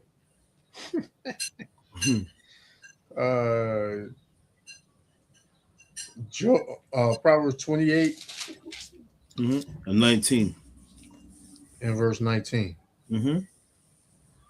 It says, he that tilleth his land shall have plenty of bread, but he that followeth after vain persons shall have poverty enough. Right. So what it's done is just showing you it's just focused on work, like taking responsibility. Like, you know, when you work, you say you put your money aside as responsibility.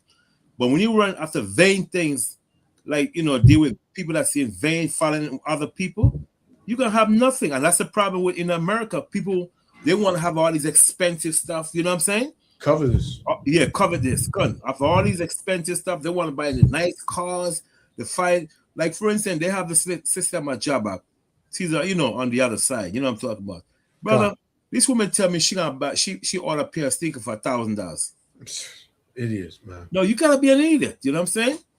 But there's a scripture will tell you a man that continue with much spending shall lead to poverty. I just cannot find the scriptures, man. I don't know why. But keep buying all these expensive stuff. You ain't gonna have nothing. It's like keep using your ATM card and you're not putting no money in the account. One day you're gonna say, you know, blank, nothing, zero. That's how people like to spend in America, man. Love to spend. See, most of say gonna lead to poverty. You know, it's a shame, man. A lot of these Americans now they can't cope with it because they were like, damn it, this is America. Why am I going through this? Now you should see and realize when Babylon go to other countries and blow them up and, you know, left them with nothing. Now you should see how these people feel. That's right. You know what I'm saying?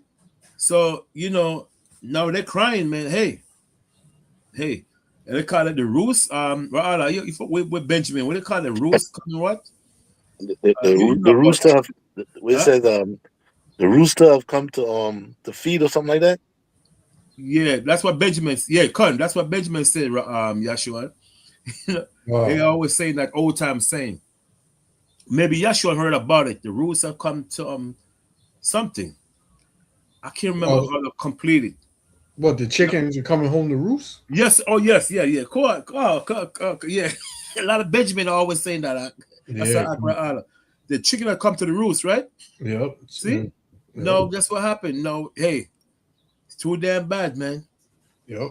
You gotta see a lot of them Edomite crying, jumping a damn window because they can't cope with stress. Yeah, that's what I was just telling Ra'ala. Yep. Yep. And when they find the highest building in the city and jump off, or they go in the closet, get their blessing, and put their whole family to death and they self. Yep.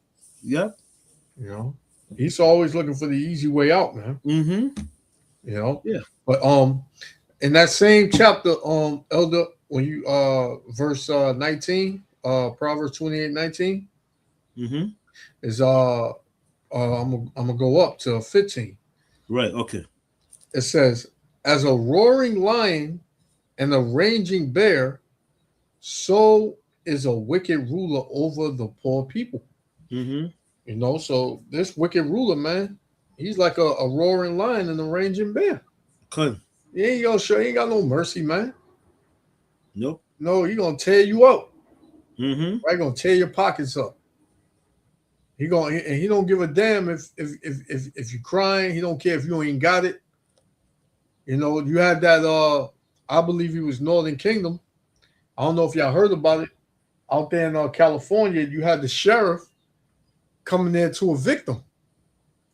And when the sheriff got there, man, the Northern Kingdom Jake was fully, I've seen it. Yeah. Fully armored. I think he killed 5 of them. He killed well, I don't know the report I seen. He only had killed one of them devils, and he injured a couple more. Yes, 5 of them died. 5. I seen the video. Oh, but they ran them over with the truck, the armored truck. They ran them over because they couldn't do nothing because he had full body armor on. Oh, it's another story then. There's another story. Jake killed 5 cops. Oh, no, I ain't hear that one, man. But he said he wasn't going. He said he was going out in the blaze of glory. He said he wasn't giving up his house. He's like, they're gonna have to kill him to remove him out of his house, man. Yep. So you know that's gonna be a thing too, where you know Jake gonna, you know, you come to me, man. You're gonna leave here, you know, going back to the Heavenly Father, man. You come see me. The craziest thing, I was watching the cops. He was taking fun of that. Yeah, we ran him over, man. We ran him over. You seen him, right? Yeah, he said he said, yeah, you don't shoot at cops. Yeah. You know, this damn devil, man. Yeah, we knew we was gonna run him over. We wanted to run him over.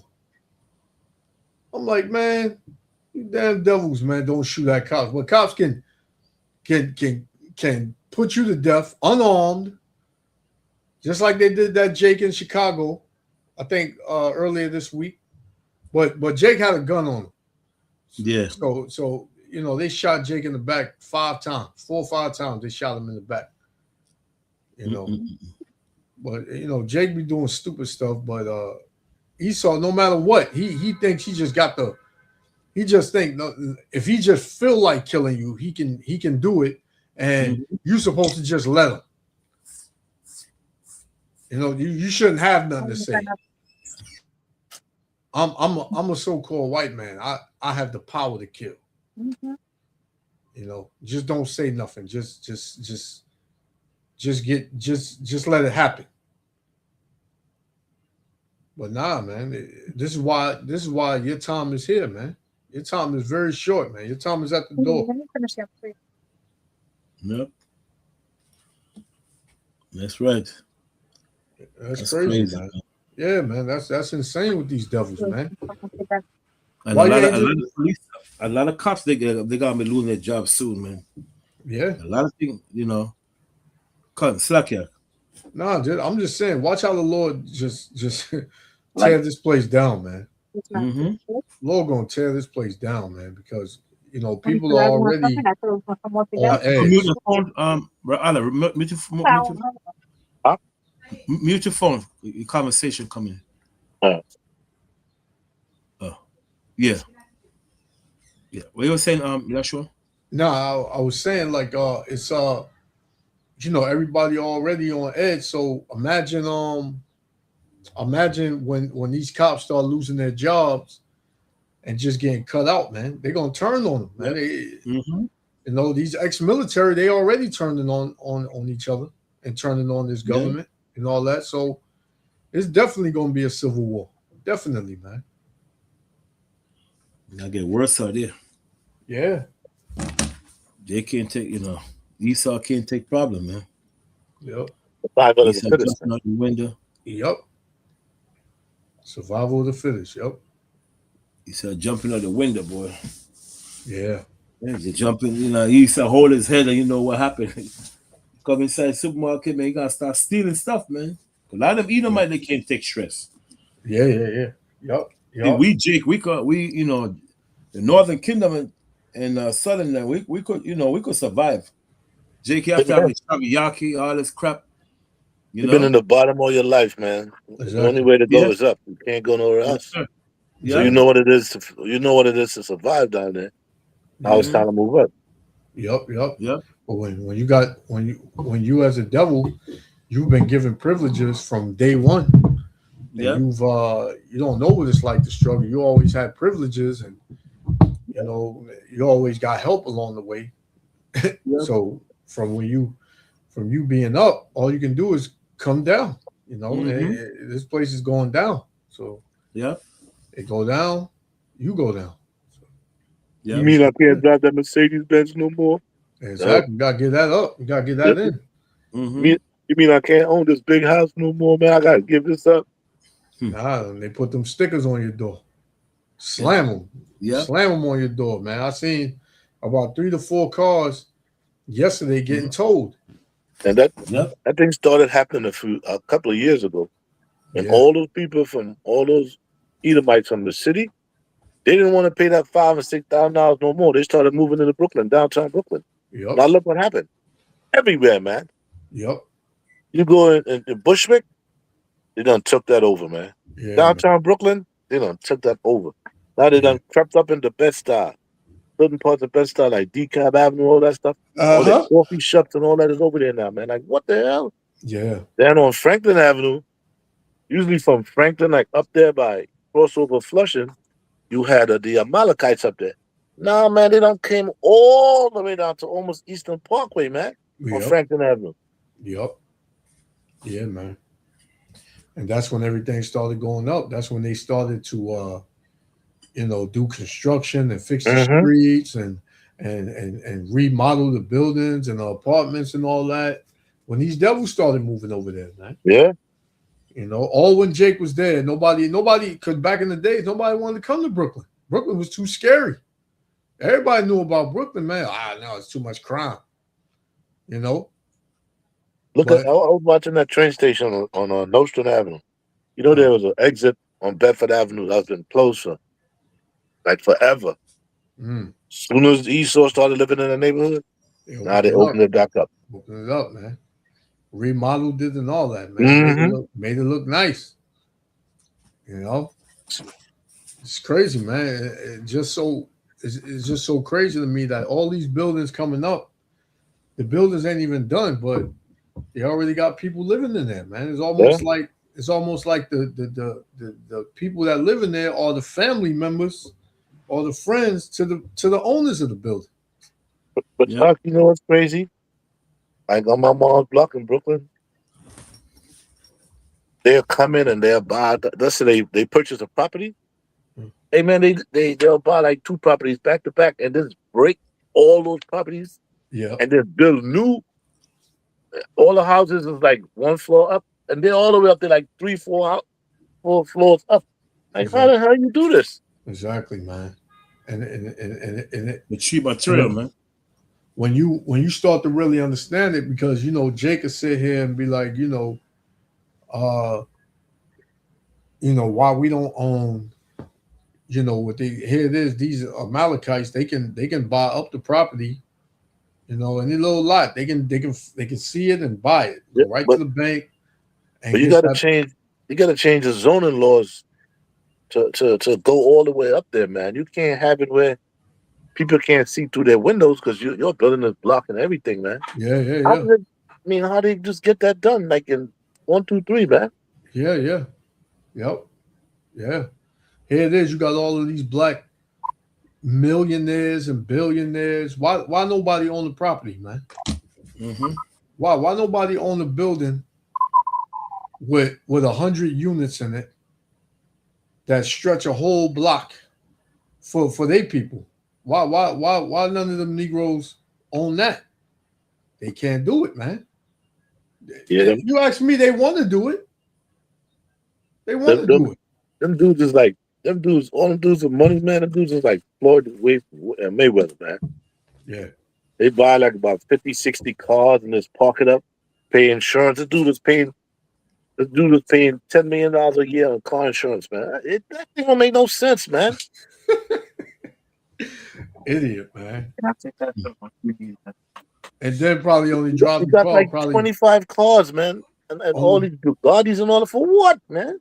yeah, and you getting drove around, so you're not even really driving your car. You're getting drove around all day with your bodyguards. You know, you might drive the car twice a year. You know, it's just ignorant, man. You know, our people are ignorant, but you know, it got something to do with the devil. Something to do with the devil. You can't help you. They tell you can't help your people, man. Right? Because you do have those of our people that are celebrities that got money that think that want to do that.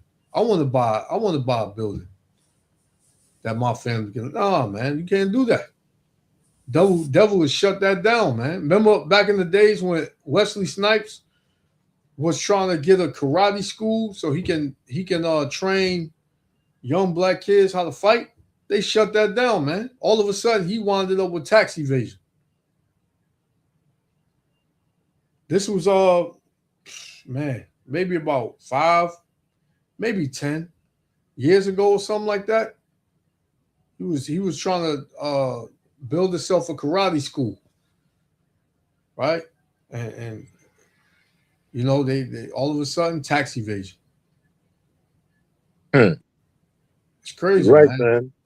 They got all the money, but he can't have none of his people, man. Can't do nothing, man. So so what? You think you're not a slave? Here it is. You work. You earn that money, but you can't spend it how you want to spend it. But these devils, they can. Come on, man. It's just crazy. They go around and set up foundations and stuff and help their own people. Yeah, buy themselves a bigger house. They'll let them do that. Get a bigger house. Get another car. You know? We got Jake. I see some Jakes. They got one son, one daughter. They got a house for $30-40 million with 20-30 bedrooms. They ain't got no kids in there, but one. Exactly. That's just like- ignorant, man. That dude, what's his name? 50 Cent. Why you think he left New York, man? His money was going down, son. Yeah. Because he had bought that house of Mike Tyson. I was reading an article, right?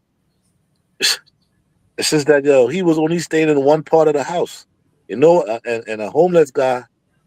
He moved into the other side of the house, and he would walk. You know, when 50 Cent and his entourage are not there, he walked to the other side, eat up all his burgers and stuff, and they'd be like, "Yo, wait a minute, didn't we leave burgers in the refrigerator, man?" So finally, they found out who he was, man. They set a trap for him. He said, "Man, I don't even live here, but you got this big house, man. I've been taking care of this house for you guys. I'm the one that brought all the garbage and dusted out and so forth." So they said, "You could stay." But what sense does that make? You own a house for $30 million and you don't even live there, man. You don't even live there, man. Kanye has said that in one of his songs. He said he paid $60 million for a house. He don't even stay there. You see? That makes no sense, man. Huh? $60 million? $60 million house, and he don't even go. He don't even stay there. You know what they need to learn from? They need to learn from Warren Buffett. Warren Buffett is the smartest billionaire out there. Smartest. And he said that there is no way in hell he's gonna spend no $2,000 for a pair of shoes. He said, hell no. He said no. The house that Warren Buffett live right now, belongs to his parents.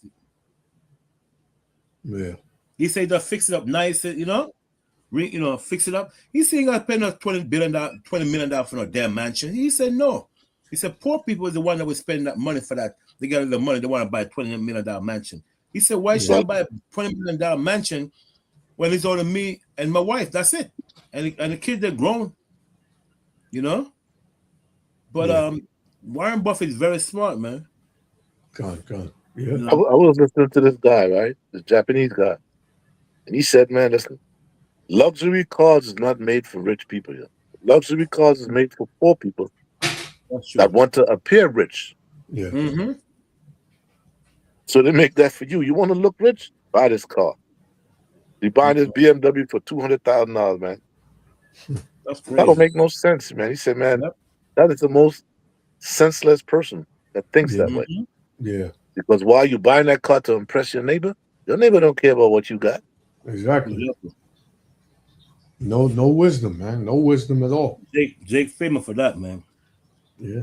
Jake would have a nice car. He try to hold up the whole damn traffic, pushes his back, so stupid, trying to hold up the whole traffic with his loud music just to get attention. Yeah, yep. Especially either my neighbor, like, you try to impress Issa, bro? Are you stupid? That's dumb. Yeah, Come on, yeah. man. Yeah. No sense, man.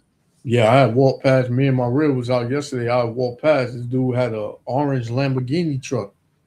That truck probably like $350,000-$400,000. Parked that on the street, right? And it was just on the street. I'm like, man, you crazy, man. What if No, somebody that's- star swipe that, man? Not just that, the car is $300,000. Plus, you pay to finance that stuff for 5 years. You done bought 2 cars there, man. Exactly, man. Maybe 3. Come on, man. What? Hey, that's Jake. That's Jake for you, man. He wanna flex. He wanna flex on his own people. So, that's hey. I hope it satisfies you, man. Jake could be silly sometime, boy. Gone. Yep. Real silly. Gone.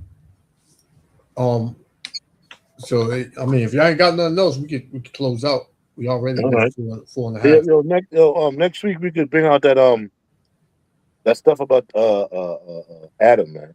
Yeah, definitely. Okay, gone. Definitely. About the faith and the okay. Yeah. All right. Okay, all right. So, you want Yashua, you want to say something? I'll close it out. Yeah, I'm gonna give one to close out. Mhm. This is First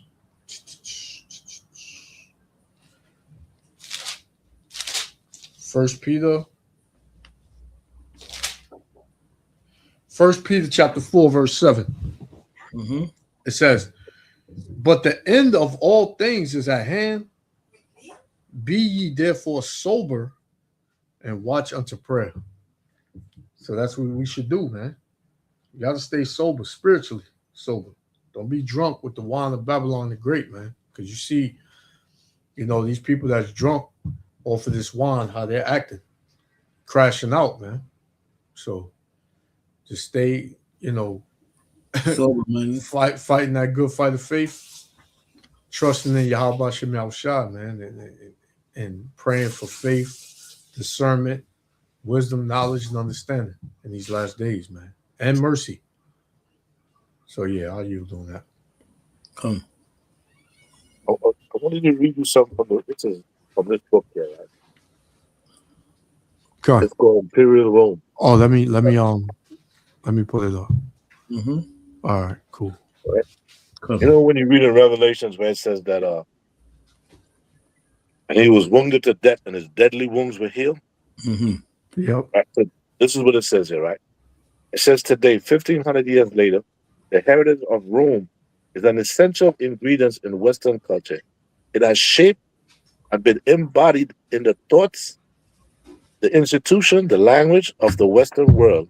Sometimes the influence of Rome is plain to see, as in the classic facades of a public building or and often, however, The Roman elements is hard to distinguish.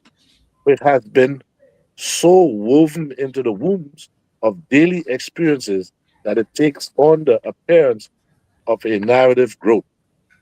But the route followed by Rome, ideas, and fashion is never difficult to discern.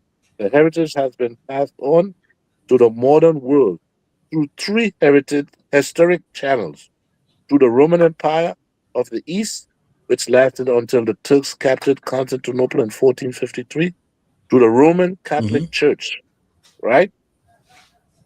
And to the conscious adaptation of Roman style by almost all have encountered them. So that means the deadly wounds of when it says deadly wounds were healed, all of the world followed after this beast, yo. Yep.